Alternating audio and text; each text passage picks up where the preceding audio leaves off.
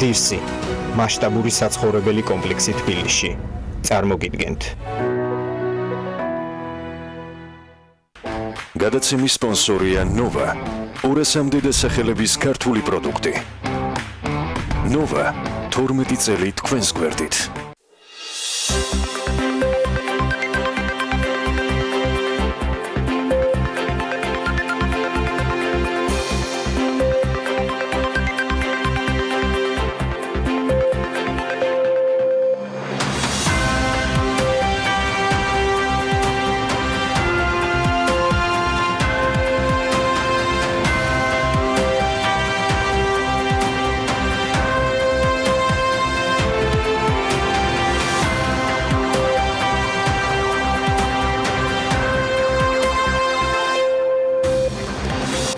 მშვიდობისა საქმიან სამშაბათ დღეს ვიწყებთ პირველზე ბიზნეს მედია საქართველოსთან ერთად.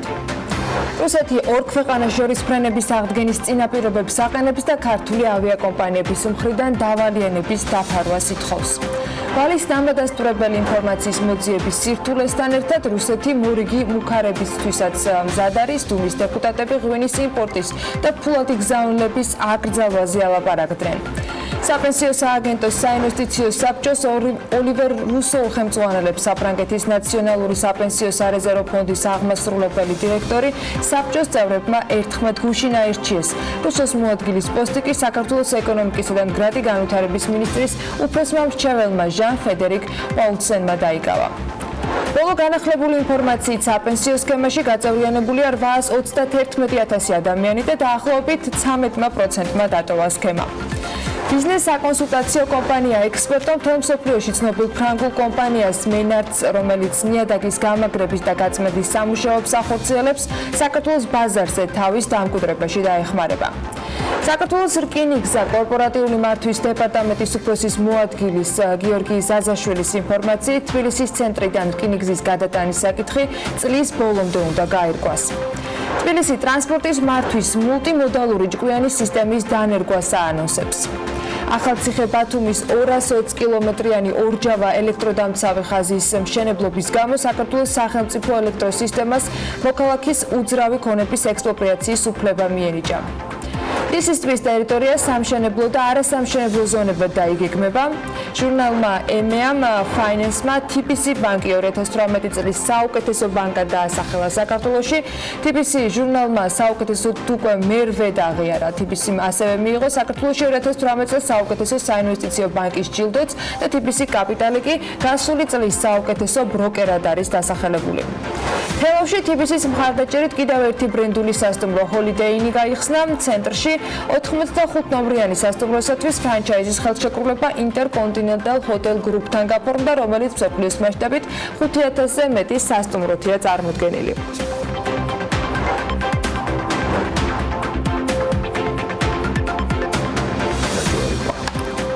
მშვიდობის ყველას მოგესალმებით. დღეს 9 ივლისია 2019 წელი.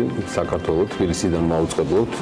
გიორგი ისაკაძე ვარ, ანა ლაპიაშვილთან ერთად მაქვს პატივი წარმოგიდგინოთ ჩვენი დილა, რომელიც ისევ საქმიანია და ისე მოხდა, რომ ვერც დღეს ავწდებით რუსეთის თემას. პრეზიდენტ პუტინის განკარგულების ამოქმედებიდან, რომელიც რუსეთს საქართველოს შორის ფრენების აკრძალვას გულისხმობდა, 24 საათიც არ იყო გასული, რომ რუსეთის ტრანსპორტის სამინისტრომ რუსულ მედიაში ქართული ავიაკომპანიებისთვის ფრენების განახლების პირობა დაასახელა. ეს უკვე მეორედ ხდება. ჯერ ისიც ვერ გავიგეთ, უბრალოდ გავიგეთ, რომ ძალიან კარგად, მაგრამ ადეკვატურობაში რა რის გამოც ფრენების შეწყვეტა გადაწყვიტა მეზობელმა ქვეყანამ და მისმა ადმინისტრაციამ, მაგრამ პირობები უფრო საინტერესო აღმოჩნდა. აქაც პრინციპში სიახლე არაფერია. ტრანსპორტის სამინისტროს პრესსამსახურის ხელმძღვანელი ეს პიროვნება არსებობს, ალექსანდრე ვოლკოვი. მან რასია 24-ის ეთერში გაკეთებული განცხადების მიხედვით რუსეთში ქართული ავიაკომპანიების ფრენების აკრძალვაზე იმ დრომდე გაგრძელდებაო ეს ამბავი, ვიდრე მსრულად არ დაიფარება აერონავიგაციის მომსახურების არსებული დავალიანება და ეს დავალიანება მე როგორც ვიცი ინკრიმინირდება მხოლოდ ორი კომპანია, ავიაკომპანია. ქართული ავიაკომპანიების მიმართ Volcom-მა მოკეთ ასეთი რაღაც თქვა. ფრენების შეწყვეტა იმ მომენტამდე გაგრძელდება, ვიდრე რუსეთის მხარისათვის არ იქნება წარმოქმნილი კომპანიების Georgian Airways-ის და MyWay Airlines-ის საავიაციო უსაფრთხოების პროგრამა და მათი აუდიტი. ასევე იმ მომენტამდე, ვიდრე ბოლომდე არ დაიფარება ქართული მხარის მიერ აერონავიგაციის მომსახურების არსებული დავალიანება. რაღაც სანქციებზე რუსული მხარე 21 ივნისით საუბრობდა და რაღაც პრობლემებზე. მაშინ როცა ვლადიმერ პუტინმა ხელი მოაწერა ბრძანებას, რომლის მიხედვითაც გუშინდლიდან მოყოლებული ფრენები ორ ქვეყანას შორის შეჩერებულია. ქართულ კომპანიებს რომ დავალიანება რუსული მხარის მიმართ არ აქვს, ეს BMT-სთან, Georgian Airways-მა და MyWay Airlines-მაც კიდევ ერთხელ ამ პერიოდში რამდენჯერმე დაადასტურეს. ყოველ შემთხვევაში ვერც ერთმა ოპერატორმა კომპანიამ ვერ გაიგო რა დავალიანებას გულისხმობდა რუსული მხარე. მოკლედ დიდი ბუნდოვანებაა ამ ნაწილში. ეხლა რაც შეეხება გუშინდელ განცხადებებს, მე შორს ვარ იმაზისგან, რომ ბატონი ვოლკოვის ეს გზავნილი 3 მილიარდი რუბლის ზარალით შეშინებულთა რეაქცია იყოს, მაგრამ ფაქტია, რომ რუსული Forbes-ის დათვლებით რუსული ავიაკომპანიებმა საქართველოსთან ფრენების აკრძალვის გამო დაახლოებით 47 მილიონი დოლარი იზარალეს, ეს ოფიციალური სტატისტიკაა, რომელსაც როგორც გითხარით, რუსული Forbes-ი ავრცელებს, უფრო ზუსტად საუბარია 47 მილიონ 266,000 დოლარზე და ამასთან დაკავშირებით წინასწარი შეფასება რუსეთის ტრანსპორტის მინისტრმაც გააკეთა. ეს პიროვნება არსებობს ევგენი დიტრიხი, სწორედ მისი განცხადებით ამ თანხაში შედის როგორც პირდაპირი ზარალი, ასევე დაკარგული მოგების მაჩვენებელიც, ანუ გაერთიანებულად არის ეს ყველაფერი წარმოქმნილი და რუსეთის ტრანსპორტის მინისტრი ამბობს, რომ ამ ეტაპზე დეტალური დაანგარიშება ხდება, მანამდე კი წინასწარი გათვლებით შეგვიძლია გითხრათ, რომ ზარალი 3 მილიარდ რუბლამდეა, აქ შედის პირდაპირი დანაკარგი, მოგებაც და ევგენი დიტრიხის განმარტებით ავიაკომპანიები მიმდინარე კვირის ბოლომდე უკვე დეტალურ ანგარიშებს წარადგენენ, რის შედეგადაც უკვე საბოლოო ზარალის მოცულობა გახდება ცნობილი.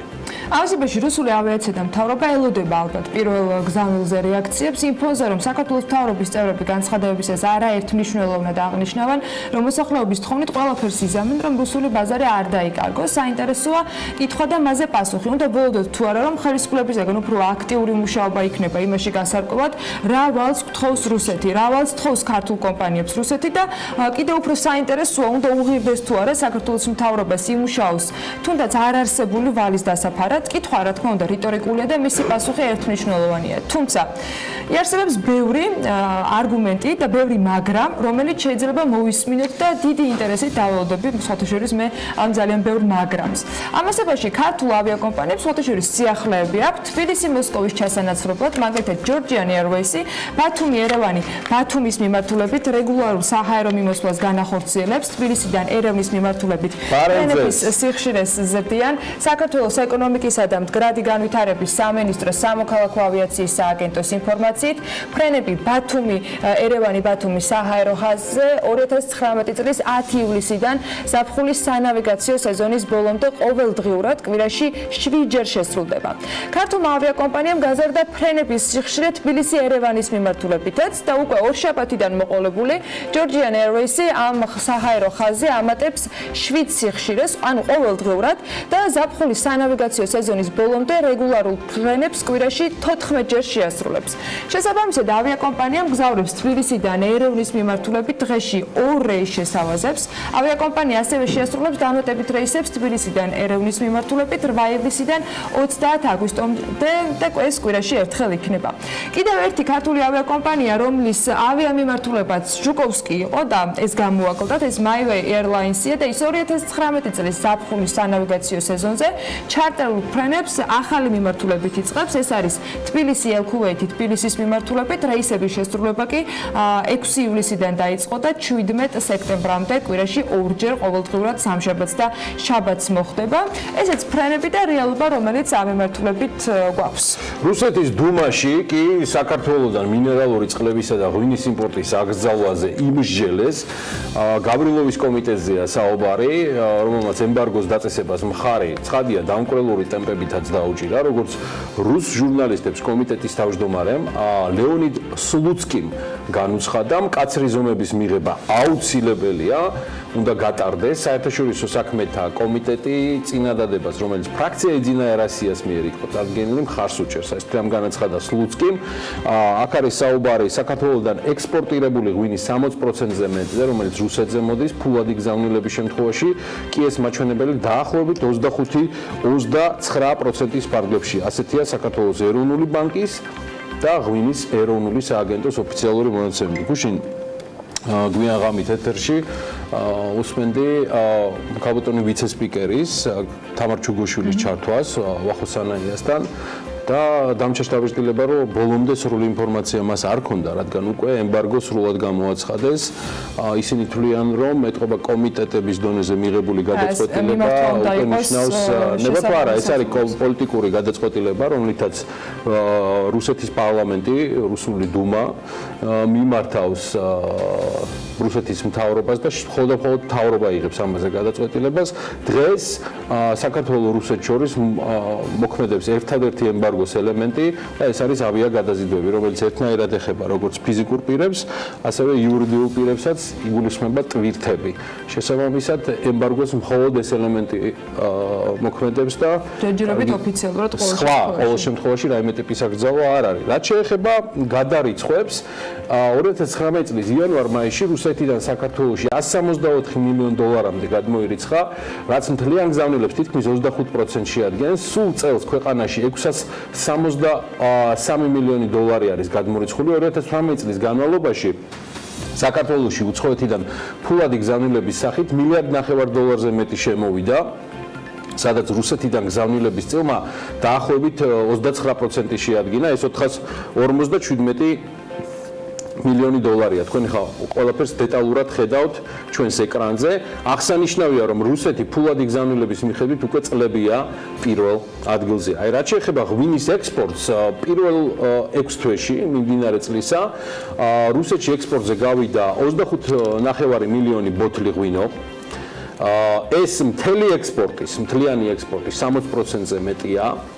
და წელს ქვეყნიდან ჯამში არის გასული 40.500.000 ბოთლი ღვინო. საიდანაც, როგორც გითხარით, 25.5 მილიონი არის მხოლოდ რუსეთზე. ღვინის ეროვნული სააგენტოს ინფორმაციით, შარშან საქართველოსთან 53 ქვეყანაში გავიდა 86 მილიონ ბოთლ ღვინოზე მეტი ექსპორტზე, სადაც რუსეთის წილი ასევე საკმაოდ მაღალი იყო, 62%-ია და რაოდენობაში ეს გახლავთ გამოხატული 53.600.000 ბოთლი. და რადგან სტატისტიკა შევეხეთ, მოდი ტურიზმიდან შემოსავლების სტატისტიკასაც კიდევ ერთხელ გადავხედოთ. Forbes-ის მკითხელთათვის ნინო კვინტრაძე მშვენიერ მასალას მოუყარა თავი, მიუხედავად იმისა, რომ საქართველოში რუსი ტურისტების უმრავლესობა სახმელეთო გზით შემოდის და ქართული ავიაკომპანიები რუს მოგზაურებს ალტერნატიულ მარშრუტებს სთავაზობენ, მოსალოდნელია, რომ მიმდინარე წელს რუსეთიდან ტურისტული ვიზიტების რაოდენობა შემცირდება. ეროვნული ბანკის გათვლებით, რუსეთის მიერ დაწესებული შეზღუდვების შედეგად მიღებული დანაკლისი წლიურად დაახლოებით 200-300 მილიონი დოლარი იქნება, რაც დღეს მოქმედი კურსით 560 მილიონი ლარიდან 840 მილიონ ლარამდეა. ამ მოცულობით დანაკლისს ვარაუდობენ გალტენტაგარტი და TBC-ც. ეს დანაკლისი ქვეყნის ეკონომიკას მთლიანი შიდა პროდუქტის 1%-იან შემცირებას უქადის. გაცილებით ნეგატიურია და პესიმისტური ამ შემთხვევაში ტურიზმის ეროვნული ადმინისტრაციის პროგნოზი. მათი მონაცემებით, რუსი მოგზაურები საქართველოში წლიურად 2 მილიარდ ლარამდე ხარჯავენ. ტურიზმის ადმინისტრაციის ხელმძღვანელი სწორედ ამ მოცულობის შემცირებას ელოდება იმ შემთხვევაში, თუ კი საქართველოში რუსი ტურისტები საერთოდ აღარ შემოვლენ. ამ ხრივ კალკულაცია სწორია, მაგრამ საერთოდ აღარ შემოვლენ. მე მგონი ცოტა მძაფრი ნათქვამია. მარიამ ქრივიშვილის თქმით, საქართველოს განსაზღვრული ჰქონდა, რომ წელს რუსეთიდან 1.7 მილიარდი ტურისტი შემოვიდოდა 6 თვის. 1.7 მილიონ უკაცრავად, ხო? არ წაგულეკავთ ხა. 6 თვის მონაცემებით საქართველოს უკვე ეწვია 700.000-მდე ტურისტი. შესაბამისად, თუ დაუშვებთ, ამას უკვე კაპიტან მარიამი ამბობს, თუ დავუშვებთ, რომ ტურისტული ვიზიტები რუსეთიდან აღარ გახორციელდება ქვეყანაში, მაშინ ამ ლოგიკით მილიონი ტურისტი არ ფორმულა, რაც 2 მილიარდი ლარია. ეს ბრძანა ქალბატონმა მარიამ ქრივიშვილმა არსებობს ესეთი გადაცემა Forbes კვირა გიორგი ისაკაძესთან ერთად. ბოლო წლების განმავლობაში რუსი ტურისტების ზრდის ტემპი ყველაზე მაღალი მეზობელ სახელმწიფოებს შორის სწორედ მათი მხრიდან დაფიქსირდა. რაოდენობას რომ გადავხედოთ, ეს სტატისტიკა გვაქვს 2018 წელს იყო 1.400.000, 2017-ში 1.100.000, 2016-ში 800.000, 2015-ში 700.000, 2014-ში 600.000 და ასე შემდეგ, ანუ მუდმივად მზარდი იყო. საინტერესოა, რა თანხას ხარჯავენ რუსი მოგზაურები საქართველოში და ეს არაერთხელ დავითვალეთ, მაგრამ მოდი ჩავხედოთ რიცხვებს. 2018 წელს ვიზიტორებმა ტურისტულად ჯამში 7 მილიარდ 900 მილიონი ლარი დახარჯეს, საშუალო დანახარჯი ერთ ვიზიტზე კი 1099 ლარი იყო. ეს ტურიზმის ეროვნული ადმინისტრაციის ოფიციალური გათვლები და მონაცემები, რაც ეროვნული ბანკის მონაცემებსაც ფაქტობრივად ემთხვევა, რომლის მიხედვითაც მხოლოდ გასულ წელს საქართველოს ტურიზმიდან მიიღო 2 მილიარდ 700.000 დოლარი, ანუ დაახლოებით 7 მილიარდ 200 მილიონი ლარი. ტურიზმის ადმინისტრაციის მონაცემებით 2018 წელს რუსმა მოგზაურებმა ჯამურად საქართველოში 1.972 მილიონ 427.691 ლარი დახარჯეს და თითო ვიზიტზე საშუალო ხარჯი იყო 1326 ლარი. ანუ სწორედ ამ უცვლობის თანხას ხარჯავენ რუსი ვიზიტორები საქართველოში. თუ მიმდინარე წელს ადმინისტრაციის ყველაზე ცუდი სცენარის მიხედვით რუსი ტურისტები საერთოდ აღარ შემოვლენ, ანუ ხვალიდან ვეღარც ერთ რუს ტურისტს ვეღარ დავინახავთ ქუჩაში, შესაბამისად ქვეყანას მილიონი რუსი ტურისტი დააკლდება და გამოდის რომ დაუკარგავთ დაახლოებით 1.3 მილიონ ლარს, ხოლო 2019 წელს, მაშინ როდესაც ქვეყანაში უკვე შემოვიდა 700.000-მდე რუსი ვიზიტორი, აი ესეთი მონაცემები გვექნება. იმ შემთხვევაში, თუ საქართველოს საერთოდ აღარ ეწევა რუსი მოგზაური, დანაკლისი იქნება, როგორც ტურიზმის ეროვნული ადმინისტრაცია ამბობს და გიორგი ბაც თქვა, 2 მილიარდ 200 მილიონი ლარი.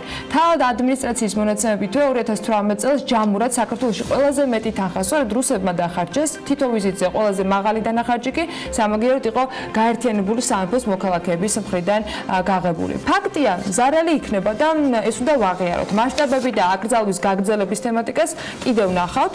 დღეს მით უმეტეს ველოდებით რეაქციას რუსეთის ოფიციალური უწყობებისგან უკვე აღმასრულებელი ხელისუფლებიდან დუმის მიერ გაგზავნილ რეკომენდაციაზე გუშინ რუსული მხარისაგან იყო სახმელეთო საზღვრის გამშვე პუნქტებზე შექმნილ საცხოვრებთან დაკავშირებითაც განცხადებები და ისევ რუსული მედია წერდა, რომელიც ჩრდილო-ოსეთის საბაჟო სამსახურს ეყრდნობოდა, რომ ოფიციალური მოსკოვი ზემლარსზე მებაჟების დამატებას არ გამორიცხავს. ამ ეტაპზე რიგები არ დგას ჩვენი მხრიდან, ამბობს რუსეთი, თუმცა თუ გაიზრდება ნაკადი, მზად ვართ, რომ სხვა რეგიონებიდან 30-ზე მეტი საბაჟო ინსპექტორი ჩამოვიყვანოთ. დაემატება ასევე საპასპორტო გამშვები განყოფილება და ბილიკებიც თქვეს ჩრდილო-ოსეთის საბაჟო სამსახურში. საქართველოს საზღვარზე ზემლარსის პოსტის გამტარუნარიანობა 200 მსუბუქი სატრანსპორტო საშუალება, 40 ავტობუსი და 170 ერთეული სატვირთო მანქანა. ტურიზმის ადმინისტრაციის ხელმძღვანელმა 2 დღის წინ ეთერში სიტყვა, რომ 19 გამშვები პუნქტიდან რუსული მხარე მხოლოდ 2-ს ამუშავებს და გადაადგილების პრობლემა მათ შორის ტურისტებისათვის ამხრივაც არსებობს. ოფიციალური კომენტარების პათოსი, რომ ერთმანეთს არ ემთხვევა, ეს ფაქტია. რუსეთისგან კახს რომ არაფერს უნდა ველოდოთ ესეც და ამის არც აღქმას და არც გადმოცემას მეტად შეულამაზებული სიტყვები მგონი აღარ სჭირდება. გადმოცემით და თხრობით, რომ მენტალიტეტი არ იცვლება. ესეც გასაგები უნდა იყოს. ალბათ სიმბოლოებთან გამოშვება რომ უნდა დავიწყოთ და twin-ში უფრო ნათელი მხარისკენ სწრაფვის იმპულსებიც რომ უნდა გააქტიურდეს, ესეც გარდაუვალი საჭიროება და მათ შორის სწორი გადაწყვეტილება იყო ყოველ შემთხვევაში ჩემი აზრით მეტროსადგურ დელისზე რუსულენოვანი დასახელების ჩამოხსნა. იყოს არგუმენტად ის, რაც ოფიციალურად ითქვა არაუშავს, რომ წარწერის ჩამოხსნა მეტროს ნავიგაციის ორენოვან სისტემას უბრალოდ არ შეესაბამებოდა. ეს ორი ენა კი ქართული და ინგლისურია. დელისის მეტროსადგურის ბოლო სადგური იყო, სადაც რუსულ წარწერას ხვდებოდით და კარგია რომ ესეც აღარ იქნება. ახლა მათ შორის ტურიზმში და მომსახურების სხვა სექტორებში უნდა ჩავანაცვლოთ რუსული, ინგლისური საკომუნიკაციო ენით და ვიმუშაოთ ბევრი, რომ შემდეგი წლების სტატისტიკაში ევროპელი, ამერიკელი, ნებისმიერი სხვა ქვეყნის მოქალაქეები უფრო მეტად დაინტერესდნენ ჩვენი ქვეყნით. თან ამაში ჩვენი მეგობრები სხვადასხვა ქვეყნიდან აქტიურად ეხმარებიან სამშობლოს. ამჯერად ქართველმა სუმოისტმა თეიმურაზ ჯუღელმა ჩაწერა ვიდეო მიმართვა და Facebook-ის პირად გვერდზე გაავრცელა. გაგა მარუ იაპონელებს საქართველოში მოგზაურობას ურჩევს. 皆さんおはようございます。ジョージア出身のガガマルです。うちの国が海もありますし、川もありますし、山もありますので、ぜひよかったら観光訪ねてください。食べ物も美味しいなんで、本当に喜ぶと思いますので、日本人の皆さんにぜひグルジアまで足運んでください。ぜひよろしくお願いします。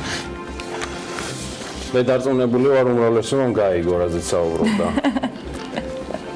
დაგამარო და მე მას წარმატებებს ვსურვებ ისევე როგორც ყველა ქართულ სუმოიც, სუმო მაგრამ მოიქოქა, ქართული გაგამაროს რჩევა იმედია იაპონიაში ბევრგან იქნება გათვალისწინებული, ვისაც არც სუმოს გულშემატკივრები წყალობენ საზღვრის მიღმა და არც რომელიმე სხვა პროფესიის თუ მისწრაფებების პოტენციური სტუმრები მცირე წვლილი ბიოლის ცენტრის დასახმარებლად შეგვიძლია გავიღოთ თბილისთან ახლოს კოჯორში მდებარე გამაჩანსაღებელი ბიოლი მედიკალ ველნეს რისორტში სოფლიო კონკურსში World Luxury Hotel Award-ში მონაწილეობს ბიოლი სამ კატეგორიაშია წარდგენილი ძვირადღირებული ლაქშერი სატყეო კურორტი, ძვირადღირებული ველნეს აღდგენა და ძვირადღირებული პატარა სასტუმრო. 30 ჰექტარზე გაშენებული ველნეს ცენტრის პოზიციონირება ხმის მიცემით არის შესაძლებელი და თითო ხმაც იქნება ძალიან მაგარი, რომ დავეხმაროთ, შეგახსენებთ, რომ ამ კომპანიასთან და ამ ობიექტთან და მის მეპატრონესთან თამაშ ჭედლიძესთან დაკავშირებით ჩვენ შესაბამისი ისტორიაც გვქონდა მომზადებული. საქმიანობის არქივში ძალიან საინტერესო ამბავს ნახავთ.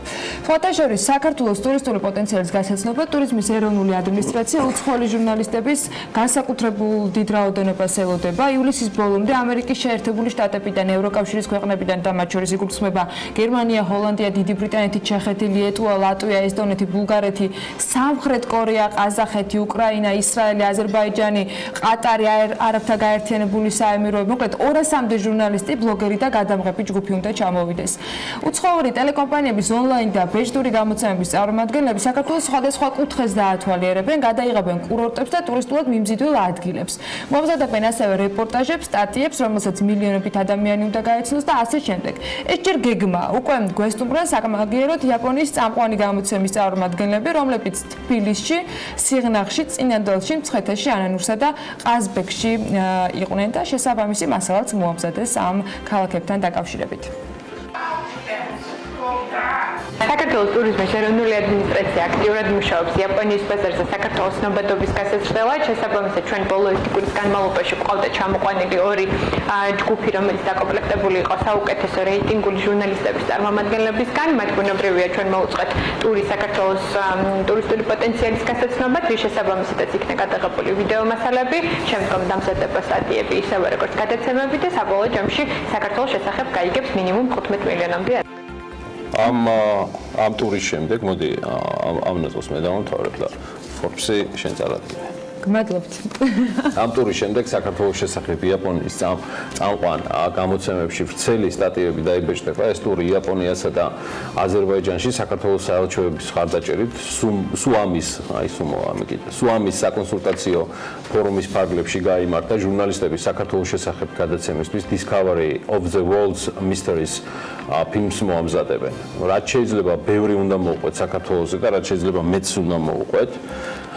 ჩვენს ქვეყანაზე ეს ძალიან სწორი მიდგომა და გადაწყვეტილებას და სტრატეგიას.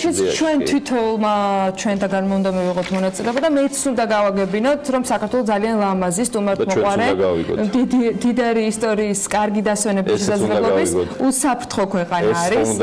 ეს უნდა გავაკეთოთ ოღონდ. ამ უსაფრთხოების ნაწილში კი ხელისუფლებას განსაკუთრებით ძალიან ბევრი სამუშაო აქვს, ძალიან ბევრი. ამიტომაც არის, რომ სოფლიოში წამყვანი ბიზნეს გამოცემის ქართული სახლის ახალი ნომერი ამ თვეში სწორედ აი ასეთი ყდით არის წარმოდგენილი და ძალიან საამაყო ჩემთვის.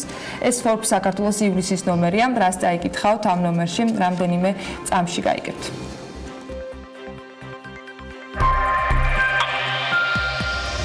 მავთუხლართების ფონზე დაწერილი 20%, რომელიც ყოველი ჩვენგანისთვის უკვე მრავალი წელია ოკუპაციასთან ასოცირდება. მსოფლიოს ყველაზე გავლენიანი ბიზნეს გამოცემა Forbes-ი საქართველოში ივნისში განვითარებულ მოვლენებს ეხმაურება.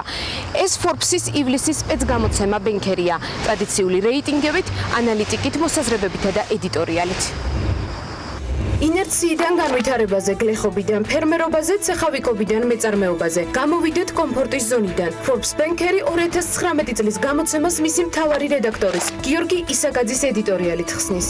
აქტივების სესხები, კაპიტალი, წმინდა მოგება და დეპოზიტები. Forbes Banker-ი საქართველოს საბანკო სექტორის 2018 წელს აჯამებს. ბანკების ჯამურმა მოგებამ 5.1%-იანი ზრდის შედეგად 914 მილიონ ლარს მიაღწია, რომელია ყველაზე შემოსავლიანი სექტორები ქართული ბანკების ბანკებისთვის. ყველა პარამეტრი ტრადიციულად Forbes-ის ანალიტიკოსების და საერთაშორისო აუდიტორული კომპანია Grant Thornton-ის მიერ არის დათვლილი. აქვე ფინკა ბანკის ახალი ბიზნეს მოდელი. მატება TBC ბანკში გუნდს ლევან შავკაციშვილი უერთდება და Baltic Investment Group-ის პირველი პროექტი საქართველოში. აქვე მსოფლიოს უმსხვილესი ბანკების რეიტინგიც არის. საბანკო სექტორთან ერთად მიმოვიხილავთ მიკროსაფინანსო და სადაზღვევო ინდუსტრიებსაც. უმსხვილესი მოთამაშეები და რეალური შემოსავლები ამ ინდუსტრიაში. ბენქერმა ამ სპეცგამოშვებაშიც წარმოადგინა საქართველოს ეკონომიკის 100 მაკროეკონომიკური მაჩვენებელი. ალექსი პეტრიაშვილის, ბესო ნამჩავაძის, გელა ბარშოვის, კობა გვენეტაძის, კახა ბაინდურაშვილის, არჩილ ბაკურაძის, შოთა ტყეშელაშვილის, რევაზ ვაშაკიძის და ავთანდილ გოგოლის საავტორო სვეტები და მოსაზრებები. ემილ ავდალიანის ამონარიდები საქართველოს ისტორიიდან, თამარ მეფის დროინდელ საკრედიტო კავშირებზე. და ბოლოს, რა ღირს თავისუფლება და საქართველოს დამოუკიდებლობა. ბენქერში დეტალებში არის დათვლილი რუსეთის ტურისტული ემბარგოს მოსალოდნელი შედეგები და გამოწვევები. მოკლედ, იკითხეთ Forbes-ი. განათლების, мотиваციის და გამდიდრების გამოცდილი გზამკვლევი.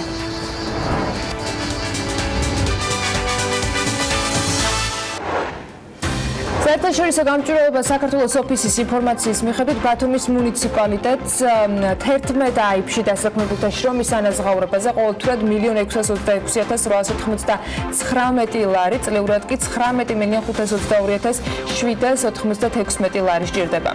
8 ივლისის ვაჭრობის შედეგად $1 3 თეთრზე მეტით არის გაძვირებული და მისი ფასი 2 ლარი და 83 თეთრია, ევროს ღირებულება კი 2 თეთრით გაიზარდა და მის შეძენას დღეს ოფიციალური კურსის მიხედვით 3 ლარად და 17 თეთრად შეძლებთ. ჰერბია მშრალი ბოსტნეულის წარმოებას იწყებს, რომელსაც ექსპორტზე კორეაში გაიტანს. ეკონომიკის მინისტრის განცხადებით ანტიკრიზისული გეგმის დეტალები ცნობილი მალე გახდება, რაც ვიცით, ასე გამოიყურება. პირველი, მთავრობა მცირე სასტუმროების კრედიტების თანადაფინანსებაში აპირებს შესვლას, მეორე, საკრედიტო საგარანტიო ფონდში მიმართული 20 მილიონი მთლიანად ტურისტულ ბიზნესს უნდა მოხმარდეს.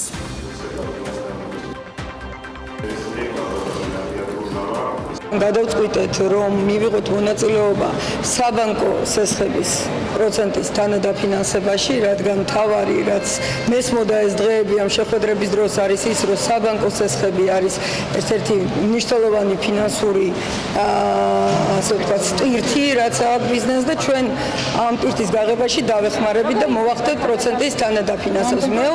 მეორე მნიშვნელოვანი არის ის, რომ ჩვენი საკრედიტო საგარანტიო სქემა მთლიანად გადაერთვება ასევე ტურიზმის ინდუსტრიაზე და სასტუმრო ბიზნესზე, რათა ახალი განვითარების პროექტები, გაფართოების პროექტები არ გაჩერდეს და ჩვენ მოვახმართ ამ რესურსს თანაუზრუნველყოფისთვის, როდესაც ბანკი განიხილავს და გასცემს სესხს ახალი სასტუმრო მშენებლობისთვის ან არსებული ტურისტული ბიზნესის გაფართოებისთვის. ქართული ბიზნესის და საქართველოს მთავრობის წევრების შეხვედრაზე განხილვის ერთ-ერთი მთავარი თემა რუსული ტურისტული ემბარგო იყო. ეს თუ ტურისტებში საუბრობთ დაახლოებით 200 მილიონია, მე ზუსტად არ მახსოვს რამდენია წელი რემიტენსებში, ანუ გადმორიცხვებში სხვადასხვა ქვეყნებიდან, მე მგონი დაახლოებით იგივე თანხა იქნება, თუ მეტია 200-250 მილიონი არის მგონი რუსეთის წელი მთლიან შემოსავლებში გადმორიცხვებით. ამდენად ერთი იმდენით გაიზრდება ეს ტვირთი, მაგრამ არ ამგონია მაგაგზავამ ხუვადი ნაკადების შეჩერების ეს ისეთი ნაწილი არის, ისეთი მცირე თანხები მოდის ყოველთვიურად, რომ ამის გადაკეთება და შეჩერება პრაქტიკულად შეუძლებელი იქნება რუსეთის მხრიდან. რა შედეგები შეიძლება ჰქონდეს უარყოფითი რუსული ფაქტორის ეკონომიკური ემბარგოსთან, ჩვენების შემცირებასა, ტურისტული ნაკადების შემცირებას საქართველოში, ამა რა შედეგი უნდა მოიტანოს დასველოდებით, მაგრამ ყველაზე მნიშვნელოვანია ჩვენ რა უნდა გავაკეთოთ ხელისუფლებასთან ერთად.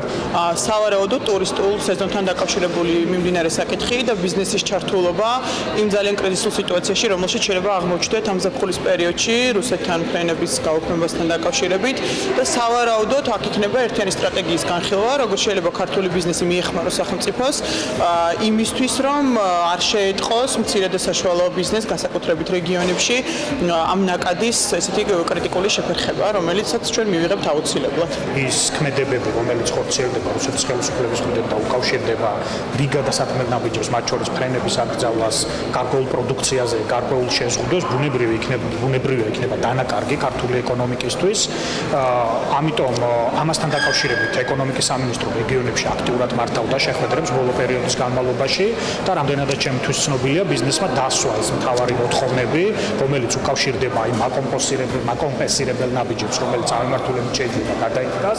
ანაგლის სპორტის მშენებლობა არ შეჩერდება, ტენდერში გამარჯვებული კომპანია კი მიმდინარე კვირაში უნდა გამოცხადდეს. ანაგლის განვითარების კონსორციუმის ერთ-ერთმა დამფუძნებელმა ბადრი ჯაფარიძემ მედიასთან საუბარში ნავსადგურის დაღმავების პირველი ეტაპის დასრულებამდე გეზრშისა და აქციების უზრუნველყოფით ნასესხებ $10 მილიონ ისაუბრა. თანხა, რომელიც გჭირდება პროექტისათვის და ვისესხეთ, შემდგომში კიდევ დამატებით თანხები გახდება ეს საჭირო და ჩვეულებრივი პროცესია. აქციები არ გასხვისებულა, ჩვეულებრივი ტრანზაქციაა და მომავალშიც ვაპირებთ ანალოგიური ინსტრუმენტების გამოყენებას. ასეთი რამ მომავალშიც იქნება, ავიღებთ ცესხს და დავაბანდებთ ანაკლიაში, ამბობს ბადრი ჯაფარიძე. საპენსიო სქემაში გაწევრიანებული ამ დროისათვის 831,000 ადამიანი და 13% ამ სქემიდან გავიდა. ეს საპენსიო სააგენტოს ხელმძღვანელმა ლევან სურგულაძემ გუშინ საპენსიო სააგენტოში გამართულ ბრიფინგზე თქვა, სადაც მან საზოგადოებას საინვესტიციო საბჭოს სრული შემადგენლობა წარუდგინა. გამოდის, რომ საპენსიო სისტემიდან 108,000 ადამიანია გასული. ლევანდები დილის 9:00 მონაცემებით პირველი იანვრიდან ჩვენთან საპენსიო სქემაში გაწევრიანებული არის 831,000 ადამიანი და აქედან დაახლოებით 13%-მა დატოვა საპენსიო სქემა. და ეს არის განპირობებული მათი არასწორი ინფორმირებულობით და ჩვენ აუცილებლად და თქვენს მათ შორის უნდა გააძლიეროთ მოსახლეობის ინფორმირება სწორი ინფორმაციით, გადამოწმებული ინფორმაციით და ჩვენი გლობალურად მეტი მონაწილე, რომელიც დაზოგავს საპენსიო ასაკისთვის. უფლისციხეში ტურიზმის განვითარების ხელშეწყობის მიზნით გამოფენა მოეწყო გორსა და გორის რაიონში არსებულმა საწარმოებმა ორგანიზაციების წარმომადგენლებთან ერთად ქართული სამზარეულო სასმელების და ხელით ნაკეთი ნივთები გამოიტანეს გასაყიდად. გორის მუნიციპალიტეტის მერის ტურიზმის ხელშეწყობის სააგენტოს ხელმძღვანელი აღნიშნავს, რომ ასეთი ღონისძიებებით მუნიციპალიტეტში არსებულ სხვადასხვა სახის ბრენდების პოპულარიზაციას უწყობენ ხელს. რომელსაც ტურისტების სიამოვნებით ათვალიერებენ და იძენენ. და ამით პოპულარიზაცია ეწევა გორის მუნიციპალიტეტში არსებულ სხვადასხვა ტურისტულ ბრენდებს. ამაში სულ ახსოვდით სიტკბოსა, სიხარულს ვახსოვ. სველი თელვა, მშრალი თელვა, ეს არის ძალიან კარგი თერაპია. უნარშეზღუდული ბავშვებისთვისა, ძალიან კარგი ის არის და არ დაიკარგოს ხალხური რეწვა, ხალხური თექა. თბილისი ტრანსპორტის მართვის მულტიმოდელური ჭკვიანი სისტემის დანერგვას გეგმავს. დედაქალაქის მერი პარიზის ტრანსპორტის მმართველი კომპანია რატპის ცენტრალურ ოფისს სტუმრობდა. კახა კალაძე განმარტავს, რომ საზოგადოებრივი ტრანსპორტის გამართული ფუნქციონირებისათვის განახლებული ავტოპარკის და საქალაქო ტრანსპორტზე ადაპტირებული ინფრასტრუქტურის გარდა მნიშვნელოვანი იქნება ტრანსპორტის მართვის მულტიმოდელური ჭკვიანი სისტემის დანერგვაც. ამ შეხვედრაზე პარიზის ავტოსატრანსპორტო ქსელის და გარდამავალი ენერგეტიკის პროგრამის ავტობუსი 2025-ის საქმიანობის პრეზენტაციაც შედგა და შესაბამისად გაცვალეს ინფორმაცია კერძო სექტორებმა პარტნიორობის მექანიზმზე, რაც შეიძლება საქართველოში იყოს გამოყენებული. მაღალ ტექნოლოგიებზე უნდა გავაგრძელოთ საუბარი, რომელ ქვეყნებში ინტერნეტის სიჩქარე მსოფლიოში ყველაზე სწრაფი და სად არის მარტივი ბიზნესის მართვა სახლიდან ან კაფედან, ლეპტოპის მეშვეობით, ადგილობრივი მოსახლეობის კვლევებისა და სტატისტიკური ინფორმაციების ანალიზის საფუძველზე BBC-მ 5 ქვეყანა დაასახელა, სადაც ციფრულ ეპოქაში ცხოვრობენ იმ დროს, როდესაც დანარჩენ სამყაროში ციფრულ მომავალზე ჯერ მხოლოდ საუბრობენ. რომელ ქვეყნებზეა საუბარი და როგორ ცხოვრობენ ადამიანები თანამედროვე რეალობაში? მარიამ ადამიანი და თათია ჩაფიჩაძე გვერდებიან ამ თემაზე სასაუბროდ. დილამშვიდობის ანე, მაღალ სიჩქარიანი ინტერნეტი უწყვეტი კავშირი მასთან მობილურისა თუ სხვადასხვა მოწყობილობების საშუალებით და უნაღდო ანგარიშწორება ეს ის მთავარი ელემენტებია, რომლებიც თანამედროვე ეპოქაში ყველაზე დიდ გავლენას ახდენს გლობალურ ეკონომიკაზე. თუმცა მიუხედავად იმისა, რომ ეს ფაქტი ყველას აქვს გააზრებული, მაინც ზოგიერთ ქვეყანაში უფრო მეტი ყურადღება ექცევა ციფრულ მომავალს, მუდმივად აუმჯობესებენ და ავითარებენ ონლაინ მომსახურებას და მათ ხელმისაწვდომობას სხვებისთვის, ვიდრე დანარჩენ სამყაროში. სწორედ ამ მონაცემებს ითვლის ციფრულობის და რეიტინგსაც ადგენს სააგენტო Internation's Analysis Digital Life Board, ანუ ციფრული ცხოვრება საზღვარგარეთ, სადაც ნათქვამია, რომ ესტონეთი ციფრული ცხოვრებით ერთ-ერთი მოწინავე ქვეყანაა მსოფლიოში, როგორც სააგენტო წერს. მას შემდეგ, რაც ქვეყანა გამოეყო საბჭოთა კავშირს, აქ მნიშვნელოვანი ნაბიჯები გადაიდგა განვითარების კუთხით, ყველაზე დიდი ინვესტიცია კი ციფრულ ინფრასტრუქტურაში იდება. მარიამ, საინტერესოა გადავხედოთ იმასაც, თუ როგორ ცხოვრობენ ადამიანები ქვეყნებში, სადაც ციფრული მომავალი უკვე თანამედროვე რეალობაა. გადავხედოთ, თათია, საინტერესოა ის ფაქტი, რომ ესტონეთში ინტერნეტზე წვდომა ადამიანის ძირითად უფლებად მოიაზრება. ქვეყანაში არჩევნებიც კი ონლაინ პროგრამის მეშვეობით ტარდება, ასევე ფუნქციონირებს ონლაინ ბანკინგი, ონლაინ ჯანდაცვა და ვირტუალურად ხდება კომპანიის დარეგისტრირება არარეზიდენტებისთვისაც კი მოძველებულია სატელეფონო ზარები, რადგან ადამიანებს შორის ჩატით ხდება კომუნიკაცია, თუმცა მედალს მეორე მხარეც აქვს და გეტყვით იმასაც, რომ გაციფრულების პროცესს აქვს უარყოფითი შედეგი, რადგან აქ მაღალი მაჩვენებელია თავდასხმების კუთხით. BBC-ის საერთო რეიტინგში მეორე ადგილს იკავებს ფინეთი, სადაც ინტერნეტის როლი იმდენად მნიშვნელოვანია, რომ 2010 წელს ხელისუფლებამ ინტერნეტზე მოქალაქეების წვდომის საკითხი საკანონმდებლო დონეზე გადაწყვიტა. უნდა აღინიშნოს, რომ ფინეთი იყო პირველი ქვეყანა, რომელმაც მსგავსი კანონი მიიღო და მაღალი სიჩქარის ინტერნეტი სიტყვის თავისუფლებასთან ერთად ეკოსისტემას უფრო მდგრადს და დაცულს ხდის. შედეგად ფინეთში ინფორმაცია ყველასთვის ხელმისაწვდომია და ადამიანებს აქვთ თანაბარი შესაძლებლობა მოახდინონ მნიშვნელოვანი ზეგავლენა ქვეყნის მომავალზე. მაღალსიჩქარიანი ინტერნეტი იზიდავს ბევრ უცხოელ ინვესტორსაც ქვეყანაში და ცხოვრებას ბევრად მარტივს ხდის. უნდა აღინიშნოს ისიც, რომ სერვისი ხელმისაწვდომია ინგლისურ ენაზე იმისათვის, რომ გაგება მარტივი იყოს ქვეყანაში ჩამოსული სტუმრებისთვისაც. მაგალითისთვის შესაძლებელია ონლაინ ექიმთან ჩაწერა და საჭირო კონსულტაციების მიღება მისვლის გარეშე სწორედ ინგლისურ ენაზე. ფინეთში ციფრული ინფრასტრუქტურა განათლების პარალელურად ვითარდება, მაგალითად ჰელსინკში გაიხსნა ახალი ბიბლიოთეკა, რომელიც ციფრულ ტექნოლოგიებს ეფუძნება, თუმცა ციფრულ ეპოქას ისევე როგორც ყველაფერს ამ სამყაროში აქვს თავისი უარყოფითი მხარეებიც და ეს ამ შემთხვევაში არის მის მიმართ დამოკიდებულება, რომელიც განსაკუთრებულ ზეგავლენას ახდენს ბავშვებზე და მოზარდებზე. ამიტომაც ფინეთში ზაფხულობით მიდიან აგარაკებზე და წყვეტენ კომუნიკაციას ციფრულ სამყაროსთან. უნდა აღინიშნოს ისიც, რომ მსოფლიო ჯანდაცვის ორგანიზაციამ ფინელები ყველაზე ჯანმრთელ ერადაც კი დაასახელა. კიდევ ერთი ქვეყანა განვითარებული ციფრული ინფრასტრუქტურით ისრაელია, რომელიც ინოვაციური ტექნოლოგიების ცენტრად და სტარტაპერ ერად მოიხსენიება. აქ ხანდაზმულებსაც სმარტფონები აქვთ და Facebook-ის ან WhatsApp-ის მეშვეობით კონტაქტობენ ერთმანეთთან. იმაზე აღარ ვისაუბრებ, რა თქმა უნდა, რომ ინტერნეტი მთელი ქვეყნის მასშტაბით არის ხელმისაწვდომი, თუმცა გეტყვით, რომ ის სხვა ქვეყნებთან შედარებით მკვეთრად სწრაფი, იაფი და საიმედოა. ამიტომაც ხშირად ნახავთ ადამიანებს, რომლებიც კაფეში ან სკვერში ლეპტოპით ხედან და მუშაობენ. ხოლო ისინი, ვინც სტარტაპებით არიან დაკავებულები, ძირითადად თელ-ავივში ცხოვრობენ და მიდიან, ეს რადგან ეს ის ქალაქია, სადაც ათასობით სტარტაპი ფუნქციონირებს და მათთვის განსაკუთრებული პირობებიც მოქმედებს. ციფრული ცხოვრების საერთო რეიტინგში მომდევნო ადგილზე გავიდა კანადა, სადაც ყველაზე მეტად ხელმისაწვდომია ონლაინ სერვისები და უნაღდო ანგარიშწორება. ციფრული ცხოვრება უფრო ადვილია დიდ ქალაქებში, სადაც ტექნოლოგიების მიღება უფრო სწრაფია და ინტერნეტის მომსახურებაც უფრო ხელმისაწვდომი. მაგალითისთვის, ისეთ დიდ მეგაპოლისებში, როგორიცაა ტორონტო, სადაც ახალი ტექნოლოგიების მიმართ ადაპტაცია გაცილებით სწრაფად ხდება, მათ შორის ისეთ სიახლეებზე, როგორიცაა პროდუქციის შეძენა, მაგალითად სმარტფონის დახმარებით. საერთო ჯამში უნდა აღინიშნოს, რომ კანადაში ონლაინ სერვისების შეუზღუდავი ხელმისაწვდომობა მეწარმეებს საშუალებას აძლევს ადვილად დაიწყონ და მართონ ბიზნესი, გადაიხადონ გადასახადები, აწარმოონ ბუღალტრული საქმიანობა და მართონ ბიზნესი იქიდან, საიდანაც სურთ. აქვე გეტყვით, რომ ინტერნეტ მომსახურება კანადაში უფრო ძვირია ვიდრე სხვა ქვეყნებში. რიგით მეხუთე ქვეყანა და ბოლო კი სამხრეთ კორეაა, რომელიც 60-იან წლებში მსოფლიოს ერთ-ერთი უღარიბესი ქვეყანა იყო, თუმცა დღეს ეკონომიკის სიდიდით 40,000 ამერიკული დოლარით ერთ სულ მოსახლეზე 2,400 დოლარიანი საშუალო ხელფასითა და 600 მილიარდ დოლარიანი ექსპორტით ერთ-ერთი უმდიდრესი ქვეყანაა. განვითარებას კი ციფრულმა ტექნოლოგიებმა შეუწყო ხელი. ინტერნეტი აქ ყველაზე სწრაფია მთელს მსოფლიოში, რაც ონლაინ თამაშებისა და სტრიმინგის შესაძლებლობას იძლევა უწყვეტად ნებისმიერ დროსა და ადგილას. ქვეყანაში ნებისმიერ წერტილში საუკეთესოდ არის მოწყობილი ციფრული ინფრასტრუქტურა და ადამიანებს გაცილებით უმარტივდებათ კომუნიკაცია, მუშაობა და ზოგადად ცხოვრება, ვიდრე დანარჩენ საყაროში. მადლობა საინტერესო მიმოხილვისათვის, მნიშვნელოვანი ინფორმაციებისთვის. ახლა კიდევ რა არის უკვე რომ გარემოს ეროვნული სააგენტოს მიერ მოწოდებული ინფორმაციას და ამის პროგნოზს გადავხედოთ, რომელიც შემდეგ ინფორმაციას გვაძლევს. ამით განპირობებული იქნება შავი ზღვის ჩრდილო-დასავლეთიდან შემავალი გრილი ჰაერის მასების და სამხრეთიდან გავრცელებული ცხელი ჰაერის მასების ურთიერთქმედებით საქართველოში მოსალოდნელია დრო გამოშვებით ღრუბლიანობის მომატება, ზოგან იქნება ხანმოკლე წვიმა და ელჩიკი.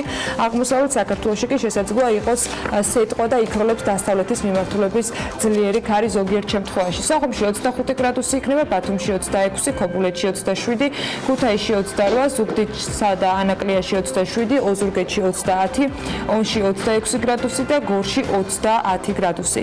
ცხინვალში 29 გრადუსამდე გათბება ჰარი, მარნეულში 34 გრადუსი იქნება, რუსთავში 33, ახალციხეში 27 და ბორჯომში 26 გრადუსი. ბაკურიანში დღის განმავლობაში მაქსიმალური ტემპერატურა 21 გრადუსია ნავარაუდევი, ახალქალაქში 22 გრადუსი მიაღწევს ტემპერატურა და სტეფანწმინდაში 20 გრადუსი დაფიქსირდება. თელავში ხანმოკლე წვიმა ელჭექით ნავარაუდევი და 32 გრადუსი, რაც შეეხება თბილისს, დრო გამოშვებით დედაქალაქში ღრუბლიანობა მოიმატებს, დღის მეორე ნახევრიდან ხანმოკლე წვიმა ელჭექით ნავარაუდევი, ჩრდილო-დასავლეთის მიმართულების ქარი და 10-15 მეტრი წამში, დრო გამოშვებით ის გაძლიერდება და 20-25 მეტრ წამში მიაღწევს სიჩქარეს, ჰაერის მაქსიმალური ტემპერატურა კი 22 გრადუსი იქნება. აი ასეთი 9 ივლისი გველოდება მთელი საქართველოს მასშტაბით. წინ ძალიან საინტერესო საქმიანი დილის ეთერი აუცილებლად და ვიდრე სარეკლამო პაუზაზე გავალთ, კახეთის ხმის ჟურნალისტების დახმარებით დღეს ნატო ვაჩნაძის სახლ-მუზეუმი და დაგათვალიერებინათ.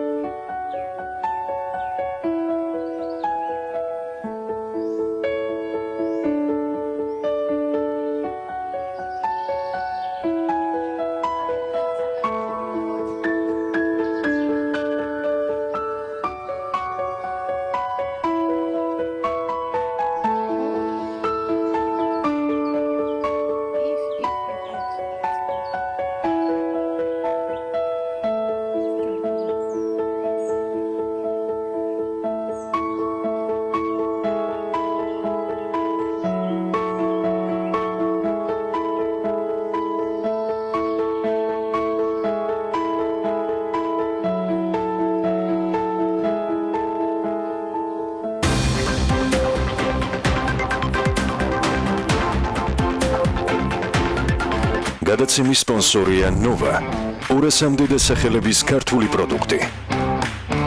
ნოვა, 12 წელი თქვენს გვერდით.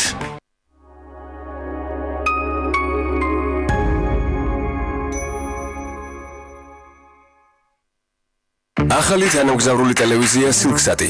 ჩაერთე და უყურე 100-ზე მეტ ქართულ და უცხოურ არხს. აირჩიე Silksat Plus პაკეტი და მიიღე Silksat-ის ყველა არხი, ჯეოსელის 2 სიმბარათი, 10 ლარიანი უსასრულო პაკეტებით, რომელშიც შედის ულიმიტო საუბარი ჯეოსელის ქსელში, ულიმიტო SMS-ები, 700 მეგაბაიტი მობილური ინტერნეტი თითოეულ ნომერზე. თვეში მხოლოდ 18 ლარად. ნაცვლად 36 ლარისა. დაფარვა მთელი ქვეყნის მასშტაბით. BDK Piping სტანდარტი, ყინვაგამძლე BDK Piping STA10, უნივერსალური ყინვაგამძლე BDK Piping STA15, უნივერსალური ბათქაში BDK Piping SP40, თვითწორებადი დუღაბი BDK Piping SL40, BDK Piping-ი, გახადე საქმე გარანტირებული, წლის რჩეული ბრენდი. კბილეული ჩემს სახლში ყოველთვისა. ამიტომ ჩემთვის მნიშვნელოვანია ის არა მარტო გემრიელი, არამედ ჯანსაღიც იყოს. როცა ჩემი შვილები სანდომის კბილეულს მიირთმევენ, შვიდადვე, რადგან ვიცი, რომ ის ყოველთვის ახალი და ეკოლოგიურად სუფთაა. სანდომი ფართო ასორტიმენტს გვთავაზობს და არჩევანშიც აღარ შეზღუდული. სანდომი, ბრენდი, რომელსაც ვენდობი.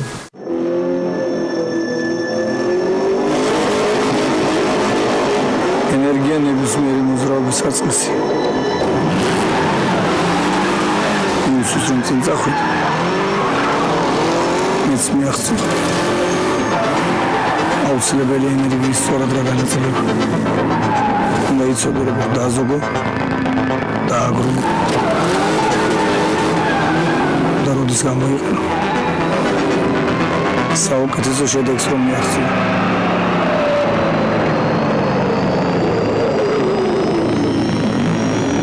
განახლებული ენერგი ბარათი. მართე ენერგია.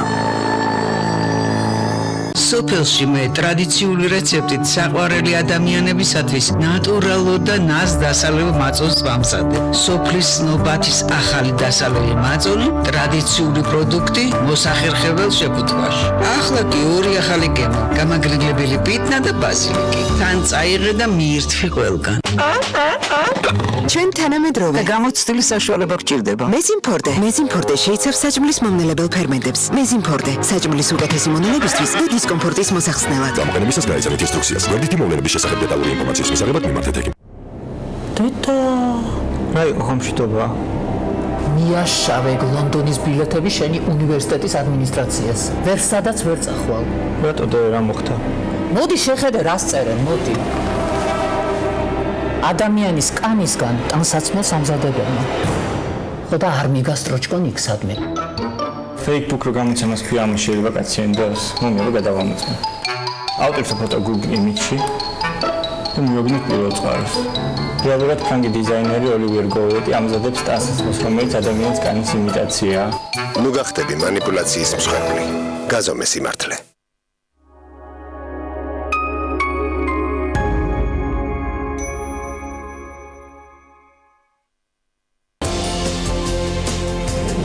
გადაცემა პირველამდე აქტიურად უერთდება კამპანიას გაატარეს ზაფხული საქართველოში და გაცნობთ ან შეგახსენებთ ადგილებს, რომლებიც აუცილებლად უნდა მოინახულოთ.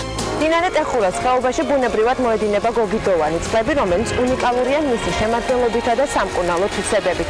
შეუერთდით ჩვენი გუნდის ტურისტულ შემართებას და იმოგზაურეთ შთამბეჭდავ საქართველოში. გაიცანით ძაღლი, რომელიც 4 ფეხა და თანაც ორთვლიანი მეგობრის სტატუსით სარგებლობს.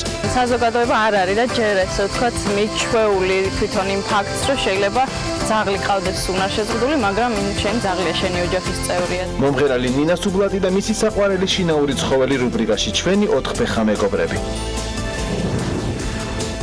გრაფიკული ვეფხისტყაოსანი რუსაველის პოემის მოგზაურობა მე-12 საუკუნიდან 21 საუკუნის თანამედროვე სამყაროში. მხატვარ დათო მაჭავარიანის სამწლიანი მუშაობის შედეგი 222 გვერდზე დატეული შედევრის ახალი სახე ნახეთ გადაცემაში პირველამდე.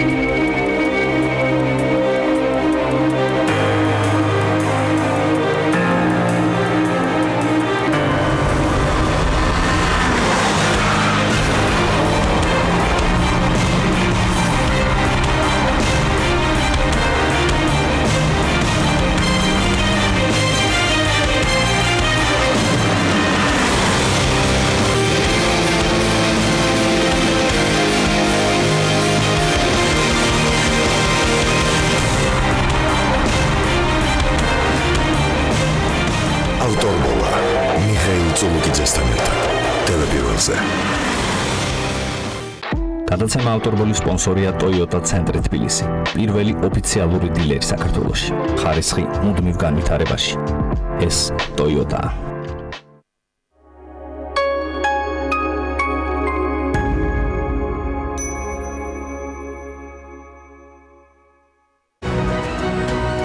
დირსი მასშტაბური საცხოვრებელი კომპლექსი თბილისში.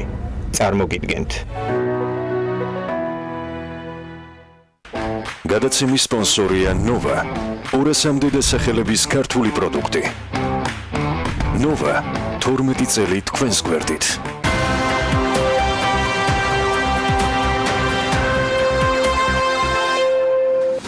რეკლამის შემდეგ დავბრუნდით საქმე ენდირის ეთერში და ვიდრე სტუმარს წარმოადგენთ, მოკლე ვიდეო მინდა რომ გაჩვენოთ.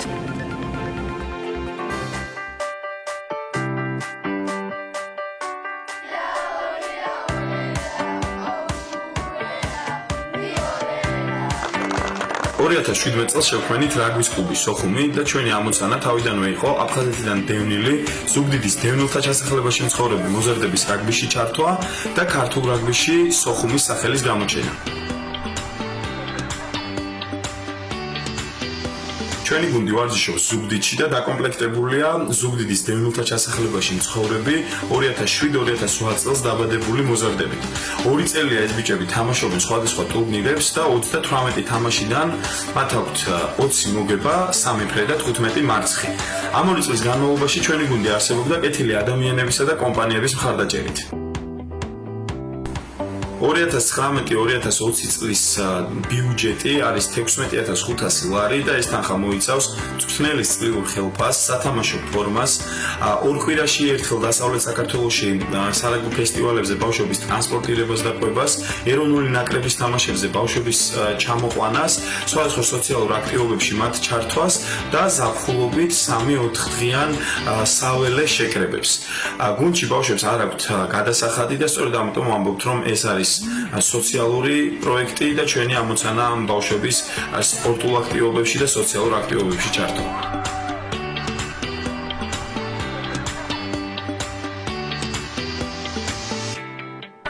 რაგბის კლუბი სოხუმის არსებობა დამოკიდებულია თქვენზე და თქვენს მხარდაჭერაზე. ვარჯიშების შეწყვეტა და გუნდის დაშლა არ იქნება სწორი საქციელი. მადლობა, ჩვენ თქვენი იმედი გვაქვს.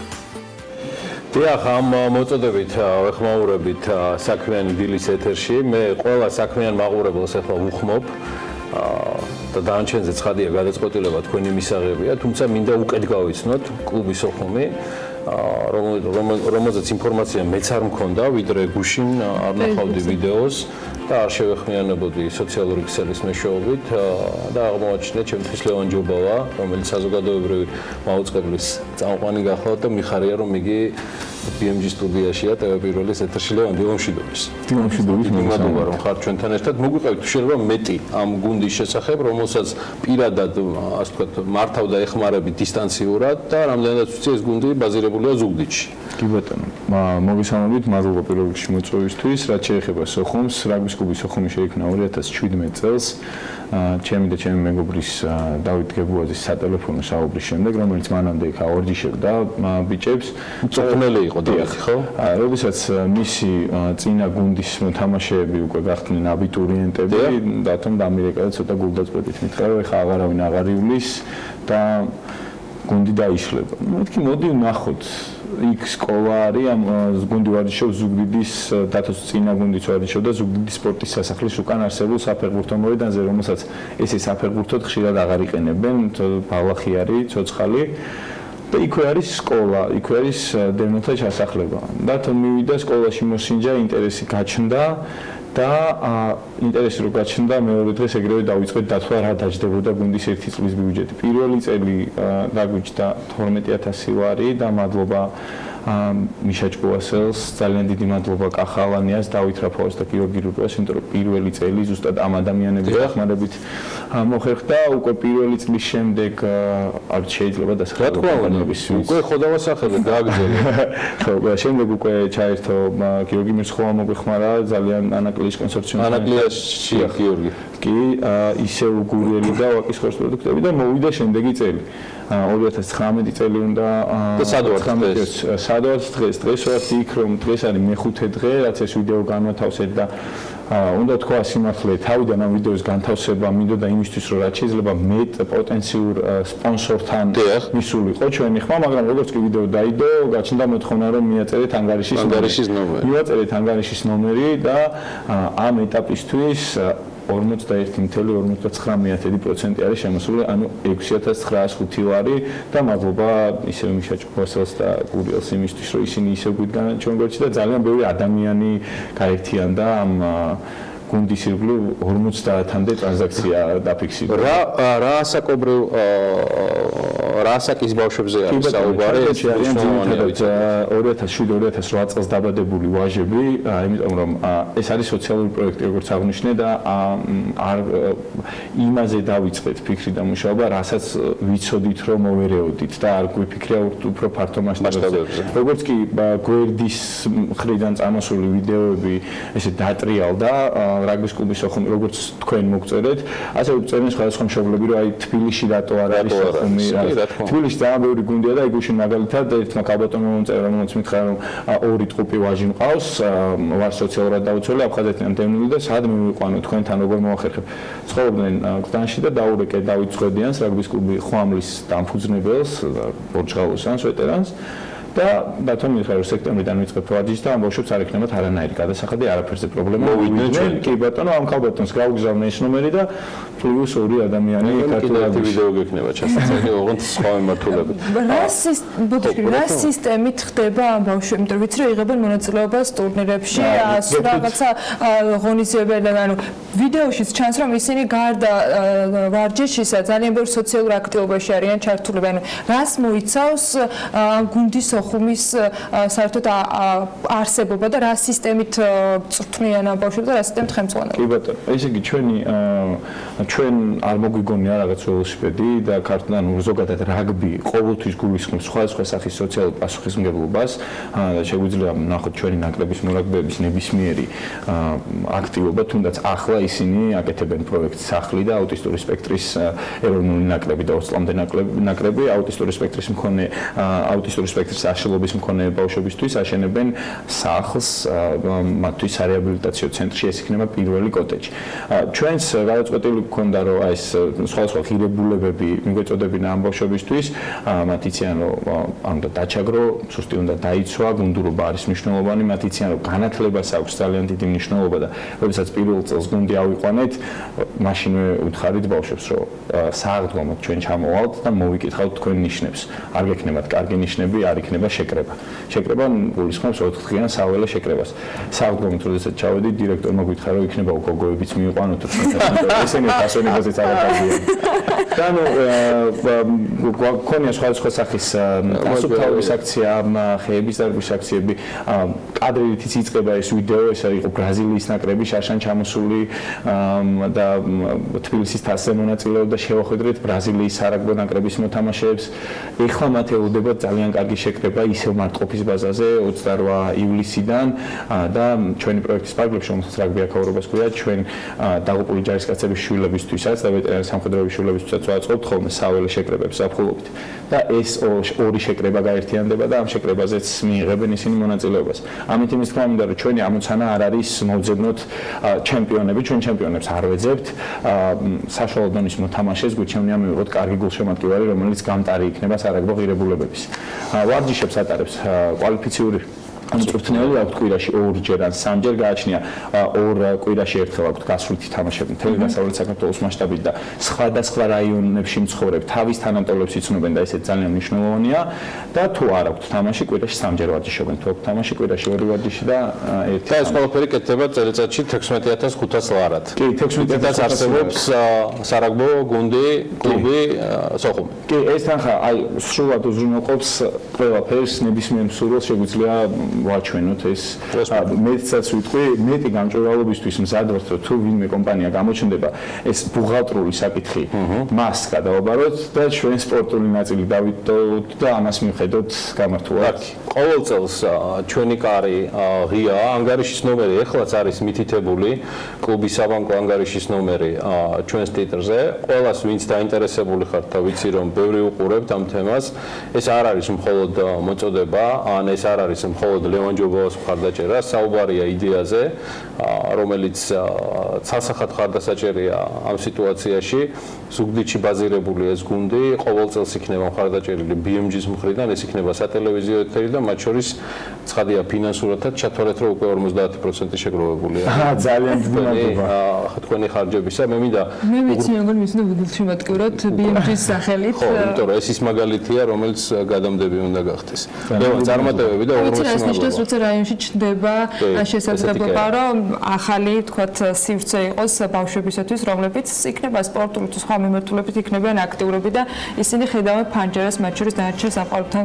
საზოგადოებრივი მაუწყებლის წამყვანი ლევან ჯობავა, რომელიც იმავდროულად აორგანიზებს სარაგბო კლუბი სოხუმის მენეჯმენტს და მთლიანად პასუხს აგებს მის გამართულ საქმიანობაზე, მუდმივად იქნება ჩვენგანაც ხარდაჭერილი. ლევან, დიდი მადლობა მობრძანებისთვის და წარმატებები სოხუმს.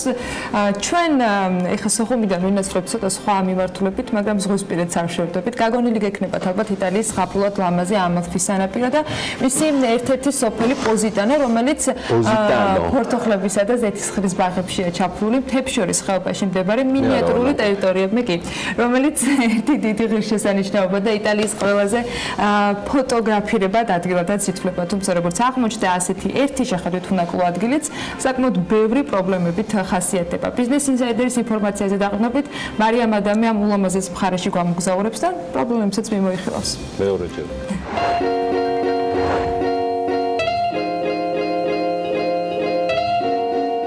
ქალაქის ბორცვებზე განლაგებული ფერად-ფერადი სახლები გარშემორტყმული მთებით და მუდმივი მზით. ასეთია იტალიური სოფლის პოზიტანოს მოკლე აღწერა, რომლის ძირითადი ნაწილი ბორცვზე მდებარეობს და ქვემოთ სანაპიროებისკენ ეშვება.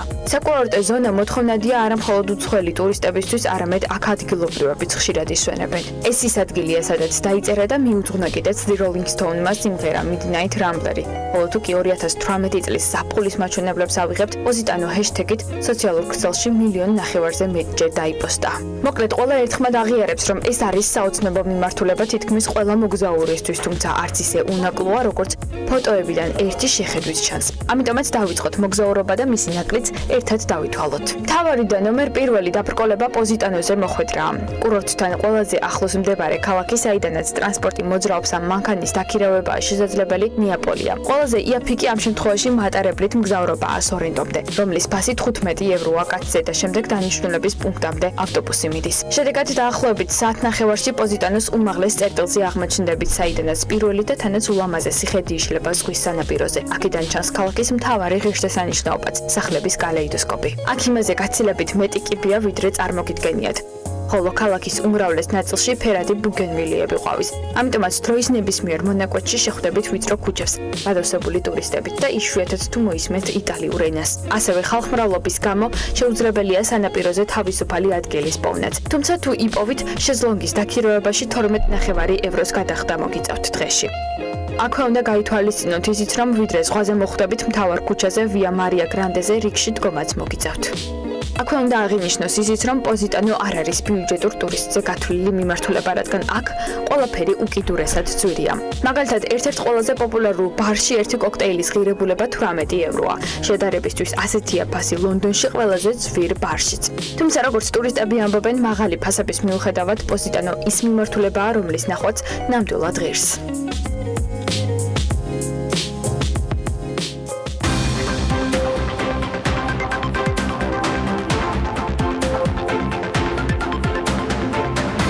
გადაცემის სპონსორია Nova, 200-მდე დასახელების ქართული პროდუქტი.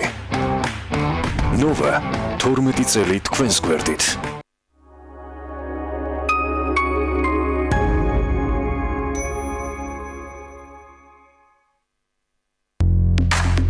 ოქროს ბრენდის მფლობელი კომპანია Old Stone გთავაზობთ მოსაპირკეთებელი მასალების დიდ არჩევანს. ბუნებრივი ქვატრავერტინის ნომერ პირველი იმპორტიორი საქართველოში. უზარმაზარი სასაწყობი ობიექტი ფერების დიდ არჩევანთან ერთად გთავაზობთ ნებისმიერი სისქისა და ზომის ფილებს საკუთარი კარიერებიდან თქვენს ობიექტამდე. იყიდე პირველისგან Old Stone, თქვენი პროექტის ოქროს პარტნიორი. გალფში იტალიური ზაფხული დაიწყო. მხოლოდ გალფ კლუბის ბარათით ყოველი 25 ლარის საწვავის შენაძენზე მიიღეთ გათამაშების ერთი ელექტრონული ბილეთი.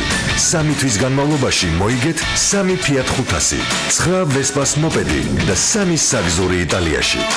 გამარჯვებულები კი ყოველი თვის ბოლოს პირდაპირ ეთერში გამოვლინდებიან. შენი გზაც რომში მიდის. ბათუმში, ქალაქის ძველუბანში, ბარათაშვილის ქუჩაზე კომპანია Dar Building-ის საცხოვრებელი სახლი Dar Residence აშენდა. გამორჩეული არქიტექტურის 7 სართულიანი სახლი, მხოლოდ 49 ბინა კომერციული ფართობის შენობის პირველ და მეორე სართულზე.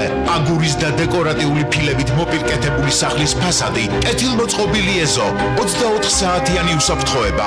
იცხოვრეთ გამორჩეულად, გაყიდვები დაიწყო. დაგვიკავშირდით 595 91 0001.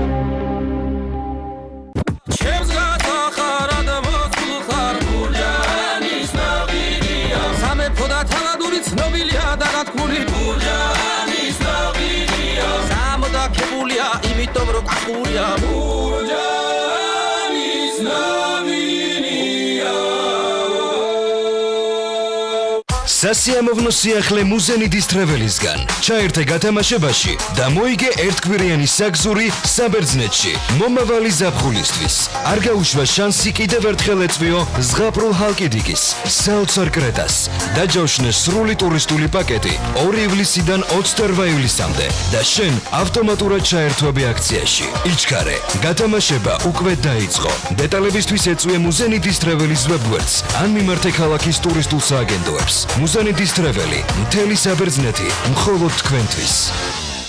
ველოსიპედი შეიძინე, ეკოისტი ხარ. ჩაერთე GPI Holding-ის ლოიალობის პროგრამაში. გადმოწერე აპლიკაცია MyGPI და გამოიმუშავე ეკომონეტები ყოველდღიური ეკოქცევით. ლიდერ კარდი ლიდერბეთისგან. აიღე ბარათი მარტივად და გაანაღდე თანხა საქართველოს ბანკის ან TBC-ის ბანკომატებში საკომისიოს გარეშე. ან გადაიხადე ბარათით და მიიღე გადახდილი თანხის პროცენტი. ვისოლში 4%-იანი ფასდაკლება საწვავზე.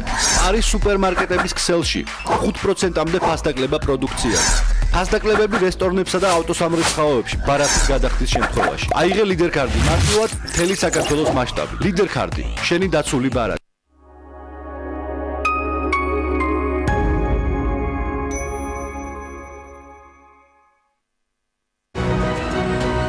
დირსი მასშტაბური საცხოვრებელი კომპლექსი თბილისში. წარმოგიდგენთ. გადაცემის სპონსორია Nova. ორასამდე სახელების ქართული პროდუქტი. Nova 12 წელი თქვენს გვერდით.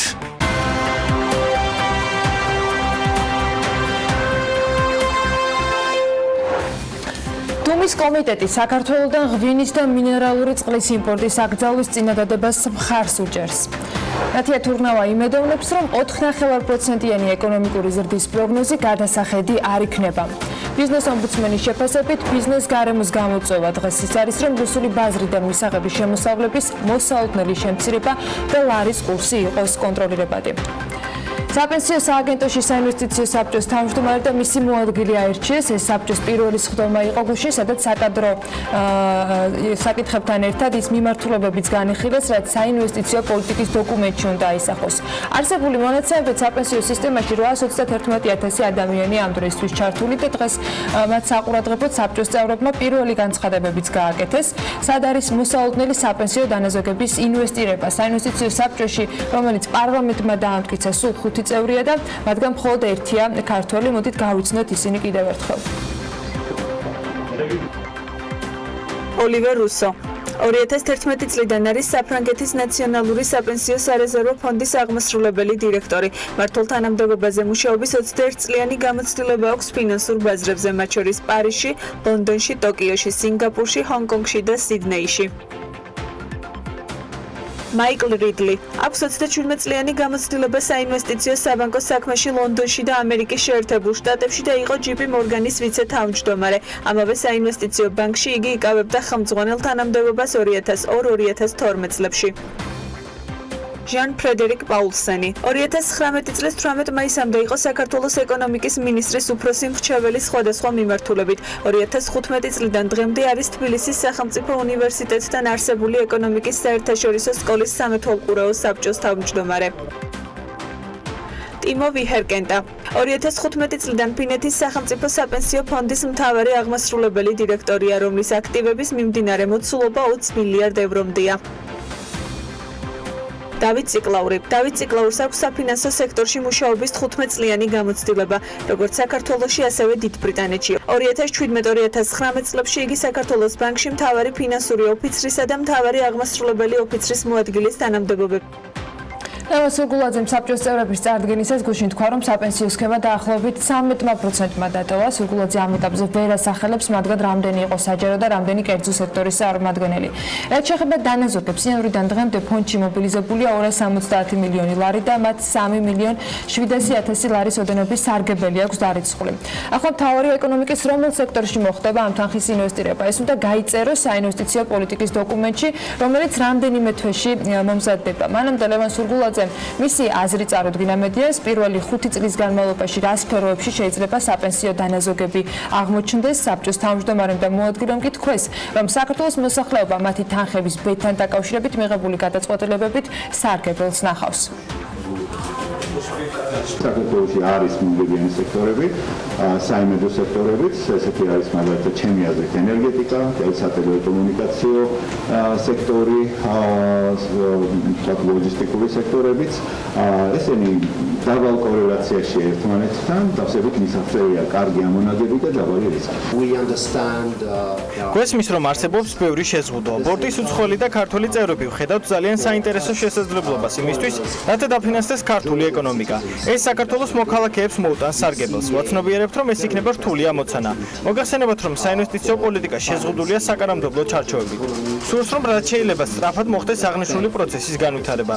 თავად საინვესტიციო პოლიტიკა ფიქსირებული შემოსავლის აქტივებზე იქნება ორიენტირებული.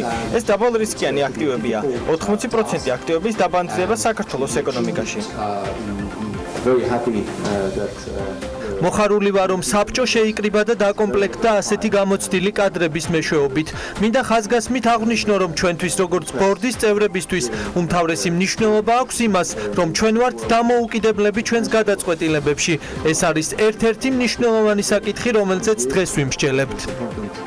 საპენსიო სააგენტოს თავმჯდომარემ კიდევ ერთხელ ახსენა მედიასთან ენერგეტიკის სექტორი როგორც დაბანდებისათვის საინტერესო დაბალრისკიანი დარგი, რადგან ამ თემაზე გადაწყვეტილებებს საბჭო იღებს. მის ქართველ წევრს დავით ციკლაურთან იგი დაისვა კითხვა, რა შემთხვევაში მიმართავ საპენსიო თანხებს ენერგეტიკაში, სადაც ბოლო პერიოდში მუშაობა დაგეგმილი პროექტების ინვესტორებისთვისაც გართულებულია.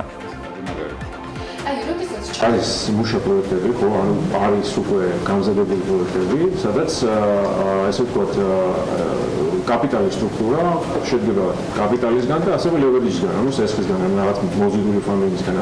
თუ გადაწყვიტავს ესეთი პროექტი, რომ ადგეს მაგალითად გამოუშვას ობლიგაცია, ბონდი, რომელსაც ექნება რეიტინგი და ასე შემდეგ, დიდი სიამოვნებით განიხილავს ალბათ მთავარი საინვესტიციო ოფიცერი შეძენას. დავით ციკლაურმა ასევე აღნიშნა, რომ საბანკო სისტემას თუ შევხედავთ, სასაზღვრო ვალდებულებები მთლიანში და პროდუქტთან დაახლოებით 60%-ის ფარგლებში, ამის ნახევარი კი კორპორატიული დაკრედიტება, ამიტომ სრულად არის შესაძლებელი, რომ კომპანიებმა დამატებითი სახსრები სწორედ კაპიტალის ბაზრების გავლით მოიზიდონ. მან ისიც თქვა, რომ საპენსიო რეფორმა კაპიტალის ბაზრის განვითარებას სავარაუდოდ გაასწრებს. სამასიო რეფორმა მოდის უფრო გაასწრებს კაპიტალის ხესის განვითარებას, რომელიც საბოლოო ჯამში კაპიტალის ბაზრები უნდა დაეწიოს, იმიტომ რომ განსათავსებელი იქნება თანხა და ეს თანხა სხვადასხვა განთავსდეს. არის ისეთი პროექტები, წარმატებული პროექტები, რომელსაც თავისუფლად შეუძლიათ ამ შემდგომ ეტაპზე შეხედონ უკვე კაპიტალის ბაზრებს და არა მხოლოდ მაგალითად იმ დაკრედიტების საშუალებებს, რომელსაც არსებობს. სახელმწიფო საკუთრებაში არსებული გაველურებული ჩაის პლანტაციების სრული რეაბილიტაცია გაგრძელდება პროგრამის ფარგლებში. შეფასე რიყა 2016 ზუგდიდის მუნიციპალიტეტში სოფელ რიყაში მდებარე 11.8 ჰექტარი სახელმწიფო საკუთრებაში არსებული მიტოვებული და გაველურებული ჩაის პლანტაციები გადაეცა. დღეს მდგომარეობით პროგრამის ფარგლებში ინვესტორებისათვის გადაცემული არის 500 ჰექტარზე მეტი სახელმწიფო საკუთრებაში არსებული ჩაის გაველურებული პლანტაციები. პროგრამის პირობის მიხედვით კი განხორციელდება ჩაის გადამამუშავებელი საწარმოების შექმნა და წარმოებისათვის საჭირო დანადგარების აღჭურვა.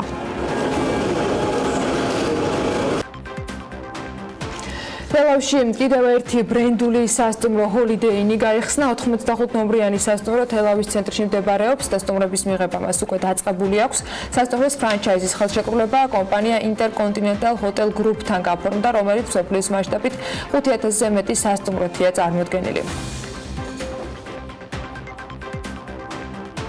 საკონსულტაციო კომპანია PMCG-ის გენერალურმა დირექტორმა ალექსო ალექსიშვილმა კი ანტიკრიზისულ გეგმასთან დაკავშირებით ნებისმიერ სხვა ქმედებას კრიზისში ყოფნის დროს ოპტიმიზმით არ შეაფასა, რადგან თვლის, რომ ეს არის მაინც ის კონკრეტული კრიზისული მდგომარეობის შედეგად მიღებული გადაწყვეტილებები, რომელიც შეიძლება ხშირ შემთხვევაში არ იყოს მოკლევადიანი და გრძელვადიან მიზნებზე ორიენტირებული. საერთო ჯამში ამან კი შესაძლოა არეულობა მოგვიტანოს. ამასთან დაკავშირებით ის რუსეთის მხრიდან დაწესებული ავიასანქციების გავლენით ქვეყანაში შექმნილი ვითარებიდან გამომდინარე მთავრობის მიერ დაანონსებული ანტიკრიზისული გეგმის კონტექსტში საუბრისას ამბობს და აღნიშნავს, რომ თითქოს ეს არის ძველი ეკონომიკური სკოლის იდეებზე დაფუძნებული გადაწყვეტილებები, რომელსაც თანამედროვე რეალობაში არანაირი საფუძველი არ გააჩნია. მაგალითისათვის კი ანტიდემპინგური კანონპროექტი მოყავს და აღნიშნავს, რომ ეს კიდევ ერთი ნაბიჯია, რომელიც წინააღმდეგობაში მოდის ქვეყნის სტრატეგიულ ხაზთან.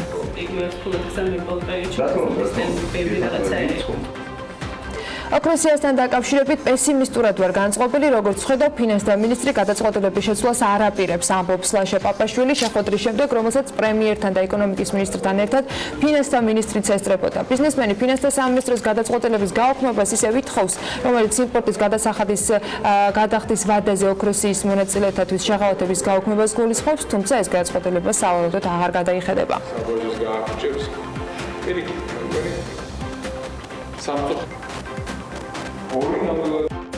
ცოტა მე პესიმისტურად ვარ, როგორც ხედავ ჯერჯერობით შეცვლას არ აპირებს ფინანსთა მინისტრი, თუმცა ჩემი პირადი რეკომენდაცია იყო, რომ მისი გაუქმება და შემცირება კი არა, პირიქით თუ 200 იყო 500-მდე იყო აუცილებელი ბიზნესის ხედვა, მე ვფიქრობ, რომ მთელი სპექტრი ბიზნესისა აქ დამსწრე 75 კომპანიის მომხრე იყო ჩემი, ჯერჯერობით ვერ იზიარებს სამწუხაროდ.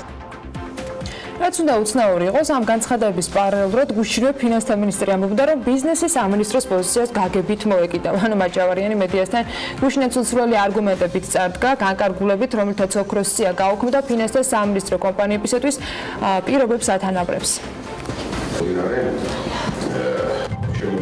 წერია მეოთხე მოხმოში, რომ მისი გამოყენება მოხდება რაღაც დანიშნულება. რასაკვირველია 2017-ში რომ მომხდარიყო, როდესაც ეს ვალდებულება ავიღეთ. შესაძლოა იქნებოდა ასევე სავალუტო ფონდთან შეთანხმებულ ჩარჩოში. მოხდა 19-ში და შესაბამისად 19-ში იმ პერიოდისთვის ყველაზე მნიშვნელოვანი რაც იყო სიახლე და ეს იყო მასწავლებლებისთვის ეგრეთ წოდებული ჯილდოს გაცემა, ეს რეფორმა დაიწყო წელს, 17-ში სხვა რაღაც იქნებოდა. ეს თქვენ რომელია მართალია? ორივე, ყველაფერი მართალია და ყველაზე დიდი სიმართლე აქ არის ის, რომ ეს იყო შეღავათი 217 მსხვილი კომპანიისთვის, რომელიც რაღაცა კრიტერიუმების მიხედვით შეირჩენ და ეს აქედან გაკეთა ოქროსია და ესენი ძალიან მაღალი რეპუტაციის კომპანიებია, მე ეს მესმის, თუმცა ამავდროულად უნდა ვიცოდეთ, რომ კიდევ არის 50,000-მდე კომპანია, კუვეითის უნივერსიტეტის ენების ცენტრმა ქართველი აღმოსავლეთმცოდნეობის ფაკულტეტის სტუდენტებისთვის 2019-20 სასწავლო წლისათვის არაბული ენის შესასწავლის სტიპენდიები გამოყო. აპლიკანტებმა კი ინგლისურ ენაზე რეკომენდაცია ცნობა, სასწავლებლები და ნიშნების ფურცელი, პასპორტის ასლი და CV უნდა წარადგინოს. საქართველოს განათლებისა და მეცნიერების, კულტურის და სპორტის სამინისტროში საბუთების წარდგენის ბოლო ვადა 9 აგვისტოა.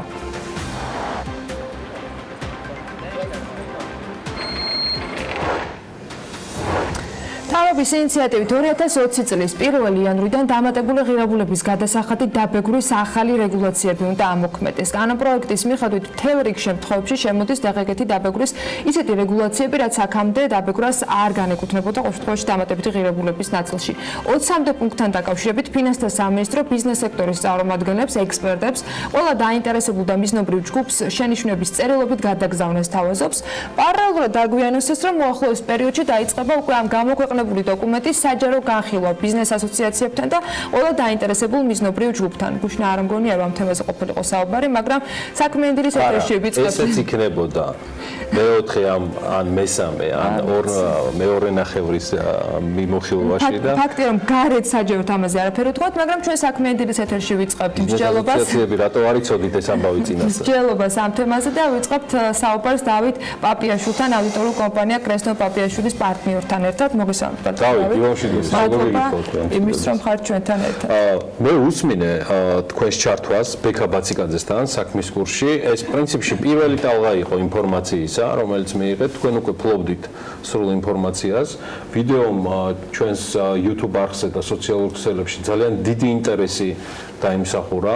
ეს ტრადიციულად თამდევი არის ნებისმიერი, ასე ვთქვათ, შინაარსისა და ინფორმაციისა, რომელსაც თქვენ გადმოსცემთ, მაგრამ ჩემი პირველი კითხვა მდგომარეობს შემდეგში. იყო თუ არა თქვენთვის, თქვენი კოლეგებისთვის განჭვრეტადი, ცნობილი, რომ თუნდაც ასოცირების ხელშეკრულების ფარგლებში ჩვენ 2019 წელს დავდგებოდით იმ განხილვის საჭიროების წინაშე, რაც გარდაულად მეგვიყვანს გაისად 1 იანვრიდან DGG-ს რეგულაციის გადახედვასთან დაკავშირებით. ნაწილობრივ გადახედვები პოზიტიურიც არის, უმრავლესობა როგორც ყოველთვის, ამაზე მე ვისაუბროთ, მაგრამ განჭვრეტადი იყო თუ არა ეს ცვლილებები. იცით, მოგესალმებით დილამშვიდობის. ესე ვიტყოდი, რომ თუ განჭვრეტადი იყო ეს ყველაფერი, ანუ იმ ლოგიკიდან გამომდინარე, რომ საკმარისი მეტი რეგულაცია შემოვიღეთ ბოლო პერიოდში. და ანუ აი ამ ლოგიკით თუ იმსჯელებთ, რომ ესე უცებ, ესე ხშირ შემთხვევაში მოუმზადებლად ხდება ბევრი რეფორმის ამოქმედება ჩვენ ქვეყანაში, იგივე საპენსიო რეფორმაც მინდა ვახსენო და ასე შემდეგ. ამ ლოგიკით განჭვრეტადი იყო და სხვა მხრივ, რა თქმა უნდა, ხა ამ მასშტაბის სიახლეებს ბიზნესი, ანუ მასობრივად, ანუ ესე არ ელოდა. და რა თქმა უნდა, ჩვენ შეგვიძლია ვისაუბროთ პუნქტობრივად, ანუ გადავიდეთ. კარგი. მოდი, შეგვიძლია თუ არა ვთქვათ ის პოზიტიური მხარეები, ის ჩამონათვალი გავაკეთოთ, რაც ერთმნიშვნელოვნად ამ რეფორმიდან გამომდინარე პერიოდში იქნება ცალსახად ბიზნესისგან მხარდაჭერილი. მე პირველ პუნქტს ჩემი დავასახელებ თუ შეიძლება. განსხვავებით ყველა სხვა ინიციატივისგან მე მინდა ღიად მოუწოდო მთავრობას, განსაკუთრებით ფინანსთა სამინისტროს, რომ წინასწარ დააგდოს პატივი და ბიზნეს საზოგადოებას წინასწარ გააცნეს ის მოსალოდნელი ცვლილებები, რომელიც დარწმუნებული ვარ, რომელიღაცა მიმოხილვაში სადღაც მიწერილი იქნებოდა. მაგრამ ეხლა უკვე გადავიდეთ სხვა პოზიტივზე და კონკრეტიკაზე, რომელსაც თავად დავითი გვეტყვის.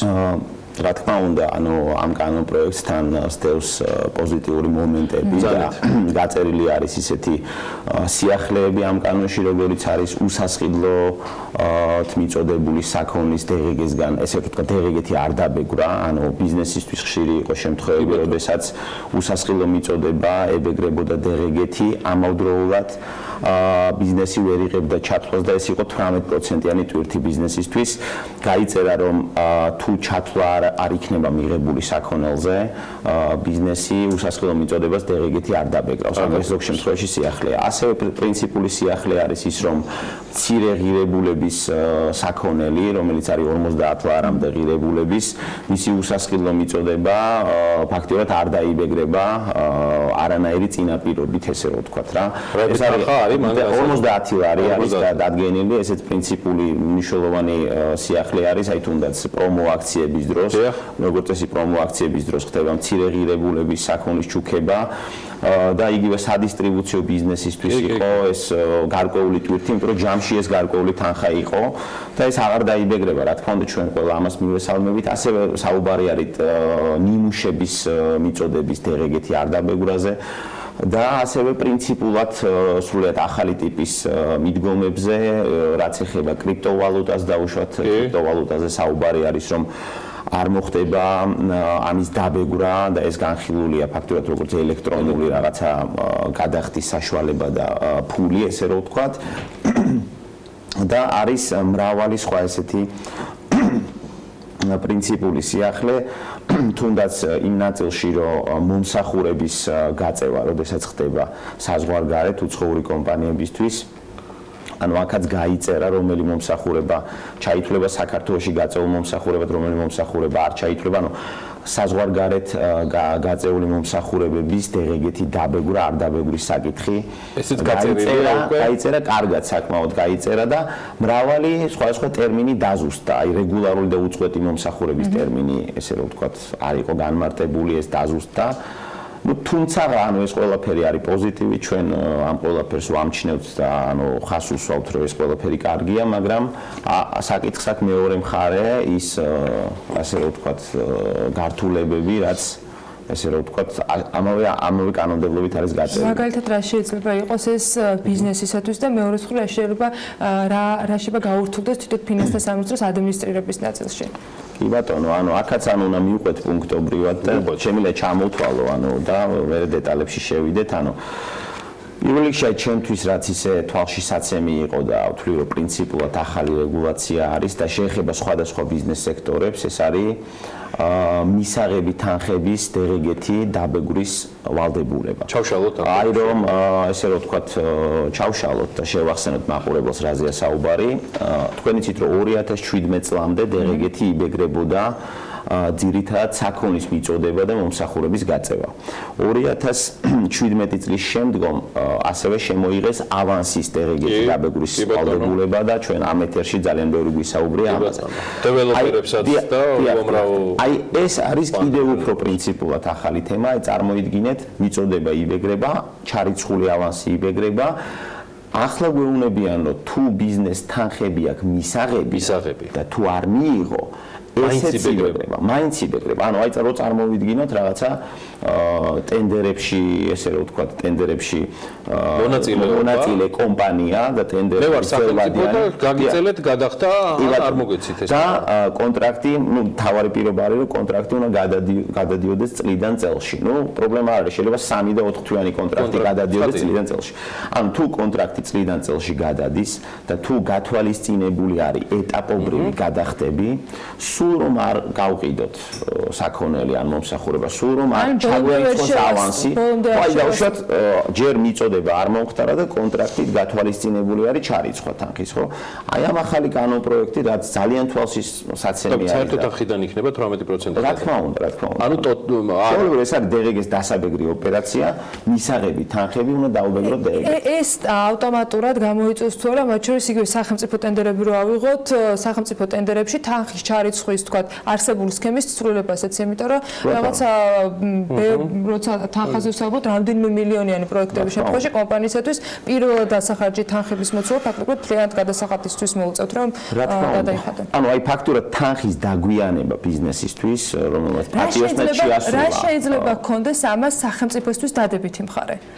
აქ სახელმწიფოსთვის დადებითი ეფექტის მომდანი ერთ-ერთია, რომ წინასწარ გაცილებით უფრო ადრე ხდება დერეგის გადასახადის ამოღება. 2017 წლამდე ეს იყო მიწოდებები, მე კიდევ აქეთ გადმოვიეთ თარიღი ავანსი და ეხლა ვიძახით, რომ თუ ამ ორ დროის წერტილს წინ გაუსწრო მისაღებმა თანხებმა, სულ არ იყოს аванსი, სულ არ იყოს მიწოდება, ეს მაინც იბეგრება.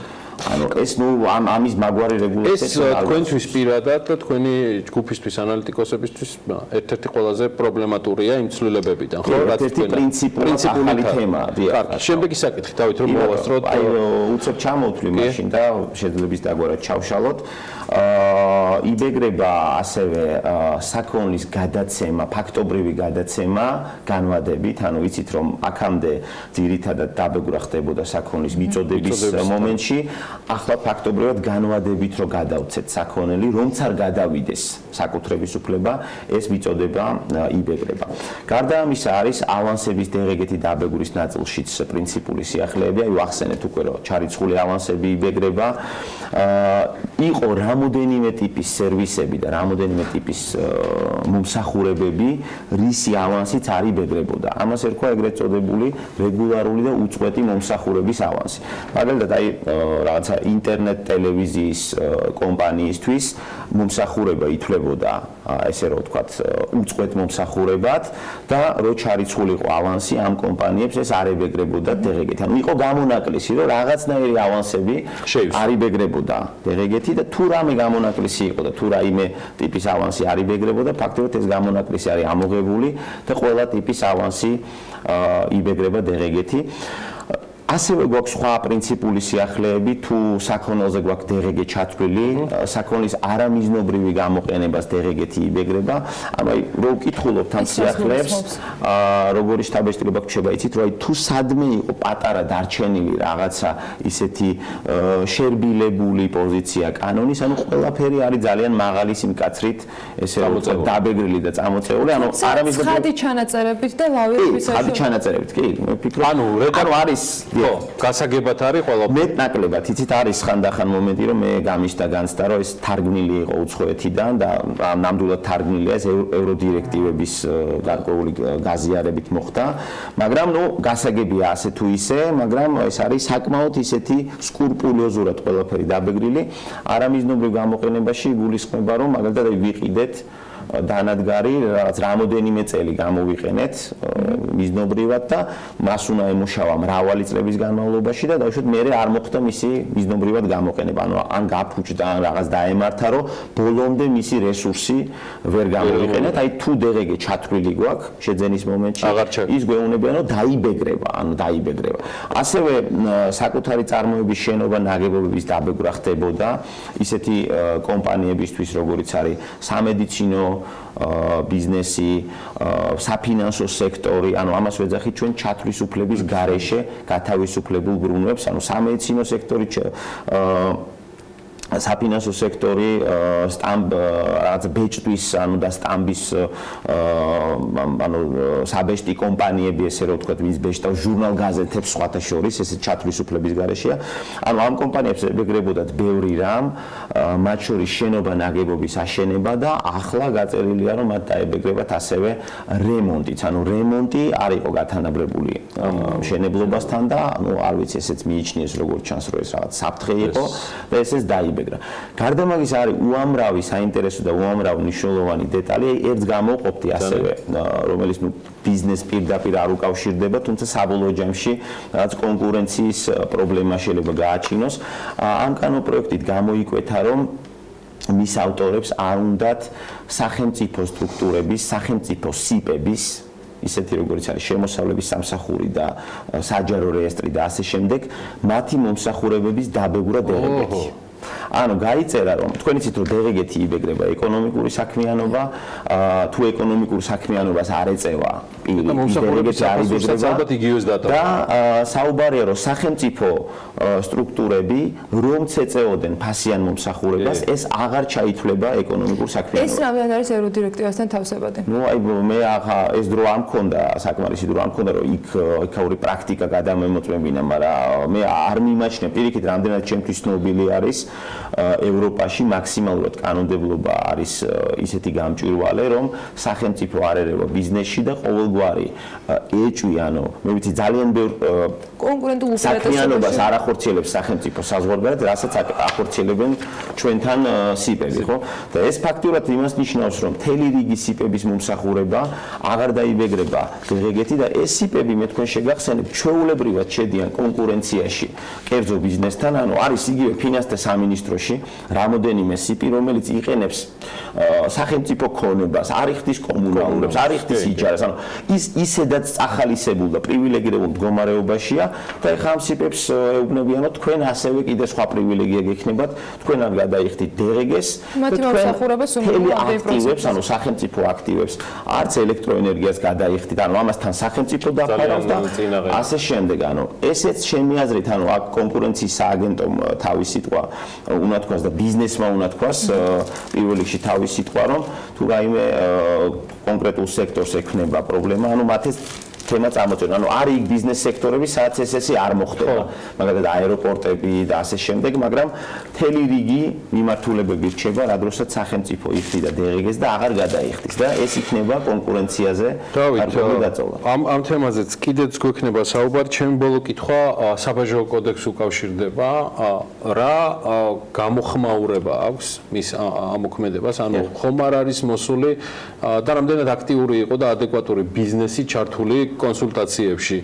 კოდექსთან დაკავშირებით, რომელზეც ასევე არაერთი საჯარო განხილვა იყო და იყო თუ არა ყველაფერი იმგვარად გათვალისწინებული და ახალ კოდექსმა სწრაფად გაიარა ადაპტირება თუ მაინც პროცესშია ჯერ კიდე თუ როგორ არის?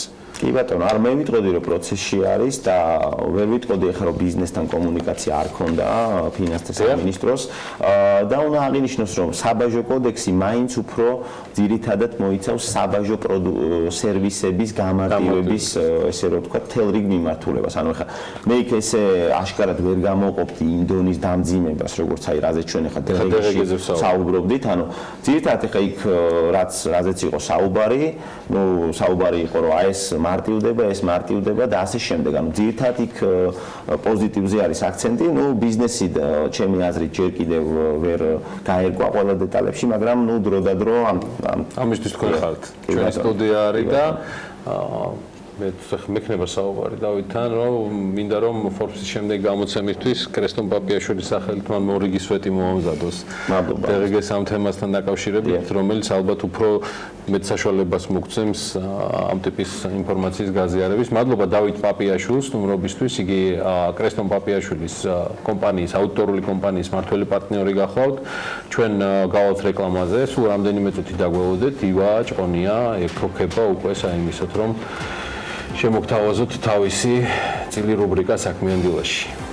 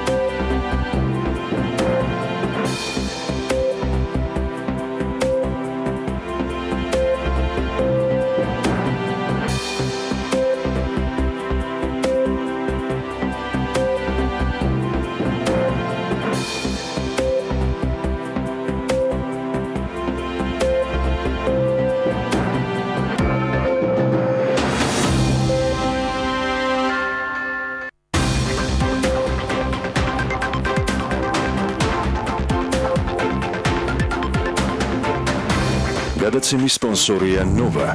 200-მდე დასახელების ქართული პროდუქტი. Nova 12 წელი თქვენს გვერდით.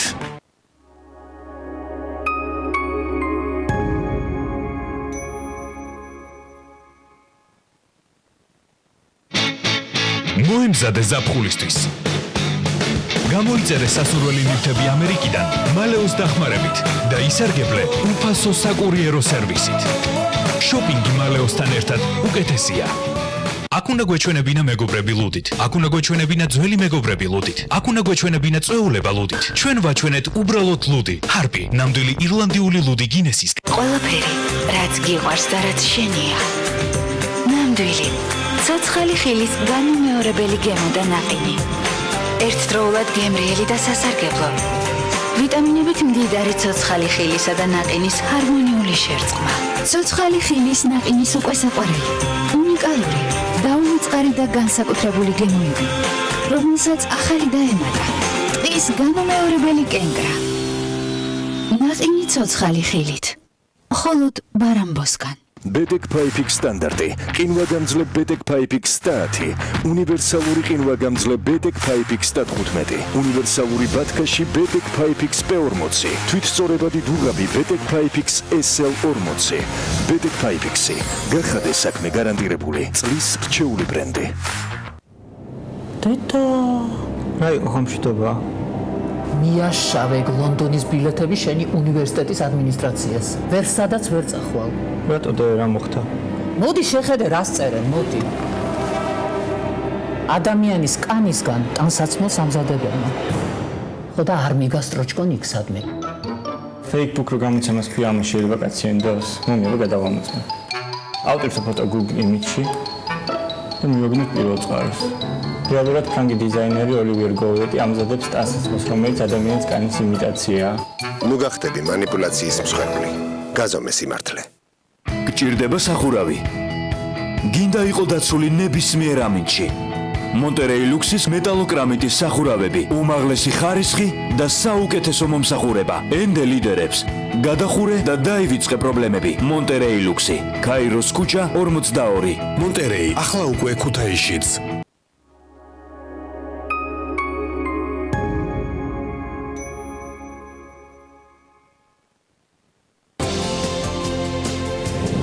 გადაცემა პირველამდე აქტიურად უერთდება კამპანიას გაატარა ზაფხული საქართველოში და გაცნობთ ან შეგახსენებთ ადგილებს, რომლებიც აუცილებლად უნდა მოინახულოთ. დინარე ტეხურას ხეობაში ბუნებრივად მოედინება გოგიდოვანი წყლები, რომელიც უნიკალურია მისი შემადგენლობითა და სამკურნალო თვისებებით. შეუერთდით ჩვენი გუნდის ტურისტულ შემართებას და იმოგზაურეთ შთამბეჭდავ საქართველოში. გაიცანით ძაღლი, რომელიც 4 ფეხა და თანაც ორთვლიანი მეგობრის სტატუსით სარგებლობს. საზოგადოება არ არის და ჯერ ესე ვთქვათ მიჩვეული თვითონ იმ ფაქტს, რომ შეიძლება ძაღლი ყავდეს უნარშეზღუდული, მაგრამ შენი ძაღლია, შენი ოჯახის წევრია. მომღერალი ნინა სუბლატი და მისი საყვარელი შინაური ცხოველი რუბრიკაში ჩვენი 4 ფეხა მეგობრები. გრაფიკული ვეფხისტყაოსანი რუსთაველის პოემის მოგზაურობა მე-12 საუკუნიდან 21 საუკუნის თანამედროვე სამყაროში. მხატვარ დათო მაჭავარიანის სამწლიანი მუშაობის შედეგი 222 გვერდზე დატეული შედევრის ახალი სახე ნახეთ გადაცემაში პირველამდე.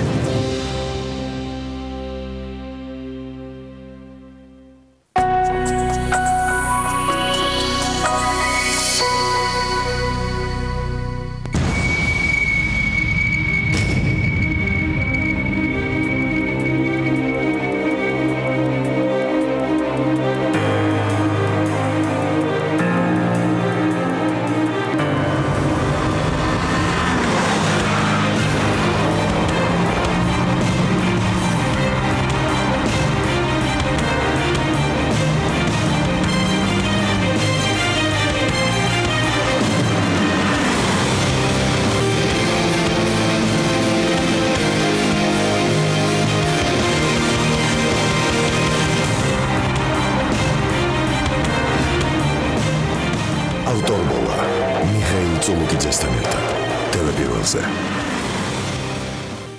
გადაცემა ავტორბოლის სპონსორია Toyota ცენტრი თბილისი. პირველი ოფიციალური დილერი საქართველოში.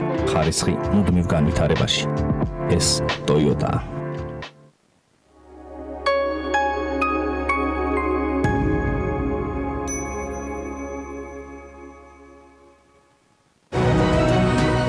დირსი მასშტაბური საცხოვრებელი კომპლექსი თბილისში. წარმოგიდგენთ. გადაცემის სპონსორია ნოვა. 200-მდე დასახელების ქართული პროდუქტი. ნოვა 12 წელი თქვენს გვერდით.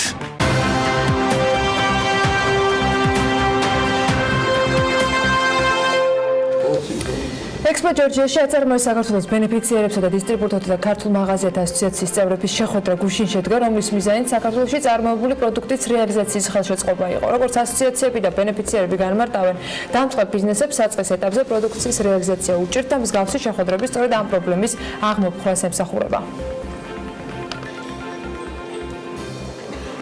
არაერთი კარგი პროდუქციაა გამოშვებული, თუმცა მათთვის ცოტა რთული ასაქმელია, რამდენად რთულია ზოგადად ამ პროდუქციის დისტრიბუცია შემდეგ და სწორად მიწოდება ქსელური სუპერმარკეტებისთვის თუ საცალო სავაჭრო ობიექტებისთვის. ამიტომ დღევანდელი ღონისძიება, რომელიც დავგეგმოთ ჩვენ საქართველოს დისტრიბუტორთა ბიზნეს ასოციაციამ, აწარმოეს საქართველოს ფარგლებში დაფინანსებულ ბენეფიციარებს წარმოედგინათ მათ მიერ ნაწარმოები პროდუქცია და ჩვენის მხრივ მოგვეყვანა სადისტრიბუციო კომპანიები ღონისძიებაზე წარმოადგენლები არიან მცირე და საშუალო მეწარმეები, რომლებთაც რეალურად იდეაში შეიძლება არ ქონდეს იმის რესურსი, რომ თავისით მოიძიოს მაღაზიები, სადაც უნდა რომ იყოს განთავსებული თავისი პროდუქცია, ან მეორე არის, რომ იმ პირობებში, რაშიც უწევს ოფერირება ქსელურ მაღაზიაში შეტანის რესურსი უბრალოდ არ აქვს და ჩვენი აწარმოეს საქართველოს დისტრიბუტორთა ასოციაციის მთავარი მიზანი არის პირველ რიგში, რომ შევუწყოთ ქართული პროდუქციის მოხმარებას და გაგრძელებას ხელი. ჩვენ თუ საუბრობთ ზოგადად მიკრობენეფიციაზე, რა თქმა უნდა, ახლა მოლოდინი იმისა, რომ ადამიანმა 15,000 ლარი და 20,000 ლარი დაიწყოს ბიზნესი და პირველ ან მეორე წელსვე მოახდინოს დიდ მაღაზიების ქსელებში შეღწევა, რა თქმა უნდა, ეს ძალიან რთულია.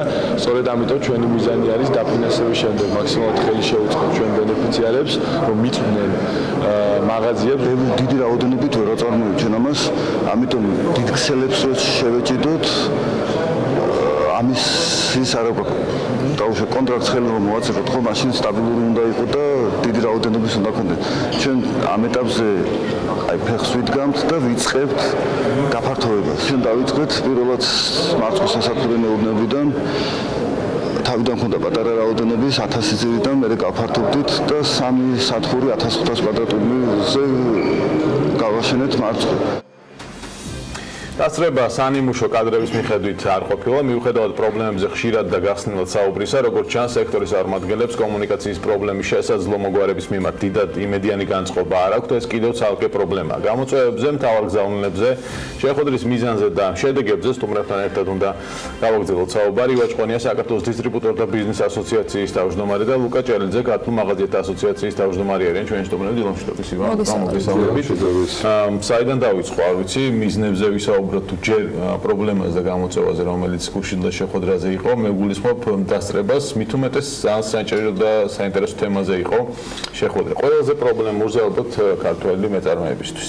თქვენის ნებოთ ბატონო ლუკა დავიწყოთ მაშინ. რაც შეეხება დასწრებას, უბრალოდ სამწუხარო არის, რომ დაახლოებით 10 კომპანია ესწრებოდა, მაგრამ მოდი დავარქვათ, რომ ეს იყო სტარტი, ის გაგრძელებასაც მომავალში საკმაოდ აქტიურად ვაპირებთ და ამიტომ ვფიქრობ, რომ უფრო მეტი ორგანიზებულობა იქნება მომავალში და უფრო მეტი ჩართულობა ბენეფიციარების მხრიდან, იმიტომ რომ ეს რეალურად იყო ჩვენი ინიციატივა, როდესაც მინისტრს შევხვდით ჩვენ დაახლოებით 1 თვის წინ, მცირე და საშუალო ასოციაციები, ერთ-ერთ პრობლემად იქ დავაყენეთ ის საკითხიც, იმიტომ რომ არაერთ ბენეფიციარს მათ შორის და მწარმოებელს, რომელიც ამ პროექტში არ არის ჩართული, მოუმართავ ჩვენი ასოციაციისთვის, იმიტომ პრობლემები უბრალოდ ვერ შედიან ბაზარზე პროდუქცია აქვს ნაწარმოები უდევთ რომელსაც სამწუხაროდ შემდეგ ვადა გადის და უჭირს ძალიან ამ პროდუქციის რეალიზება და ზუსტად მაშინ რომ შევთავაზეთ მე და უკამაც ქალბატონ ნათიას რომ აწარმოებს საქართველოს ფარგლებში ჩავერთვებოდით და გარკვეულწილად დავეხმარებოდით იმ კუთხით რომ მოეძიებინათ სადისტრიბუციო კომპანია რა თქმა უნდა რომელიც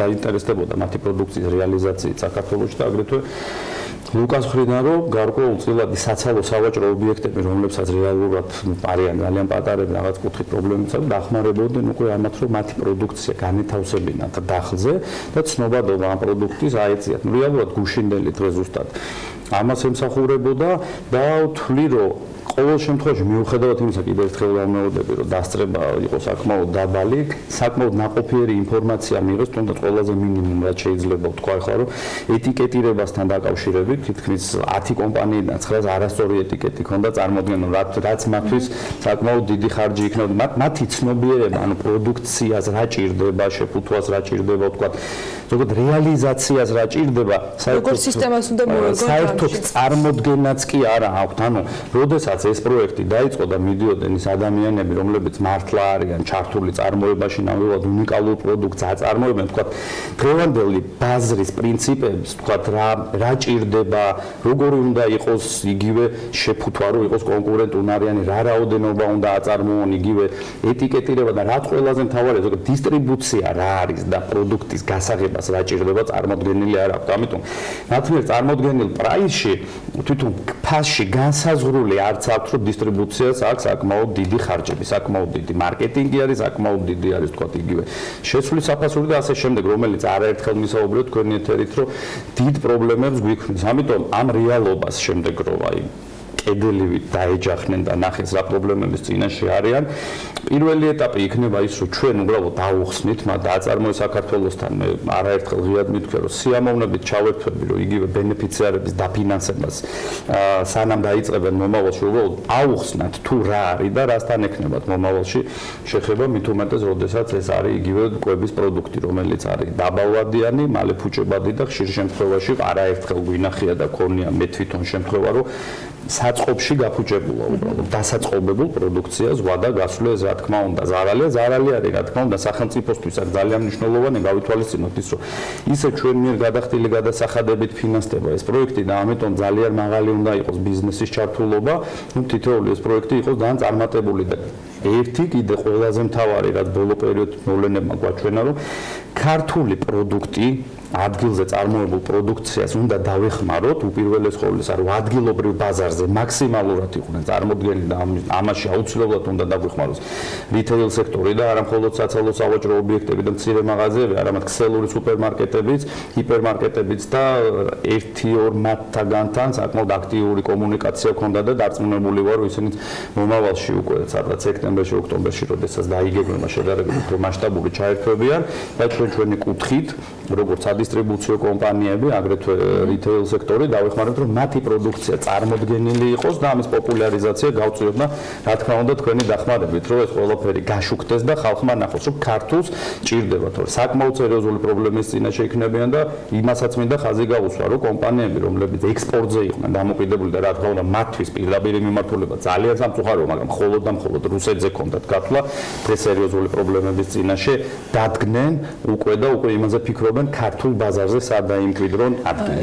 ქართულს ჭირდება, ქართულ პროდუქტს ჭირდება საქართველოში განსაკუთრებული დახმარება, მაგრამ ჩვენ ამ ეთერშიც გვისაუბრია, რომ როდესაც თქვა არის ცალსახა, თქვა უპირატესობის მინიჭებაზე საკითხი, თლად ასეც ვერ მიუდგებით თემას. ერთობლივად შეიძლება რომ თქვა დახმარება გაუწიოს როგორც ცალკეულმა მაღაზიებმა, ასევე სადისტრიბუციო ქსელმა და ეს იყოს ერთიანი სტრუქტურა. მოდი დავიწყოთ მაშინ ინფორმირება ამ ეთერიდანაც, რა პრობლემის წინაშე დგებიან ქართველი მწარმოებლები, როდესაც თქვენთან კომუნიკაციას იწყებენ და თქვენ რა პრობლემის წინაშე დგებით, როდესაც მათთან გაქვთ შეხება იმისათვის, რომ ეს პროდუქტები იყოს განთავსებული მაღაზიებში და მომხმარებლისათვის იყოს ერთნაირად არჩევანში შესაძლებლობა და მე თავისი გადასაწყვეტი იქნება, რომელ პროდუქტს მიენიჭებს უპირატესობას, ხო?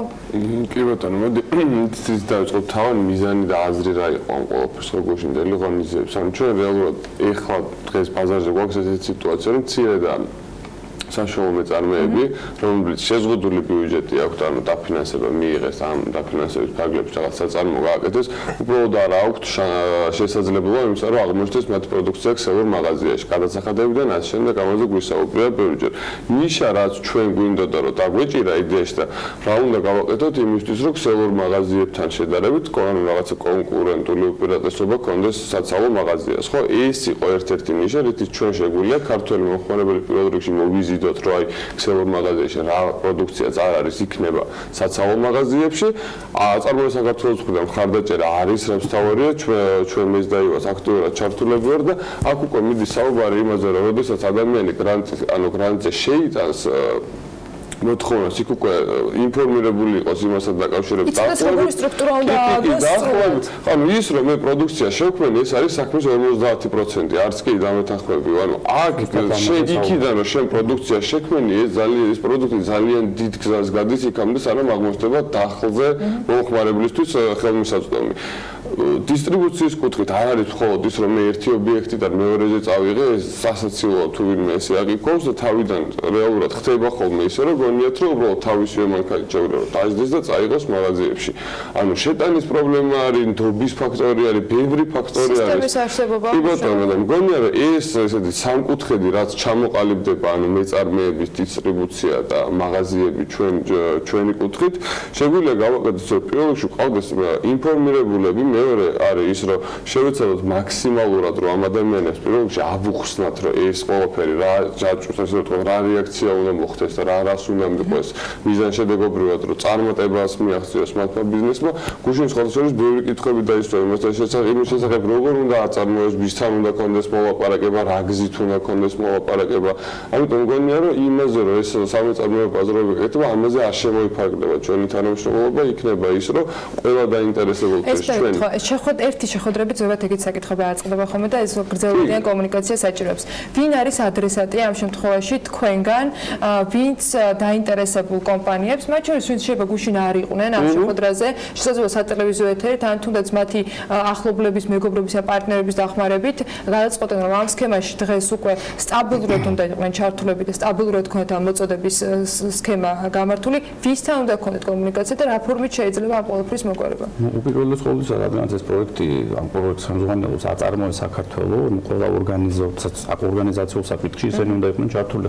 ჩვენ უცნობ ერთადერთი რაც შეგვიძლია, რომ მივიყვანოთ სადისტრიბუციო კომპანიები, რომლებიც მომავალში თუ დაინტერესდებიან რაღაც გარკვეულ თემებზე კონდეს საუბარი და ნუ დეტალურად ჩავშალოთ ეს პროცესი და რა თქმა უნდა, ლუკას შეუძლია მოიყვანოთ თქვა საცალო სავაჭრო ობიექტები, რომლებიც არც თუ ისე ცოტა ყავს, ხო ასობით არიან მათთან გაერთიანებული და უბრალოდ შესთავაზებთ რომ არის არსებობს ეს პროდუქცია რომელსაც აქამდე არც დისტრიბუცია უკეთდებოდა არაფერი და მოდი თუნდაც დავეხმაროთ იმიტომ რომ გუშინ ერთ-ერთი ბენეფიციარი იყო რომელიც ითხოვდა რომ თითო უბანში თითო ნორმალური მაღაზია მოპოვნეთ შენ პროდუქცია დავდო იმიტომ რომ მეც ვერც ვაწარმოებ და ჩემთვის საინტერესოა რა იქნება შემიძლია სამაღლა გითხრათ რომ ეს იქნება ძალიან კარგი იმიტომ რომ მომავალში პოტენციურ დისტრიბუტორს ხელს შეუწყობს ის რომ აი 10 მაღაზიაში ერთი თვის განმავლობაში ორ თვის განმავლობაში ამდენი გაიყიდა და ამას აქვს ამის პოტენციალი სადისტრიბუციო კომპანიასაც შემდეგ უკვე გაუადვილდება კომუნიკაცია და თქვა დათვლა იმის რა რაოდენობა შეიძლება გაუყიდოს როგორ და რანაირად საშუალებაც არ არის აგრეთვე მოდით რა თქმა უნდა იმიტომ რომ ხა მხოლოდ და მხოლოდ ნაწარმოებები და არ იცის როგორ იქნება რანაირად იქნება ანუ იქ ძალიან ბევრი პრობლემებია მოკლედ კიდე რომ ჩამოყვეთ იგივე შეფუთვასთან დაკავშირებით ეტიკეტირებასთან მარკეტინგთან დაკავშირებით გასაგებია რომ იქ სხვა მოთხოვნებია თუ იგივე ეტიკეტირებასთან შეიძლება ან გადასახადებით და შემდეგ მაგრამ ანუ საცალო პატარა მაღაზიებთანაც პრობლემაა ისეთი ეტიკეტირების ეტიკეტირება ყველასთვის პრობლემაა ხა რა მნიშვნელობა აქვს ეტიკეტია სტანდარტი არის სტანდარტი არ არის დაცული ანუ სტანდარტზეა აი მარტივად გეტყვით რომ თქო ის შემადგენლობის მაგალითად რომ ინგრედიენტი უნდა იცოთ არავინ არ იცოდა და არავის არ აქვს ყურადღება მიქცეული თქო იგივე თაფლი რომ ალერგიული აქვს თითქმის არავის არ ქონდა გარდა ერთი კომპანიისა დაწერილი თქო რა შეიძლება გამოიწონ ბევრი ისეთი თემა არის რომელიც წარმოქმნა არ აქვს უბრალოდ დაწერილია რომ აჯიკა ინდმე წარმე ეს მეორე მხრივ როცა კოდი აი ბევრი ჩვენ საუბრობთ რომ ქართულ პროდუქტს სჭირდება წახალწება ხშირად მე მომისმენი მაგალითად წუწუნი იმასთან დაკავშირებითაც რომ ქართულ პროდუქტს არ აქვს ნდობა მომხმარებლის მხრიდან მიუხედავად იმისა რომ ბოლო პერიოდში განსაკუთრებით აქტიურია მათ შორის მომხმარებლის კამპანიაც ბევრი იყო ამასთან დაკავშირებით მეორე მხრივ ხომ არ გააძვირებს ეს ყველაფერი გაუძვირებს და ხომ არ აქვს ამის შიში უბრალოდ რომ გაძვირებული ქართული პროდუქტი ვერ იქნება კონკურენტუნარიანი იგივე იმპორტირებულ ანალოგიური ტიპის გააძვირებს რა კუთხით ვერ მას დასჭირდება ეტიკეტირებაზე ხარჯის გაწევა დისტრიბუციაზე ხარჯი ეხლა ნახეთ ეტიკეტირებას რაც შეეხება ეტიკეტი უბრალოდ არასწორად აქვს დამზადებული აქ ამაზე საუბარი რა თქმა უნდა აკეთებული აქვს უბრალოდ არასწორად და ინფორმირებული არ არის მათ პროდუქცია გააძვირებს თუმცა აუცილებლად გაძვირდება იმ კუთხით რომ დისტრიბუციის ხარჯი თითქმის არც ერთ კომპანიას არ აქვს ჩადებული და სადისტრიბუციო ხარჯი არც თუ ისე ცოტაა და განსაკუთრებით როდესაც საუბრობთ ქსელურ სუპერმარკეტებზე ანუ სადაც ან ჰიპერმარკეტებზე სადაც მაინც ვთვლი რომ აუცილებელი არის ხვალანზე უნდა აღმოჩნდეს მათი პროდუქცია იმდენად კაბალური პირობებით უწევთ იქ თანამშრომლობა გუშინ რო აუხსენეთ თუ რასთან ექნებოდა საქმე რამდენად გადასახადი მოუწევთ ანუ თითოეულ შესვლაზე თითოეულ იგივე SKU-ზე ასე შემდეგ უბრალოდ შოკირებული იყვნენ და მათთვის წარმოუდგენელი იყო, იმიტომ რომ ფაქტურად პროდუქტს რიგ შემთხვევაში 100-ით არა 200%-ით აძვირებდა და ამიტომ არ ვიცი ხა ჩვენ ბაზეც ვისაუბრეთ იგივე ბექა რომ კანონ პროექტთან დაკავშირებით იმ რეგულაციაზე, რაზეც მუშაობთ, ესეც გარკვეულწილად დაეხმარება და ვთვლი რომ განსაკუთრებული ყურადღება მივაქციოთ ქართულ პროდუქციას, გარკვეულწილად ადგილობრივ წარმოებლებს მეტი ყურადღება მიექცეს და ამის შემდეგ თქვათ იყვნენ უკვე იმპორტიორი კომპანიები, იმიტომ რომ მოდა იბრო შევაგაროთ მაგალითად, ხო იმპორტიორი კომპანია იგივე უკრაინული როშენი რო ავიღოთ და ქართული ბარამი, ხო უკრაინული როშენის უკან დგას რამოდენიმე მილიარდი და მისთვის თვითღირებულებაც უფრო დაბალია და მისთვის თქვათ მარკეტინგში თანხის დახარჯვაც გაცილებით უფრო მარტივია, მით უმეტეს ისეთ პატარა ქვეყანაში როგორც საქართველო, მაგრამ რა თქმა უნდა ბარამბო მოკლებულია და შეუძლებელია მისთვის იმხელა თანხებთან კონდეს ტომა და რა თქმა უნდა უჭირს კონკურენცია და ამიტომ უნდა იყოს გარკვეული შეღავათები, უნდა დავეხმაროთ, ეხლა როდესაც თვითშეგნება ამდენი ამა თუ იმ ადამიანს და პარტნიორს არ ყოფნის, ქსელური სუპერმარკეტს იქნება თუ ჰიპერმარკეტის თუ რა არის ამისთვის საჭირო, ну რაღაც სახელმწიფო უნდა ჩაერიოს და ეს უნდა მოხდეს რაღაც ჩარჩოებში ჩასვას, რეგულაციის ჩარჩოებში, რა თქმა უნდა, მეტი შეღავათი კონდეს. აგრეთვე მინდა ხაზი გაუსვა და აღვნიშნო ისიც, რომ ჩემი მხრიდან იყო ერთხელ გაჟღერებული და შეთავაზებული ეკონომიკის სამინისტროსთვის გარკვეული შეღავათები ისეთივე, როგორიც არის თქვა პროექტი აწარმოებს საქართველოში. რაღაცა გარკვეული თანხები გამოიყოფა სადისტრიბუციო კომპანიებისთვის წახალისების კუთხით ეს არ არის, თქო თავან მიითვისოს, რომ თუ შენ ჩვენ ბენეფიციარ კომპანიას დაეხმარები და დაიწყეთ მისი პროდუქციის ქსელში შეტანას, რადგანაც შენამ კაბალური პირობებით გიწევს მუშაობა, რადგანაც იქ 1000-ობით და 10000-ობით და 100000-ობით ლარი გეყინება, ჩვენი მხრიდან რაღაც ბიუჯეტი იქნება გამოყოფილი, თუ ეს ამას მოხმარდება, თქო შეიძლება ეს გამოიყენო მარკეტინგში, რაღაცაში, ამაში, ანუ მეტი წახალისება იქნება ქართული სადისტრიბუციო სადისტრიბუციო კომპანიებისთვის, იმიტომ ზუსტად ახლა რაზეც ვისაუბრე, რომ დაუბრუნდეთ საერთაშორისო ბრენდებს, მათი მხრიდან ისეთი პირობებებს, სასათბურე პირობებში ამყოფებენ იგივე სადისტრიბუციო კომპანიებს ფაქტურად სელო სუპერმარკეტებთან მოლაპარაკებაზე, როდესაც მიდიან, მათ არანაირი ხარჯი არ გასდით, მათ მხოლოდ სადისტრიბუციოზე რაზეც შეთანხმებულია, თავიანთი რაღაცა მოგება რჩება და ის დიდი კომპანიები, რომელსაც წარმოადგენენ, ისინი იღებენ თავის თავზე. ამიტომ აქაც ვფიქრობ, თუ გარკვეულწილად, ეს მოდელი მე შემიძლია შევთავაზო, უფრო კონკრეტულად აუხსნა, როგორც აწარმოო საქართველოს, რა თქმა უნდა, ეკონომიკის სამინისტროს, თუ რა შეიძლება გავაკეთოთ და დღესაც გვაქვს შეხვედრა ეკონომიკის მინისტრის მოადგილესთან, ალბათ ერთ-ერთი ეს თემაც იქნება. საკმაოდ კარგი იქნება და აგრეთვე ძალიან მნიშვნელოვანი კიდევ ერთხელ მინდა ვთქვა, რომ ცნობიერება, პროდუქციის შექმნა არ არის მთავარი. პროდუქციის შექმნა, როგორც ლუკა აღნიშნა, ეს არის 50% და დანარჩენი 50% არის ის გზა, რაც მან უნდა გაიაროს, რომ აღმოჩნდეს დახლზე და შემდეგ მივიდეს მომხმარებელთან. იმიტომ ანალოგიური პრობლემები ჰქონდათ იგივე ფერმერებს და ჩვენ დავეხმარეთ მათ და რაღაც ერთობლივი პროექტი იყო და დავდიოდით რეგიონებში, ვიყავით ქუთაისში, ვიყავით თელავში და ადგილობრივ ფერმერებს წაუკითხეთ, თუ რა გზა უნდა გაიაროს პროდუქციამ და რატო არის მნიშვნელოვანი, რომ იმ შეხვედრაზე ვინც გუშინ იყო და იმ ინფორმაციას, რასაც თქვენ ფლობთ ადგილობრივ მწარმოებელთან დაკავშირებით, უწყვეტობის, ხარისხის შენარჩუნების, სტაბილურობის თემა ყოველთვის და ხშირად დგას ხოლმე. რამდენად შეიძლება რომ პატარა სუპერმარკეტებში ეს იყოს პრობლემატური და მეორე მხრივ უკვე ქსელურ სუპერმარკეტებზე შემდეგით ხო მათი მხრიდან ამასთან დაკავშირებით მოთხოვნებს რამდენად დააკმაყოფილებენ ადგილობრივი მწარმოებლები. ყოველ შემთხვევაში უმრავლესობა, ანუ ის ბაზა, რაც თქვენ გაქვთ, აი ამ კრიტერიუმებს შემდეგ ჩაჯდება.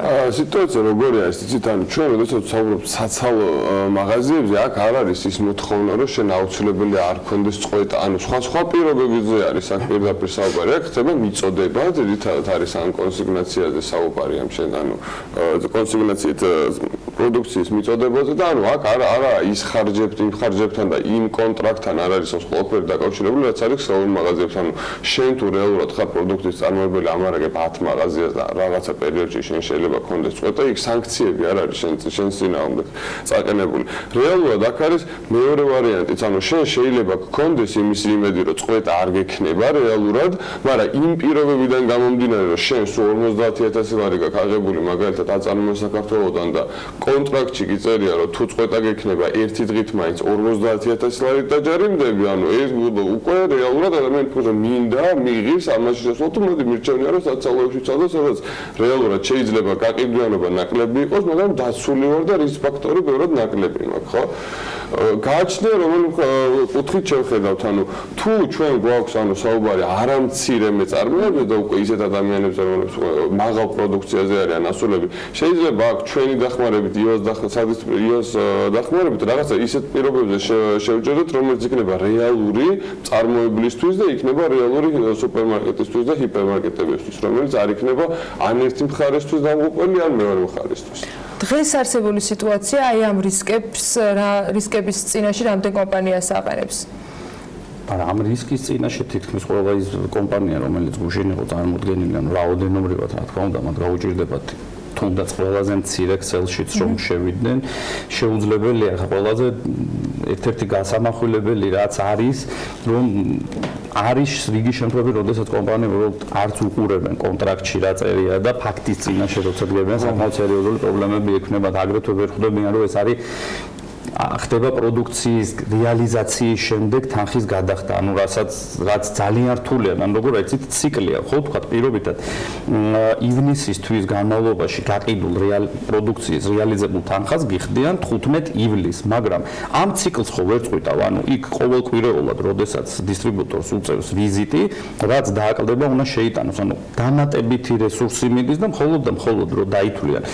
1 ივნისიდან 30 ივნისამდე რაც იყო გაყიდული, იმას უხდიან 15 ივლისს. ეხლა წარმოიდგინეთ, ესეც ეხლა რამდენად სწორია ეს ინფორმაცია ვერ გეტყვით. ანუ რიგ შემთხვევაში შეიძლება მიახლოვებული იყოს ოღონდ 90%-ით, შეიძლება ნაკლებით. ამიტომ ამისთვის დამერწმუნეთ, რომ არც ერთი ის ბენეფიცი, რომელიც დაფინანსებულია მზად არ არის და ამიტომ ჩემი რჩევაც იქნებოდა, რომ არის მათთვის დღევანდელობას ნამდვილად ფუფუნება, რომ არის ესეთი საკმაოდ კარგი ასოციაცია და ესეთი ნიჭიერი ადამიანი, ახალგაზრდა ბიჭი ხელმძღვანელობს, რომელიც აქტიურად არის ჩართული და რა თქმა უნდა ყველანაირად დაეხმარება, რომ რამოდენიმე შეგვიძლია ერთობლივად მეც აქტიურად ჩავერთვები ლუკასთან ერთად, რომ 20 წერტილი თუნდაც ვნახოთ, რომელსაც რაღაცა კუთხით მეც იგივე თუ სადისტრიბუციო კომპანიებთან ღიად შემიძლია ეთერი თქვა, რომ ვინმესთან პრობლემა აქვს რაღაცაზე ვერ ლაგდებიან, დავეხმაროთ, რომ მოძლიერდნენ და შესაბამისად მათ გარკვეულწილად ბენეფიტი აიღონ ჩვენი ურთიერთობიდან და ჩვენს დაგვეხმარონ იმაში, რომ საქართველოში ნაწარმოები რაღაც გარკვეული პროდუქცია წავახალისოთ და შეიტანონ დაღზე დაიდონ და შემდეგ უკვე თქვენი ეთერის მეშვეობითაც ეგება გარკვეულწილად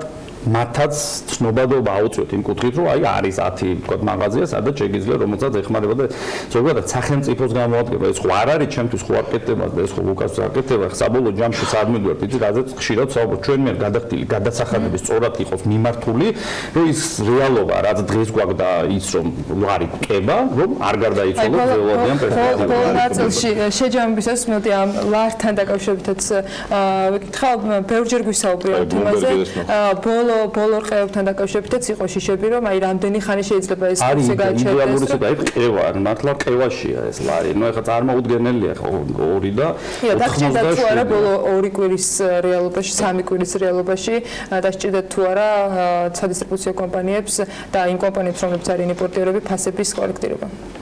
კიდევ ერთხელ გავამახვილებ ზუსტად იმ საკითხზე, ყურადღებას პროდუქცია, რომელიც სწრაფად ბრუნავს, ანუ თითქმის 2 დღეში, 3 დღეში ერთხელ უწევთ შემოტანა ამ პროდუქტის, რა თქმა უნდა, ამ პროდუქციას სწრაფად ხდება ფასის ცვლილება, მაგრამ მოგზაურობიანი რეალიზებად პროდუქციას, აი შოკია ახლა, მოდი ესე პირდაპირ დავარქმევდი შოკს, იმიტომ რომ რა ნიშნული დაიჭირო ვერ ვიგებთ, ხო?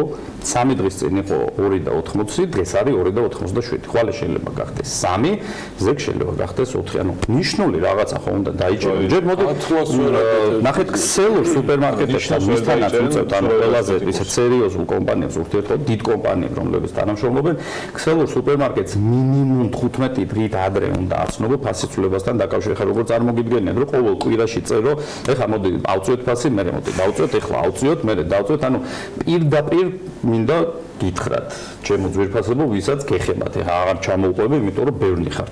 ანგრევთ საქართველოში სადისტრიბუციო კომპანიებს, მათ შორის წარმოებლებსაც, ეხლა ყავდა ერთი კომპანია ლოიდლი, წარმოებელი, შემდეგ კვირას კიდევ ერთ კომპანიას მოვიყვან წარმოებელს, რომელიც კარგად ახსნის თუ რამდენად არის დამოკიდებული უცხოურ ვალუტაზე და რამდენად მძიმე არის მათთვის ის ყოფა, რა ყოფაში დღეს უწევთ ყოფნა და იმ რეგულაციების მოხსნა თუ რა ვიცი, რას არქმევენ, ვერ ვიგებ, სია არის, უკროზია თუ წვანიცი არის, რა მძიმე მდგომარეობაში აყენებს ამ კომპანიებს. ამიტომ ლარი არის მთავარი და საწვავის კურსზე, საწვავის ფასზე საერთოდ აღარ ვსაუბრობ, ხო? საწვავის ფასი, ლარი, რაღაცა შეზღუდვები, ანუ რაღაცა ახალისება რაც ხო იმის მოხსნა და ნუ ფაქტიურად ძალიან მძიმე მდგომარეობაში ვართ. ხმამაღლობით კიდევ ერთხელ თქვენი ეთერით ვისარგებლებ, რომ დროულად თუ არ იქნა ჩართული აქ თავრობის ეკონომიკური გუნდი და აგრეთვე ეროვნულმა ბანკმა, არ ვიცი, ანუ რა გადაწყვეტილებებს იღებენ, ვერ ვიგებ უბრალოდ. წარმოუდგენელი მათი შეფასებით და ეს არის გეუბნებით, რომ კომპანიების მოკლევადიანი რყევა კი არ არის, ეს არის ძალიან მძიმე და ძალიან მძიმედ ისახება კომპანიებს ბოლო 4-5 წლის განმავლობაში როგორ არის, იცით, რომ რა რესურსიც ჰქონდა ფაქტიურად საბანკო რომ გამოეყენებინათ კრედიტები, აღებული აქვს იმით, რომ თქვა კომპანიას თეიში დარჩენილიყო და წლის ბოლოს რომ აი შეინარჩუნოს სტაფი, შეინარჩუნოს ბრენდები, ნუ იქამდე მიდის, რომ მოგებაც კი არჩებათ რიგ შემთხვევაში მცირე და საშუალო ზონის კომპანიებთან. საუბრობთ მცირე და საშუალო ბიზნესის განვითარებაზე, კეთილი ინებონ გამოვიდნენ და გვერდით დაუდგენ და რა ჭირდება ესაუბრონ ხმამაღლა ბიზნესთან. ვერ ხვდებიან რომ ყოველდღიურად რო კურსის რყევა ხდება ესეთ მაღალ დონეზე, რაღაც რეგულაციების შეზღუდვები შემოდის, აგრეთვე არ ვიცი, საწვავის ფასი ყოველდღიურად მატულობს, ნუ რა შედეგამდე შეიძლება საბოლოო ჯამში მივიდეთ. ხო უბრალოდ სამწუხაროა რომ ეკონომიკურ პოლიტიკურმა მოვლენებმა ყველაფერი გადაფარა, მაგრამ დამერწმუნეთ რომ ეს ერთიანად შეიძლება ცუნამები დაატყდეს ქვეყანას და ამიტომ ყველამ თავის საქმე უნდა აკეთოს და ძალიან ცუდია დღეს რაც ხდება ქვეყნის ეკონომიკურ განვითარებას ხელს უშლის ყველაფერი. ყველა ის მოვლენა რაც ჩვენ ქვეყანაში ხდება და ნუ ამ შემთხვევაში ხვალ ერთია იმედი შეიძლება გქონდეს რომ ყველაფერი დააგდება და რაც შეიძლება მალე იმედი რამდენი ხანი უნდა გქონდეს მოჩა იმედი. რა თქმა უნდა საქმეც მისაშველებელი ამბობია, იმიტომ რომ თავის არაფერი გამოდის. მადლობა რომ ვიყავით ჩვენთან ერთად ივაჭყონი. ხარ ფაქტიურად სადისტრიბუციო კომპანიები ჩემი აი ბოლო პერიოდში ფინანსური ინსტიტუტები ხარ საფინანსო სექტორში უნდა გადახვიდე. თუ მე ამათან ახალი რეგულაციები ივაჭყონია საქართველოს დისტრიბუტორთა ბიზნეს ასოციაციის დამთავრდა ლუკა ჭელიძე ქართულ მაღაზიათა ასოციაციის თავმჯდომარე იყვნენ ჩვენი სტუმრები. რამდენიმე წუთში რეკლამის შემდეგ დაგიბრუნდებით.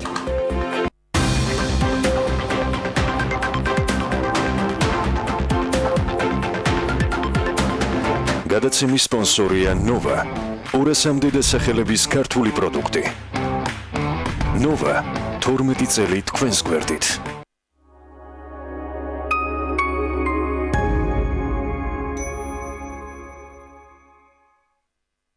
შემოუერთდი PSP-ს ოქროსფერ ზაფხულს. მიიღე გრანდიოზული ფასდაკლებები და საჩუქრები ბიოდერმას, ესტედერმის, სებამედის, ზიაიას, კოდალის, ვიშის, ლაროშის გზის სერიის საშუალებებზე. გაირუჯეთ უსაფრთხოდ და ისიამოვნეთ ოქროსფერი ზაფხულით PSP-სთან ერთად.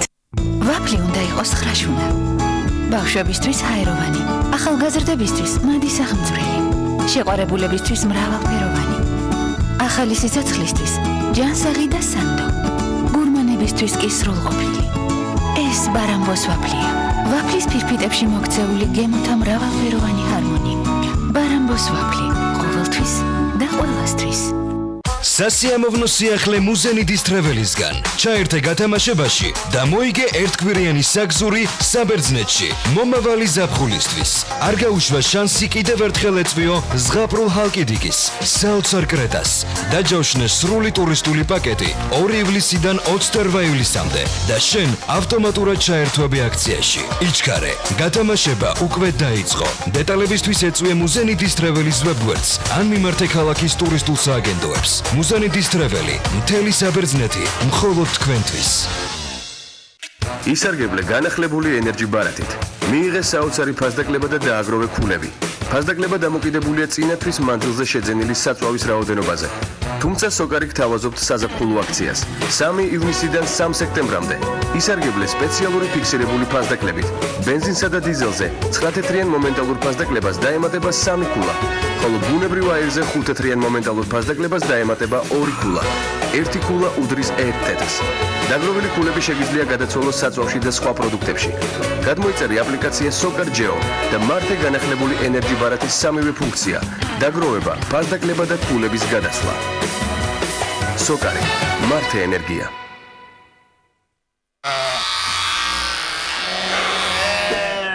დიროლი აღაფრთოვანებს გემოთი დიროლი აღაფრთოვანებს გემოთი მზად ხარ? მის ოჯახთან შესახვედრად. ამ მნიშვნელოვანი მოვლენისთვის. პირველი ჩახუტებისთვის. ჩვეულებრივი კბილის პასტისგან განსხვავებით, ახალი რევოლუციური ფორმულა Colgate Total აერთიანებს ორ ბუნებრივ კომპონენტს, ცინკს და არგინინს. იბრძვის ბაქტერიებს კბილებზე, ენაზე, ლოყებსა და ხძილებზე და იცავს მათ 12 საათის განმავლობაში. იმისთვის რომ იყო აბსოლუტურად მზად. ახალი Colgate Total იყავი მზად ყველაფრისთვის. ახალი Colgate Total უზრუნველყოფს მინანქრის აქტიურ დაცვას, პირის ხრუდან არასასიამოვნო სულის მომენტალურ ნეიტრალიზაციას და ებრძვის კბილების მომატებელ მგრძნობელობას. ახალი Colgate Total მოწინავე ფორმულა მთელი პირის ხრუს ჯანმრთელობისთვის. მთებში შეუდარებელი ჰაერია. მისი შთაგონებით შეიქმნა იაპონური პრემიუმ ბრენდის Panasonic-ის კონდიციონერები. ისიამოვნეთ მომენტალური გაგრილებით და გაფილტრული სუფთა ჰაერით. ხმაურის საოცრად დაბალი დონე მოგანიჭებთ კომფორტს და მშვიდ ძილს. შეიძინეთ Panasonic-ი, ლიდერი გაგრილებაში. ექსკლუზიურად მეგა ტექნიკაში.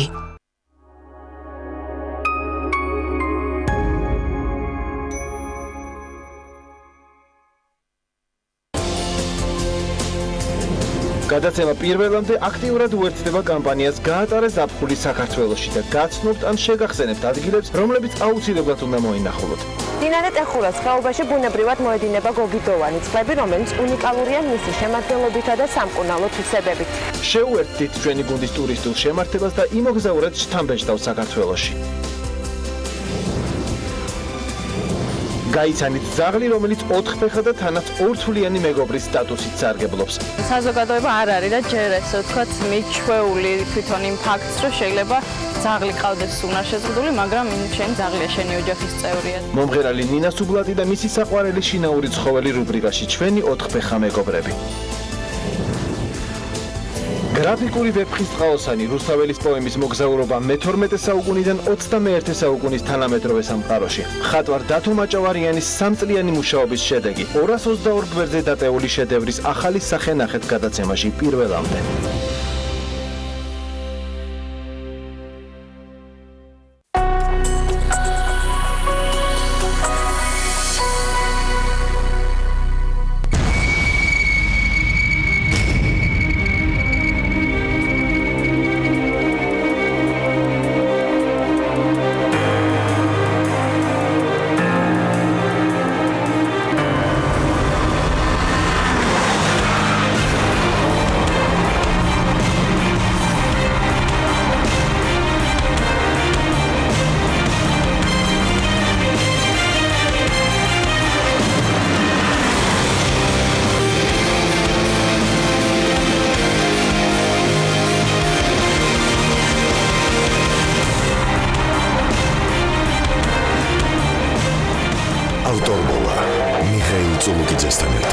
ტელევიზორზე.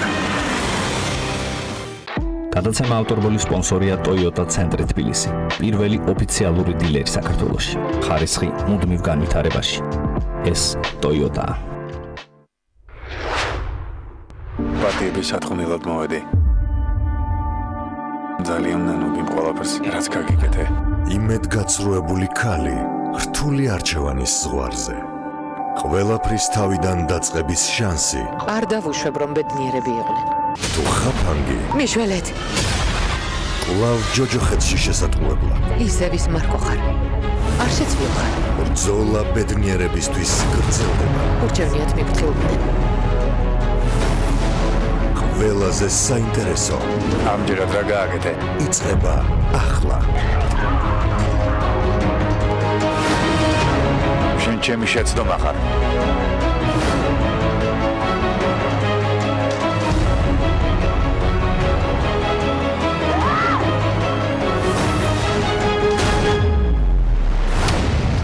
ნუ მიმატოვებ. ორშაბათიდან პარასკევის ჩათვლით. დღის 3 საათზე TV პირველის ეთერში.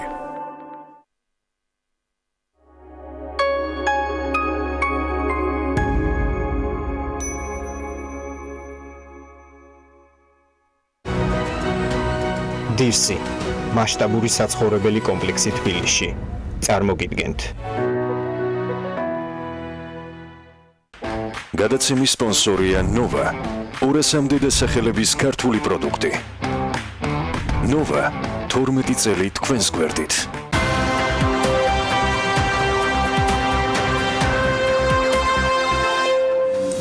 ქაოტური ივნისი-ივლისი ჯერ სიმშვიდეს ცოტა მიმართულებით თუ ვინმე სპირდება, ტურიზმის პრობლემების გარდა პესიმისტური მოლოდინები კიდევ ბევრი მიმართულებით გაჩნდა.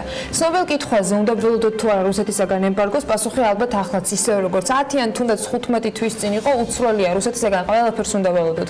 არსებული რეალობის შეფასებისას და კონკრეტული გათვლებით კი ღვინის ეროვნული სააგენტოს ყოფილი ხელმძღვანელი, ახლა უკვე ექსპერტი გიორგი სამანიშვილი ფიქრობს, რომ გარკვეული იმპულსების მიუხედავად, რაც რუსული ბაზრიდან მოდის, ქართულ ღვინოზე ემბარგო მოსალოდნელი დიდი ალბათობით არ არის. თუმცა იმასაც ამბობს სამანიშვილი, რომ იქნება პატარა პრობლემები, რაც ღვინის შეტანის პროცედურებთან არის დაკავშირებული. ეს პატარა პრობლემები უკვე გაჩნდა, მას შემდეგ, რაც რუსეთში ქართული ღვინის ხარისხის კონტროლი გამკაცრდა, უკვე ფიქსირდება შემთხვევები, როცა როსპოტრებნადზორი ღვინის რიგ პარტიებს იწუნებს. როგორც BMG-სთან ღვინის ეროვნული სააგენტოს ხელმძღვანელმა ლევან მეხუზლომ განაცხადა, მათთან ოფიციალური რუსეთისგან ინფორმაცია აგვიანებს, თუმცა კომპანიებისგან იციან, რომ ერთეულ შემთხვევებში უკვე მოხდა ქართული ღვინის დაწუნება და შესაბამის პარტიებს გარკვეული პროცედურების შემდეგ საქართველოში გამოაბრუნებენ. ისევ ყოფილი ხელმძღვანელის განცხადებას და შეფასებას რომ მიუბრუნდეთ, სამანიშვილი იმასაც აღნიშნავს, რომ რუსულ ბაზარზე პრობლემების შექმნის გარკვეული იმპულსები არსებობს და ამაზე პასუხი ჩვენი სახელმწიფოს მხრიდან უნდა იყოს დარგის რეფორმირება და მეღვინეების მხარდაჭერა. დარგს სჭირდება რეფორმა. ჩვენ თითქმის გავედით პოსტსაბჭოთა სტილის მეღვინეობიდან და გადავდივართ თანამედროვე ევროპული სტილის მეღვინეობაში. უკან არ უნდა დავბრუნდეთ, ამაზე კი მუშაობაა საჭირო, თუმცა ამავე დროს BMG-სთან საუბარში ისიც თქვა სამანიშვილმა, რომ ღვინის დარგს სჭირდება რეფორმა, მაგრამ კერძო სექტორი ფაქტობრივად არაფერში ჩართული არ არის.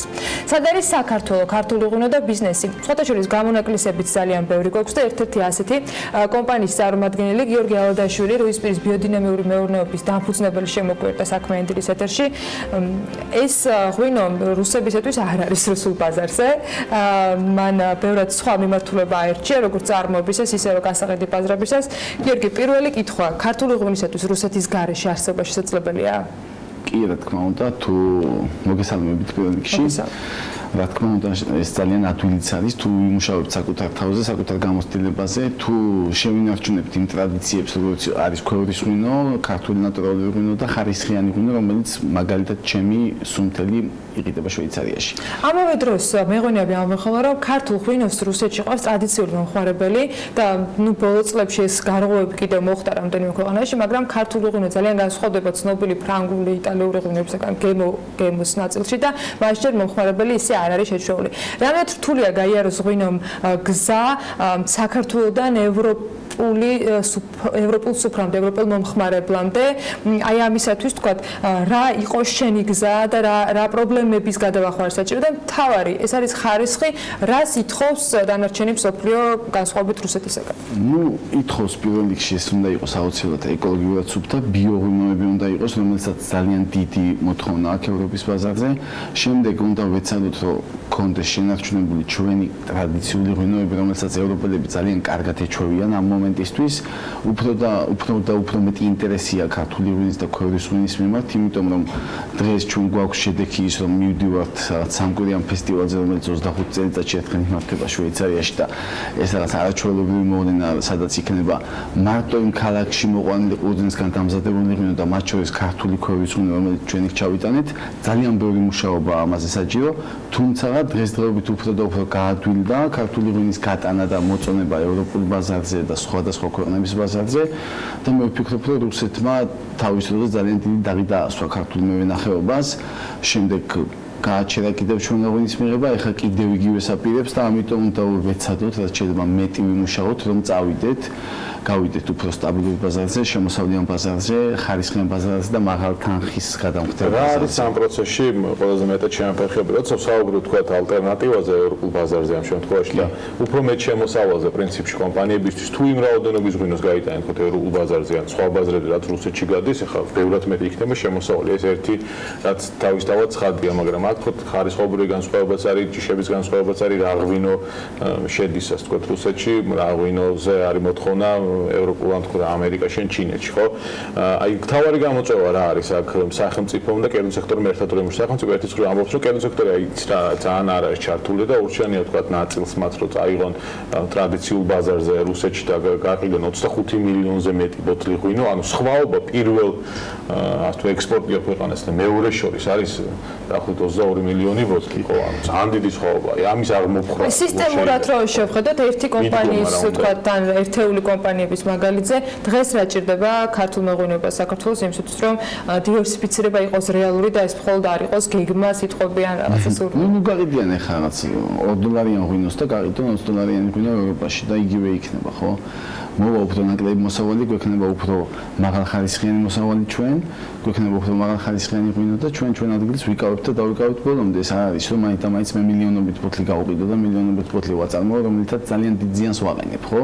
როგორც ჩვენ ქვეყანას, ისე ჩვენი ქვეყნის მომავალს, ვინც უნდა იქ გააგრძელოს ცხოვრება აქ და ასევე ეკოლოგიას სოფლიოს, ხო? ამიტომ უნდა ვაწარმოოთ ბიო-ეკოლოგიურად სუფთა პროდუქტი და ამით რუსეთის ბაზარი გაგრძელდება. არ არის არ გქონია რუსულ ბაზარზე შესვლა ის? არასოდეს. რატომ? არა და იმიტომ ღვინო უნდა დალიოს ადამიანმა, ვინც იცის კარგად და რა ადამიანმა, ვინც სვავს, იმიტომ იყოს ტკბილი და თვრება.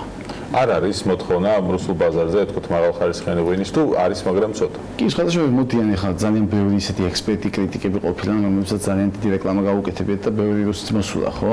რაღაცებიც დაუკანსელებიათ ახლა ამ ბოლო პერიოდში რაღაც ჩანიშნული ტურები, თუმცა მე საერთოდ არ ვფამაზე, იმიტომ რომ მე მიხჩვია მოვიდეს კიდევ ვიმეორებ ადამიანი, ვინც იცის ღვინო, შეიძინოს ერთი ბოთლი და არა 30 ბოთლი, რომელსაც ერთ და იგივე ფასი ექნება და ახლავით ესე. გიორგი, შენი სასწავლო კურსებიდან გამომდინარე, ბევრ მეღვინესთან გაფშეხება, არა მხოლოდ თქვა ჩემ კომპანიაში არ ხარ ჩაკეტა, ბევრს უყურებ. წეღან შესავალშიც ვამბობთ, რომ სააგენტოც ამბობს, რომ ჩვენ მუშაობთ იმაზე, რომ დივერსიფიცირება იყოს, ძალიან ბევრი პროგრამაც გვესმის, საბედნიეროდ მოახერხეთ ჩარშანის, რომ თქვა სუბსიდირება ჩაიხსნა და რაღაცა პლუსი ამ ხრივ ღვინის დარგმა ნახა, მაგრამ რა ჭირდება საერთო სტრუქტურაში ხელისუფლების მხრიდან, რა ჭირდებათ მეღვინეებს აიმსოთ, რომ მათ ეს გზა გაიარონ სწორად? ხელისუფლების მხრიდან ჭირდება თანხების სწორად დახარჯვა. აი დღეს შეცდომებია. ნუ ფაქტიურად ნაწილდება თანხები ისე, რომელსაც აზრი არ აქვს. ძალიან პატარა თანხები ნაწილდება პატარა მეღვინეებზე, რაღაც ძალიან დიდი კომპანიები იღებენ ისეთ დახმარებას, რომელიც დახმარებას თქვათ აღარ ჭირდება ამ კომპანიას და შეიძლება რომ სხვა პატარა კომპანიები განვითარდნენ ამით.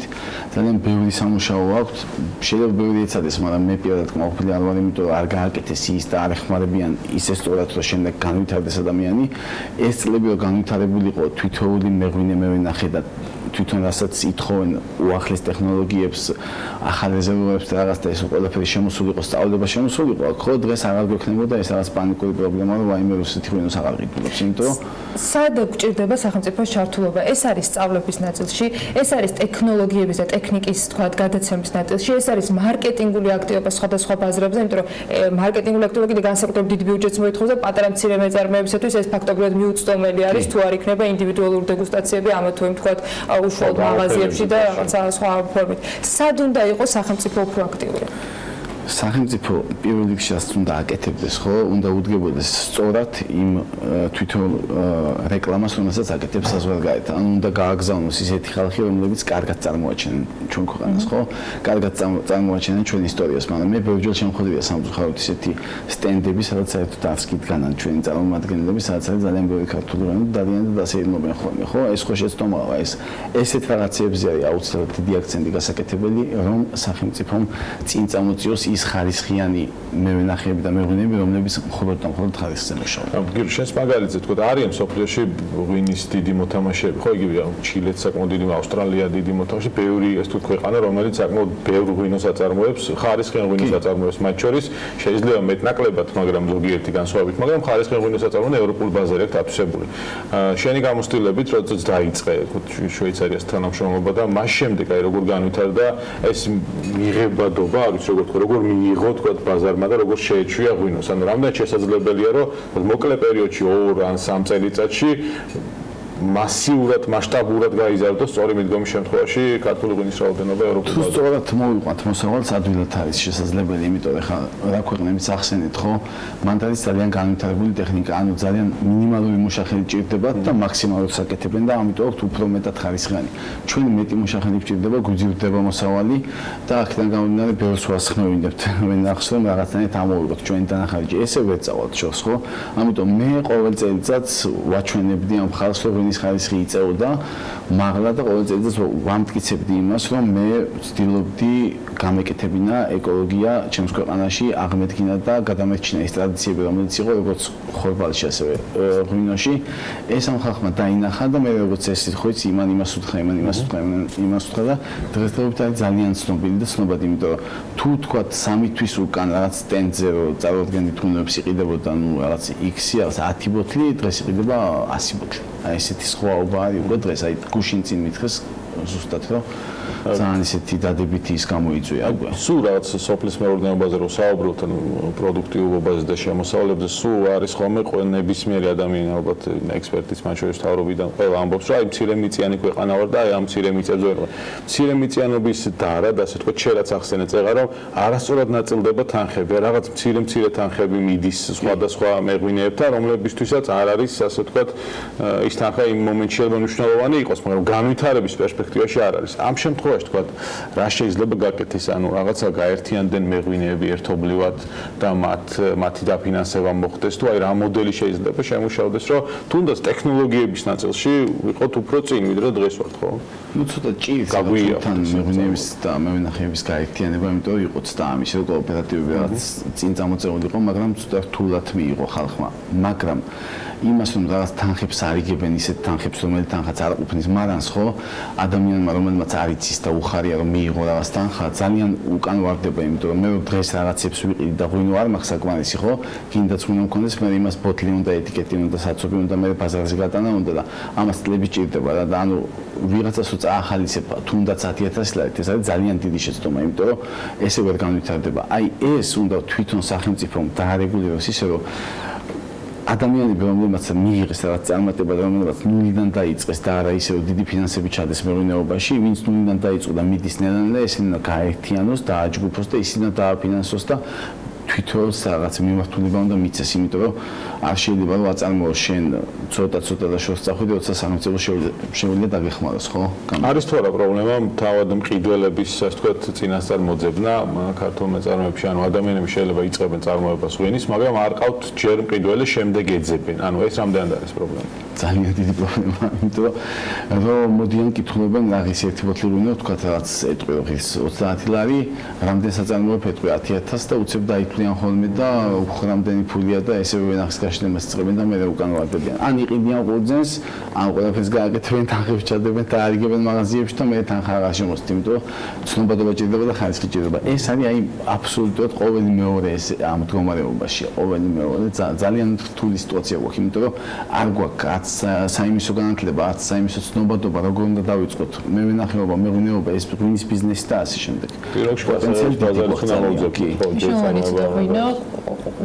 ყურძნის მოყვანა, ღვინის დაწვა და ბიზნესი რა თქმა უნდა როგორ კეთდება და იმედი რომ ასეთი კომპანიები კიდევ უფრო მეტი გვექნება და ეს საუბარი ალბათ უახლოეს მომავალში კიდევ გვექნება გასაგრძელებელი და სხვა ბევრ კომპანიასთან, თუმცა აქაც იმედის ნაწილს ვიტოვებ, რომ უახლოეს მომავალში საქართველოში გაჩნდება შესაძლებლობა, რომ უკვე ვისაუბროთ იმ ახალ ბაზრებზე, რომლებიც უფრო მეტად იქნებიან ათვისებული და რა თქმა უნდა რუსეთი ამ ჩამონათვალში აღარ ხვდებოდეს. მადლობა რომ მეყავით ჩვენთან. წარმატებებს გისურვებ და გამოფენიდან ამბებს ველოდებით. გიორგი ალდაშვილი, რუსპირის ბიოდინამიური მეურნეობის დაფუძნებელი იყო საქმე ინდილის სტუმარი. ახლა გადავხვდეთ გრძელვადიან ამეთის პროგნოზს და რამდენიმე წუთში დაგებრუნდებით.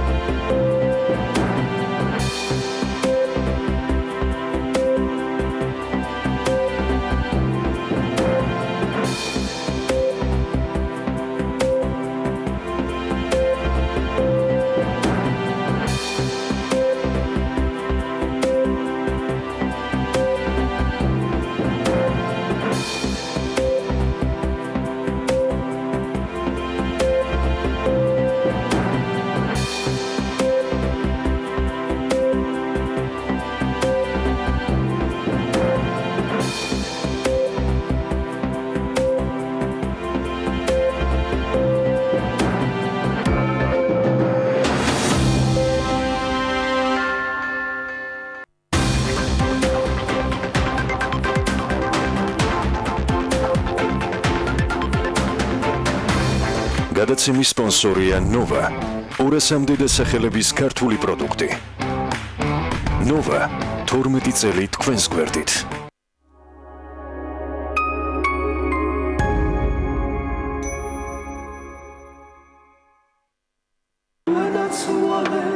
გინდა მე რა? ჩვენ შეგვიძლია ერთმანეთი გავაღიმოთ. გუგლ შემადგენლობთ ერთმანეთს. ერთმანეთით ვიამაყოთ. გავახაროთ ერთმანეთი. ჩვენ გულშემატკივრობთ ერთმანეთს. რადგან გჯერა, რომ ქართული ნიშნავს საუკეთესოს. ლუდი ზედაზენი, ახალი დიზაინი და დაუვიწყარი გემო. საქართველოს გულშემატკივარი. ზედაზენი, აბარა. დეტალები, რომელიც ერთად და ცალ-ცალკე ქმნის საერთო საქმეს. იმ ღირებულებებს, რომელსაც მოდუსის ქსელი უკვე 20 წელია ემსახურება. ვაწარმოებთ საქართველოში, ასევე მსოფლიო ბაზრიდან გაწვდით პროდუქციის მრავალფეროვან არჩევანს. ჩვენი გუნდი გემსახურებათ უმაღლესი სტანდარტებით. ჩვენთვის მნიშვნელოვანია თქვენთან ურთიერთობა. მადლობა 20 წლიანი მეგობრობისთვის.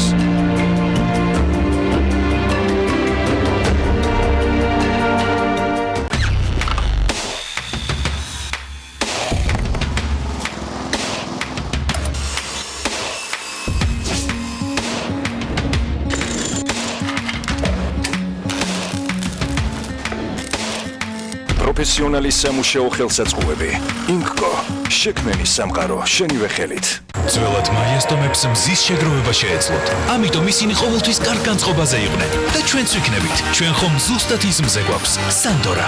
ის მზის ენერგიას ხილიდან იღებს, რათა თქვენ კარგი განწყობა შეინარჩუნოთ. აიმაღლე განწყობა. დიროლი. აღაფთოვანებს გემოთი. დიროლი აღაფრთოვანებს გემოთი. მზად ხარ?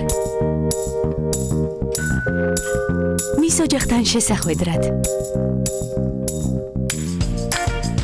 ამ მნიშვნელოვანი მოვლენისთვის. პირველი ჩახუტებისთვის. ჩვეულებრივი კბილის პასტისგან განსხვავებით, ახალი რევოლუციური ფორმულა Colgate Total აერთიანებს ორ ბუნებრივ კომპონენტს, ცინკს და არგინინს. იბრძვის ბაქტერიებს კბილებზე, ენაზე, ლოყებსა და ღრძილებზე და იცავს მათ 12 საათის განმავლობაში. იმისთვის, რომ იყო აბსოლუტურად მზად. ახალი Colgate Total იყავი მზად ყველაფრისთვის. ახალი Colgate Total უზრუნველყოფს მინანქრის აქტიურ დაცვას, პირის ღრუდან არასასიამოვნო სულის მომენტალურ ნეიტრალიზაციას და ებრძვის კბილების მომატებულ მგრძნობელობას. ახალი Colgate Total მოწინავე ფორმულა მთელი პირის ღრუს ჯანმრთელობისთვის. დედა, რა იყო ხომშიტობა? მიაშავე ლონდონის ბილეთები შენი უნივერსიტეტის ადმინისტრაციას. ვერ სადაც ვერ წახვალ. რატო და რა მოხდა? მოდი შეხედე რას წერენ, მოდი. ადამიანის კანისგან ტანსაცმელს ამზადებენ. ხო და არ მიგასტროჩკონ იქ სადმე. Facebook რო გამოცემას ქვია ამ შეიძლება კაცი ენდოს, მომიო გადავამოწმე. ავტორს ფოტო Google Image-ში და მივაგნოთ პირველ წყაროს. რეალურად ფრანგი დიზაინერი ოლივერ გოუეტი ამზადებს ტანსაცმელს, რომელიც ადამიანის კანის იმიტაციაა. ნუ გახდები მანიპულაციის მსხვერპლი. გაზომე სიმართლე.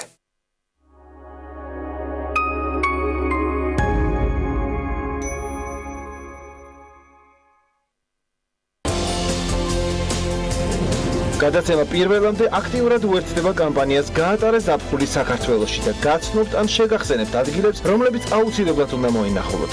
მდინარე ტეხურას ხეობაში ბუნებრივად მოედინება გოგიდოვანი წყლები, რომელიც უნიკალურია მისი შემადგენლობითა და სამკურნალო თვისებებით. შეუერთდით ჩვენი გუნდის ტურისტულ შემართებას და იმოგზაურეთ შთამბეჭდავ საქართველოში. გაიცანით ძაღლი, რომელიც 4 ფეხა და თანაც ორთვლიანი მეგობრის სტატუსით სარგებლობს. საზოგადოება არ არის და ჯერ ესე ვთქვათ, მიჩვეული თვითონ იმ ფაქტს, რომ შეიძლება ძაღლი ყავდეს სუნარ შეზღუდული, მაგრამ შენ ძაღლია, შენი ოჯახის წევრია. მომღერალი ნინა სუბლატი და მისი საყვარელი შინაური ცხოველი რუბრიკაში ჩვენი 4 ფეხა მეგობრები. გრაფიკული ვეფხისტყაოსანი რუსთაველის პოემის მოგზაურობა მე-12 საუკუნიდან 21 საუკუნის თანამედროვე სამყაროში. ხატვარ დათო მაჭავარიანის 3 წლიანი მუშაობის შედეგი 222 გვერდზე დატეული შედევრის ახალი სახე ნახეთ გადაცემაში პირველამდე.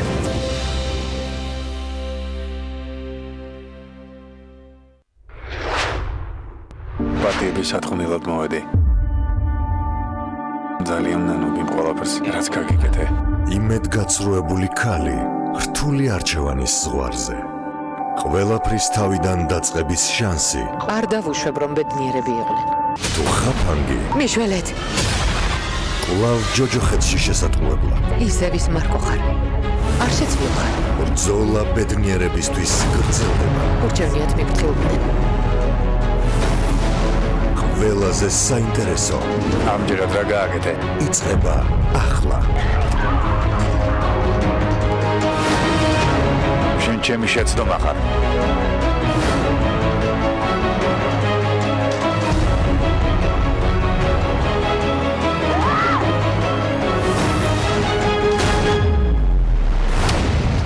ნუ მიმატოვებ.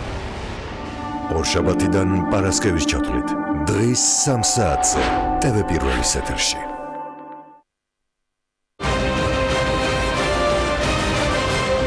თქვენ უყურებთ პოლიტიკურ საზოგადოებრივ ток-შოუს რეაქცია.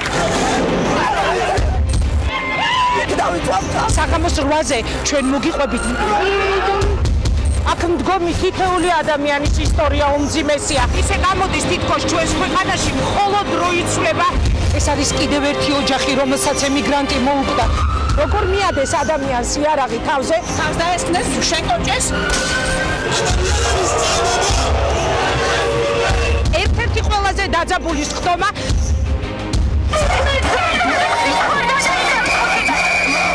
ეხლა მიავიდეთ ჩემს ტელეფონს, ჩავთავ Facebook-ს, შევალ პირდაპირ ეთერში და აქედან გეტყვით ყველას ჩემს საქმეს.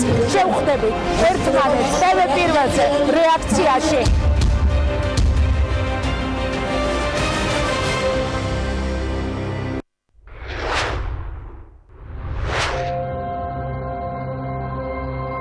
მას ავიწროვებენ.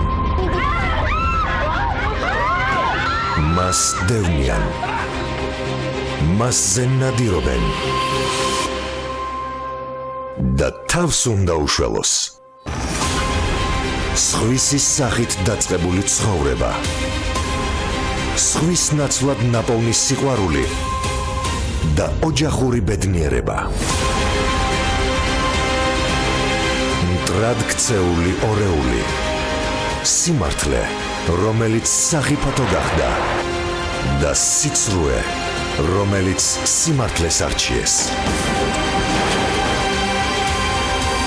მშვენიერი ნიმფას ორი სიცოცხლე. აღმოსავლურ დრამაში. სხვა სახე.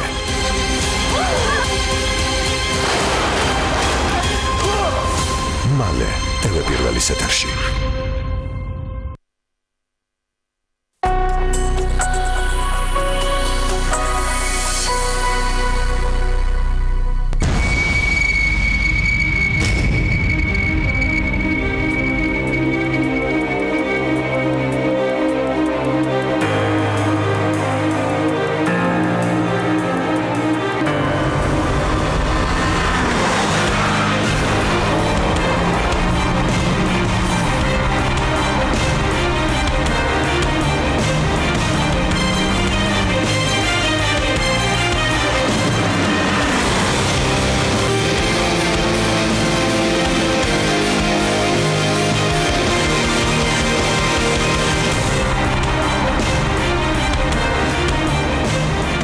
ავტორბოლა მიხეილ წულუკიძესთან ერთად TV პირველზე. გადაცემა ავტორბოლის სპონსორია Toyota ცენტრი თბილისი. პირველი ოფიციალური დილერი საქართველოში. ხარისხი მუდმივ განვითარებაში. ეს Toyota. TV პირველი თანამგზავრზე. სატელიტური მაუწყებლობის ყველაზე თანამედროვე DVB-S2 სტანდარტის MPEG 4 ფორმატში. თანამგზავრი Azerspay 1. აღმოსავლეთის 46 გრადუსი, სიხშირე 11094 MHz, პოლარიზაცია ჰორიზონტალური, სიმბოლური სიჩქარე 30000 კილობიტი წამში, შესწორების კოდი 5/6. TV პირველი, საქართველოში და მსოფლიოში.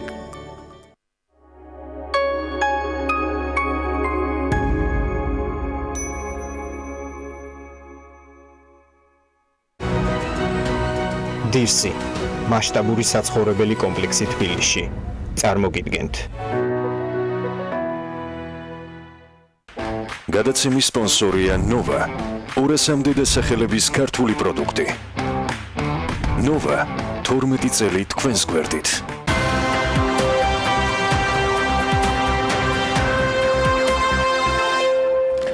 კვირის ბოლოსთვის ტურიზმის ეროვნული ადმინისტრაციისაგან რუსეთისაგან ცალმხრივი გადაწყვეტილებით ფრენების აკრძალვის გავლენის და ეფექტის შესამცირებელ სტრატეგიას და სამოქმედო გეგმას ველოდებით. მესამე კვირა ამ თემაზე ვსაუბრობ და ძალიან ბევრი რიცხვი იყო დასახელებული შესაძლო ზარალზე, რაც ქვეყანამ შეიძლება ტურიზმში დანაკლისით მიიღოს. ძალიან ბევრნაირი ანალიზი მოვისმინეთ, ოფიციალურიც და არაოფიციალურიც. მათ შორის ტურიზმის ეროვნული ადმინისტრაციის ხელმძღვანელი ამბობს, რომ შესაძლო ზარალი 2 მილიარდი ლარი შეიძლება იყოს.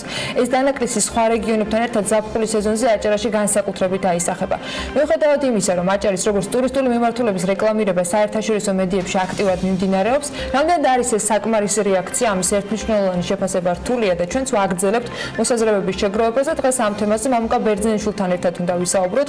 ტურიზმის ინსტიტუტის აღმასრულებელი დირექტორი გვერდება საქმიანი დღის ეთერში. მოგესალმებით ბატონო მამუკა. მადლობა იმისთვის, რომ ხართ ჩვენთან ერთად. პირველ რიგში ამ გასული 3 კვირის განმავლობაში და გასული პერიოდის განმავლობაში მოსმენილი კომენტარები მინდა რომ გაფასებინოთ კომენტარები, იმიტომ რომ ოფიციალური სტრატეგია რაიმე დოკუმენტის სახით ჯერ არ გვინახავს, მაგრამ ნახეთ ძალიან ბევრი იდეა და ინიციატივა, რომელიც გაჟღერდა როგორც აჭარის ტურიზმის წარმომადგენლობის მხრიდან და აჭარის მთავრობისგან, ისევე ცენტრალური ხელისუფლებისგან. რამდენად სწორად მიდის ქვეყანა იმ რეალობიდან გამომდინარე, რომელიც შეიქმნა საქართველოში რუსეთის ცალმხრივი გადაწყვეტილებით? მოგესალმებით პირველ რიგში ლილო მშვიდობის ამ შემთხვევაში თავიდანვე შეიძლება ითქვას რომ საუბარი მართებულ სიარულზე ცოტა რეალობას მოკლებულია იქიდან გამომდინარე რომ ჩვენ იდეაში ახლა არ უნდა ვფიქრობდეთ იმაზე თუ რა უნდა მოხდეს კრიტიკული სიტუაციის დადგომის შემდგომ ჩვენ ახლა არ უნდა ვსვამდეთ ამ კითხვებს უნდა რეალურად უნდა ვიცოდეთ თუ რას უნდა ვაკეთებდეთ ტურიზმის მენეჯმენტის კუთხით მსგავს სიტუაციებში თუმცა ამაზე საუბარს ახლა აზრი არ აქვს იმიტომ რომ რეალურად ჩვენ ამ სიტუაციაში ვიმყოფებით მეორე მხრივ მკაფიო გეგმა იმის შესახებ თუ რა შეიძლება და რამ შეიძლება უბრალოდ ეს მდგომარეობა გამოასწოროს არ ჩანს და ძირითადად ვხედავთ იმას რომ სახელმწიფო აკეთებს აქცენტს სარეკლამო კამპანიებზე რომელზეც ისედაც აკეთებდა და გვესმის რომ ეს ყველაფერი გაძლიერდება თუმცა როგორ გაძლიერდება რა სახით გაძლიერდება ამაზეც მკაფიო წარმოდგენა არ გვაქვს და ასევე გაჟღერდა ეკონომიკის მინისტრის ინიციატივა დახმარება გაეწიოს იმ პატარა და საშუალო ზომის სასტუმროებს რომლებსაც შეიძლება პრობლემები შეექმნა ამ სიტუაციაში თუმცა ამ შემთხვევაში ცოტა სიტუაცია ბუნდოვანია იქიდან გამომდინარე რომ რეალურად როგორ მოხდება ამ პროცესის მენეჯმენტი ესეც არ ვიცით რა კრიტერიუმები შეირჩევა მსგავსი სასტუმროები მაგალითად აჭარაში რომელიც კიდევ უფრო პრობლემურია და დამოკიდებულია პირდაპირ ამ სეზონზე შესაბამისად ეს კლება ყველაზე მეტად სეზონურ რეგიონებს დაარტყამს და მათ შორის აჭარას ამიტომ სიტუაციის შეფასება სახელმწიფოს ნაბიჯებიდან გამომდინარე არის რთული იმიტომ რომ თავად სახელმწიფოს გეგმა არ არის მკაფიო ბატონო მამკა რა კრიზისული გეგმა უნდა გქონდეს სახელმწიფოს ჩვენ თქვენ ახსენეთ რომ ახლა თქვა შეიძლება გვიანიც იყოს და აქამდეც უნდა ყოფილიყო რაღაც გარკვეული კრიზისული გეგმა ასე ვთქვათ რომელიც შემთხვევაში თუ ასეთი რამ მოხდებოდა სახელმწიფოს ექნებოდა კონკრეტული სტრატეგია რომლის მიხედვით იმოქმედებდა აი რა სტრატეგიაზე შეიძლება იყოს საუბარი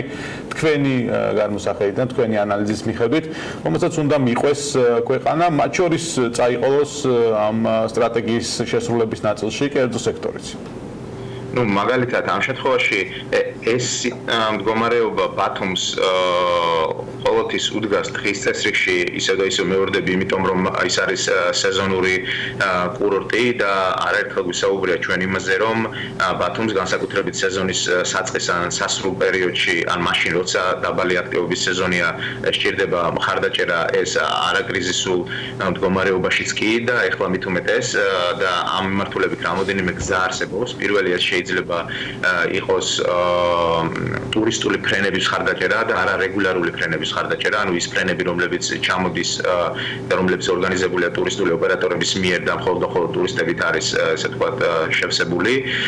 მეორე ეს შეიძლება იყოს საგადასახადო პოლიტიკა, რომელიც ორ ნაწილად შეიძლება დაიყოს. პირველი არის ის ზოგადად მოსაკვირებლები, რომლებსაც სახელმწიფო იღებს კერძო სექტორისგან და მეორე გადასახადი, რომელსაც იხდის თავად ტურისტი, ეგრეთ წოდებული ტურისტ ტაქსი, რომელიც შეიძლება იყოს გამოყენებული მსგავსი კრიტიკული სიტუაციების მართვისთვის. ასევე შეიძლება ითქვას, რომ შესაძლებელია კონკრეტული გეგმა ღონისძიებების მხარდაჭერისა და მართვისა. ეს ღონისძიებები განსაკუთრებით ასეთ სეზონურ კურორტებს, როგორც ბათუმია, ძალიან სჭირდება და ამ ღონისძიებების პროფილი ასევე შეუზღუდავია, შეიძლება იყოს სპორტული, კულტურული, სამეცნიერო თუ ასე შემდეგ. ასევე ჩვენ შეგვიძლია ვისაუბროთ მიზანმიმართულ მარკეტინგულ კამპანიებზე, რომლებიც იქნება მიმული ჩემს ზემოთ მიერ ნახსენებ ღონისძიებებთან. მხოლოდ მარკეტინგული კამპანიები არ შეიძლება იქნას განხილული სტიმულირების მექანიზმად და თუ ჩვენ პირობითად გვეცოდინება, რომ კონკრეტული სახის ღონისძიებებს კონკრეტულ პერიოდში ვატარებთ და კონკრეტული ქვეყნებიდან კონკრეტულ ჩართულ რეისს არ სუჭერთ, შესაბამისად ამაზე უნდა იყოს მოგებული კონკრეტული მარკეტინგული კამპანიებიც, ის რასაც ჩვენ დღეს ვხედავთ, იქნება ეს, არ ვიცი, Deutsche Welle თუ Bloomberg-ი, ძალიან ზოგადია და ნამდვილად ცოტა რთულია შევაფასოთ ის თუ რამდენად ახდენს ეს მარკეტინგული კამპანიები მსგავსი საერთაშორისო ტელევიზიებში იმ ახდენს გავლენას იმ ნაკადებზე, რომლებიც ჩვენ დღეს გვყავს საქართველოში. თუმცა დიახ ბატონო მამკა, აი როცა ვსაუბრობთ აჭარაზე და ვსაუბრობთ იმაზე, რომ მას ჭირდება დახმარება ბევრი მიმართულებით, მაგრამ იყო ასევე საუბარი მარკეტინგულ ნაწილშიც, რომ ჩვენ ევროპელი ტურისტი უნდა მოვიზდოთ. ბათუმს რამდენად აქვს პოტენციალი, რომ ევროპელი ტურისტი როგორც საზღვაო კურორტით დაინტერესდეს ბათუმით, აჭარის სანაპიროთი და რამდენად იქნება მათთვის თქვათ იგივე იმ ევროპული კურორტებისათვის კონკურენტუნარიანი ადგილი, ანუ ზაფხულის სეზონისათვის ევროპა არის ბათუმისათვის ის შეთავაზება, რაც ჩვენ შეგვიძლია რომ მათ შევთავაზოთ? მომგებიანად. ჩემი აზრით არის უბრალოდ ჩვენ ამ ადამიანებს ნამდვილად უნდა გავაცნოთ ჩვენი პოტენციალი. დღესდღეობით ჩვენ ვინც ვყავს წარმოდგენილი ევროპიდან, ეს არის აღმოსავლეთ ევროპა და უკვე წლები აქვს სტუმრობს იგივე ჩარტერული რეისებით პოლონეთი, თუმცა მათი რაოდენობა ძალიან მცირეა და ეს არ შეიძლება იყოს მიჩნეული დამაკმაყოფილებელ ციფრად. წელს დაიწყო ვიცით ბალტიისპირეთი, მაგრამ ეს შეიძლება ითქვას რომ საკმარისი არ არის და ძირითადად მაინც დიდი ტურისტული ოპერატორების აქტიურობის შედეგია ვიდრე სახელმწიფოს მიზანმიმართული პოლიტიკის. ამიტომ ჩემი აზრით ამ შემთხვევაში სახელმწიფო ზუსტად უნდა განსაზღვროს ის თუ რა მექანიზმებით შეიძლება დავაინტერესოთ ჩვენი ევროპელი ტურისტები და პირველ რიგში ეს არის ცნობადობა და საჰაერო მიმოსვლები ბათუმში, რაც რომელ შემთხვევაშიც ერთშიც და მეორეშიც ჩვენ ძალიან ესე ვთქვათ მოვიკოჭლებთ რეალურად ბათუმი როგორც საზღვაო კურორტი ევროპაში ცნობილი არ არის და ჩვენ ისე და ისე ვკმაყოფილდებით მხოლოდ იმ ქვეყნებით სადაც ისტორიულად ცნობილი იყო ჩვენი ქალაქი როგორც საზღვაო კურორტი. პოზიციონირება მხოლოდ საზღვაო ბათუმში გასაგებია, მაგრამ თუნდაც აჭარის რეგიონი რომ ავიღოთ, პოზიციონირება რამდენად კარგად ხდება, პოტენციალი მხოლოდ საზღვაო კურორტის პოტენციალი არ აქვს აჭარის რეგიონს, იქ არის სხვადასხვა ბევრი ადგილი, სადაც შეიძლება რომ ვთქვათ ევროპელ ტურისტებს რა ინტერესებიც აქვს, ისიც დაკმაყოფილდეს შესაბამისად. აი ეს პოზიციონირების ნაწილში, როცა ჩვენ ვამბობთ რომ მარკეტინგული კამპანიების მით რამდენად ზუსტია ეს მარკეტინგული კამპანიები, იგივე სპორტული ტურიზმი უნდა განვითარდეს, ეს არის ერთ-ერთი სტრატეგია, რომელიც აქვს იგივე აჭარის მთავრობას და იყო ვთქვათ ჭადრაკის მსოფლიო ჩემპიონატი, იყო ძალოსნობის მსოფლიო ჩემპიონატი, იყო და შემდეგ. რამდენად საკმარისია ეს ღონისძიებებიც? ანუ სწორედ მაგაზე მქონდა მე აქცენტი მანამდე ამ სარეკლამო კამპანიების შედეგებზე. რეალურად ჩვენ არ ვიცით იზომება თუ არა ეს სარეკლამო კამპანიები და რეალურად არ ვიცით პირობითად Euronews-ზე გაშვებული რეკლამა რა შედეგის მომტანია და მართლა არ ტყავს თუ არა იმ ევროპელ ტურისტს კარგი გაგებით და ახდენს მათი მოგზაურობის სტიმულირებას ბათუმში. ნამდვილად ბუნდოვანია. მეორე მხრივ იქნება ეს სპორტული ტურიზმი თუ სხვა სახის ტურიზმი, რა თქმა უნდა, მართალია ჩვენ ეს პოტენციალი გაგვაჩნია, მაგრამ ამ სარეკლამო კამპანიებში და პოზიციონირებაში ზოგადად ბათუმის როგორც სხვადასხვა ტურისტული პოტენციალის მქონე ქალაქის არ ჩანს ერთიანი, ასე ვთქვათ, სტრატეგიული მიდგომა და მას უფრო, ასე ვთქვათ, ბუნდოვანი და არასისტემური ხასიათი აქვს. რიგ შემთხვევაში ჩვენ ხედავთ მაგალითად ერთი არხით მიწოდებულ მთასა და მაგალითად დასული ტერიტორიების რეკლამა, შემდგომ ჩვენ ხედავთ ბათუმს როგორც გართობის ქალაქს, თუ ღამის ცხოვრების ქალაქს, მაგრამ რეალურად თუ რას ემსახურება ეს, რომელი კონკრეტული სოციალური ჯგუფების კონკრეტული ქვეყნიდან მოზიდვის პროცესს, ამას ვერ ხედავთ მკაფიოდ და ალბათ სწორედ ამაზე გვაქვს ჩვენ საფიქრალი ყველას ერთად, თუ ვინ ვართ რეალურად ჩვენ, რას ვხედით, ანუ რა პროდუქტი გაგვაჩნია წლის რომელ სეზონზე და შესაბამისად რომელი პერიოდი წლის უნდა იქნას გამოყენებული იმისათვის, რომ ეს პროდუქტები დაკავშირებული კონკრეტულ სეზონთან თუ პერიოდთან წლისა იყოს ადეკვატურად მიწოდებული სამიზნე ბაზრებისთვის. სერვისებზეც მინდა კითხოთ, აი მათ შორის რუსი ტურისტების კლების და ნეტი ევროპელის თქო შემოსვლის თემაზე საუბრისას ბევრჯერ აღინიშნა როგორც მომხმარებლების მხრიდან, ასევე ტურიზმის ინდუსტრიის წარმომადგენლების მხრიდან, რომ პრობლემა გვაქვს სათანადო სერვისის მიწოდებაშიც. ეს იქნება ფასი, მომსახურების ხარისხი, თქო მრავალფეროვნება სამზარეულოს და ასე შემდეგ, რომელიც განსხვავებულად შეიძლება იყოს წარმოდგენილი. ამ მხრივ მიუხედავად მიმდინარე არაერთი პროექტისა, რომელიც იყო მაგალითად გადამზადების ნაწილი, ეს იქნებოდა ტურ ოპერატორები, გიდები, თქვათ მომსახურე პერსონალი და ასე შემდეგ. ამ მხრივ არის თუ არა პროგრესი და მზად არის თუ არა საქართველო, აჭარა იმისათვის, რომ მიიღოს სხვა ტურისტი, რომელსაც განსხვავებული მოთხოვნები აქვს, თქვათ იგივე რუს ტურისტებთან შედარებით. ტექნიკური პრობლემის გამო მცირე პაუზა გვაქვს, იმედია რომ აღდგება კონტაქტი. მამუკა ბერძენიშვილი, ტურიზმის ინსტიტუტის აღმასრულებელი დირექტორი გვერდება საქმიანი დილის ეთერში. მე მაყურებელს შევახსენებთ, რომ მიმდინარე კვირის განმავლობაში ეკონომიკის მინისტრის მიერ დაანონსებული ინფორმაცია და ამ ინფორმაციას აანონსებს ტურიზმის დეპარტამენტის შესაბამისი ხელმძღვანელობა, რომ უკვე ველოდებით კონკრეტულ გეგმას, რაც შეიძლება მთავრობამ რუსეთის მხრიდან მიღებული გადაწყვეტილების ფონზე, რომელიც უკავშირდება ფრენების შეწყვეტას საქართველოს რუსეთს შორის და ტურისტების კლების ფონზე იყოს სწრაფად და მოკლე ვადაში მიღებული გადაწყვეტილება, იმისათვის რომ ის შემოსავალი, რაც ქვეყანას უნდა მიიღო, რაიმე ფორმით დაბალანსდეს. ხო, პრინციპში ერთი ვიცით, რაც ნათეთურნოს ინიციატივა რომ ორი ძირითადი მიმართულება ხო. ისიც საინტერესოა, ანა რომ რა დაგვეკლდება ესეთ წინასწარ, როდესაც გათვლები კეთდება, არის აბსოლუტურად განსხვავებული. ხო, ეროვნული ბანკი ამბობს, რომ 200-დან 300 მილიარდ არის საშუალო პროგნოზები, იქ დოლარზე არის საუბარი, ამ შემთხვევაში ლარზე საუბრობს ტურიზმის ადმინისტრაცია და როცა ტურიზმის ადმინისტრაციის ხელმძღვანელი საუბრობს, მარიამ ქრეშვილი ამბობს, რომ ეს არის ყველაზე პესიმისტური პროგნოზი, ანუ 700,000 რუსი ტურისტი თუ უკვე შემოვიდა ქვეყანაში და გათვლა იყო 1,700,000-ზე და მილიონი ტურისტი საერთოდ აღარ შემოვიდეს, მაშინ დაახლოებით ამდენი გამოდის თანხობრივ შემოსავალში. მოკლედ მამუკა ბერძენიშვილი გვერდება კვლავ საქმეების ეთერში და ბოლო კითხვას დაუსვა მას და მინდა რომ ამით შევაჯამოთ. ბატონ მამუკა, კითხვა მდგომარეობდა შემდეგში, რამდენად არის საქართველო, იგივე აჭარა და ბათუმი ისეთი ტურისტების და სტუმრების მისაღებად, რომელსაც აქვს განსხვავებული მოთხოვნები, იმიტომ რომ ისიც ფაქტია, რომ ხარჯულ უნარიანობასთან ერთად რუსი ტურისტი განსხვავებული მოთხოვნებით არის საქართველოში ჩამოსული და სხვა მოთხოვნები აქვს სხვა ქვეყნის წარმომადგენლებს, სერვის გულისხმობ ამაში მომსახურებას, მრავალფეროვნებას და ასე შემდეგ. დღეს გვაქვს თუ არა პროგრესი მიუხედავად იმ პროგრამებისა, რაც მოქმედებდა, მუშაობდა და არსებობდა გადამზადების თქვა სემინარები და ასე შემდეგი ჯგუფები.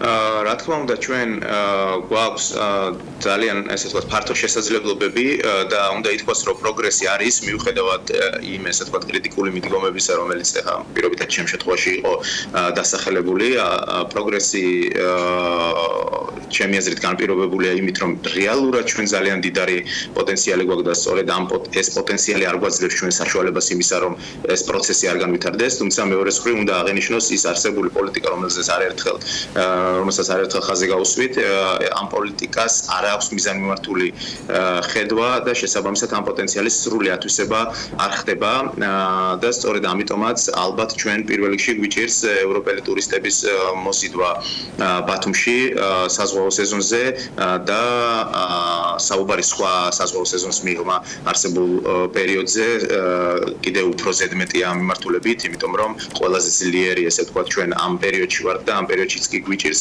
გავაგებინოთ უცხოელ ტურისტებს და ევროპელ ტურისტებს იმის შესახებ თუ რა გვაქვს ჩვენ.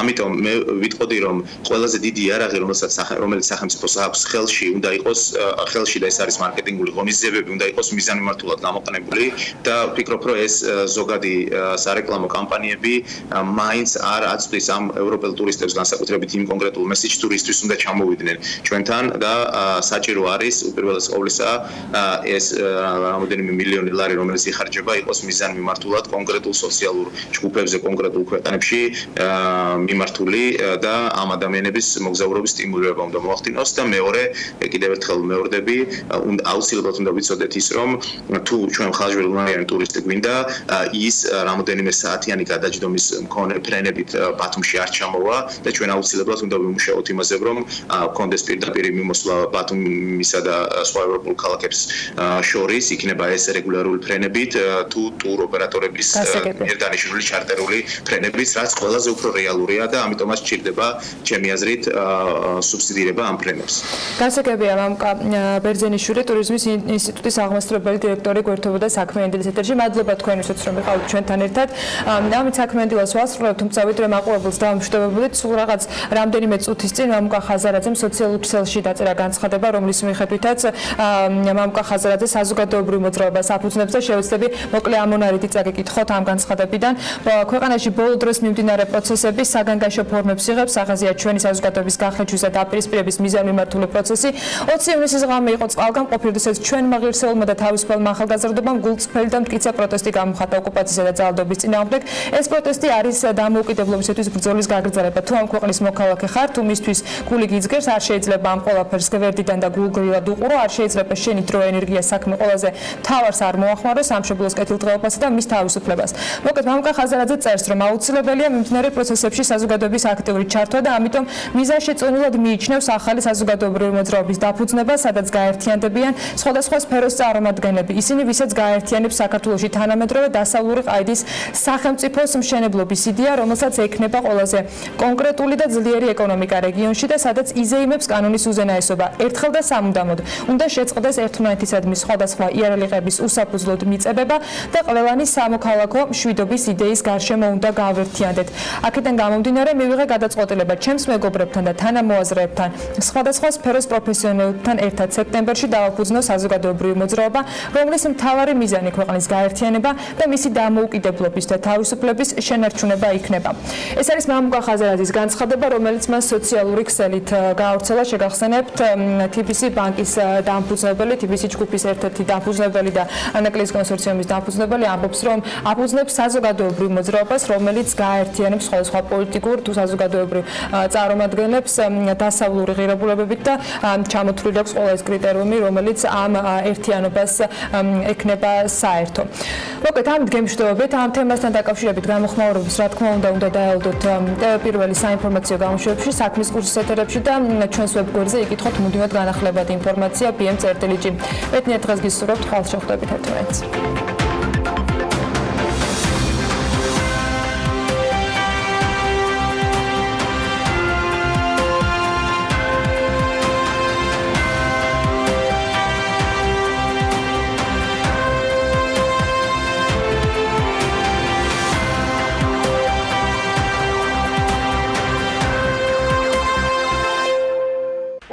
გადაცემის სპონსორია Nova, 200-მდე დასახელების ქართული პროდუქტი.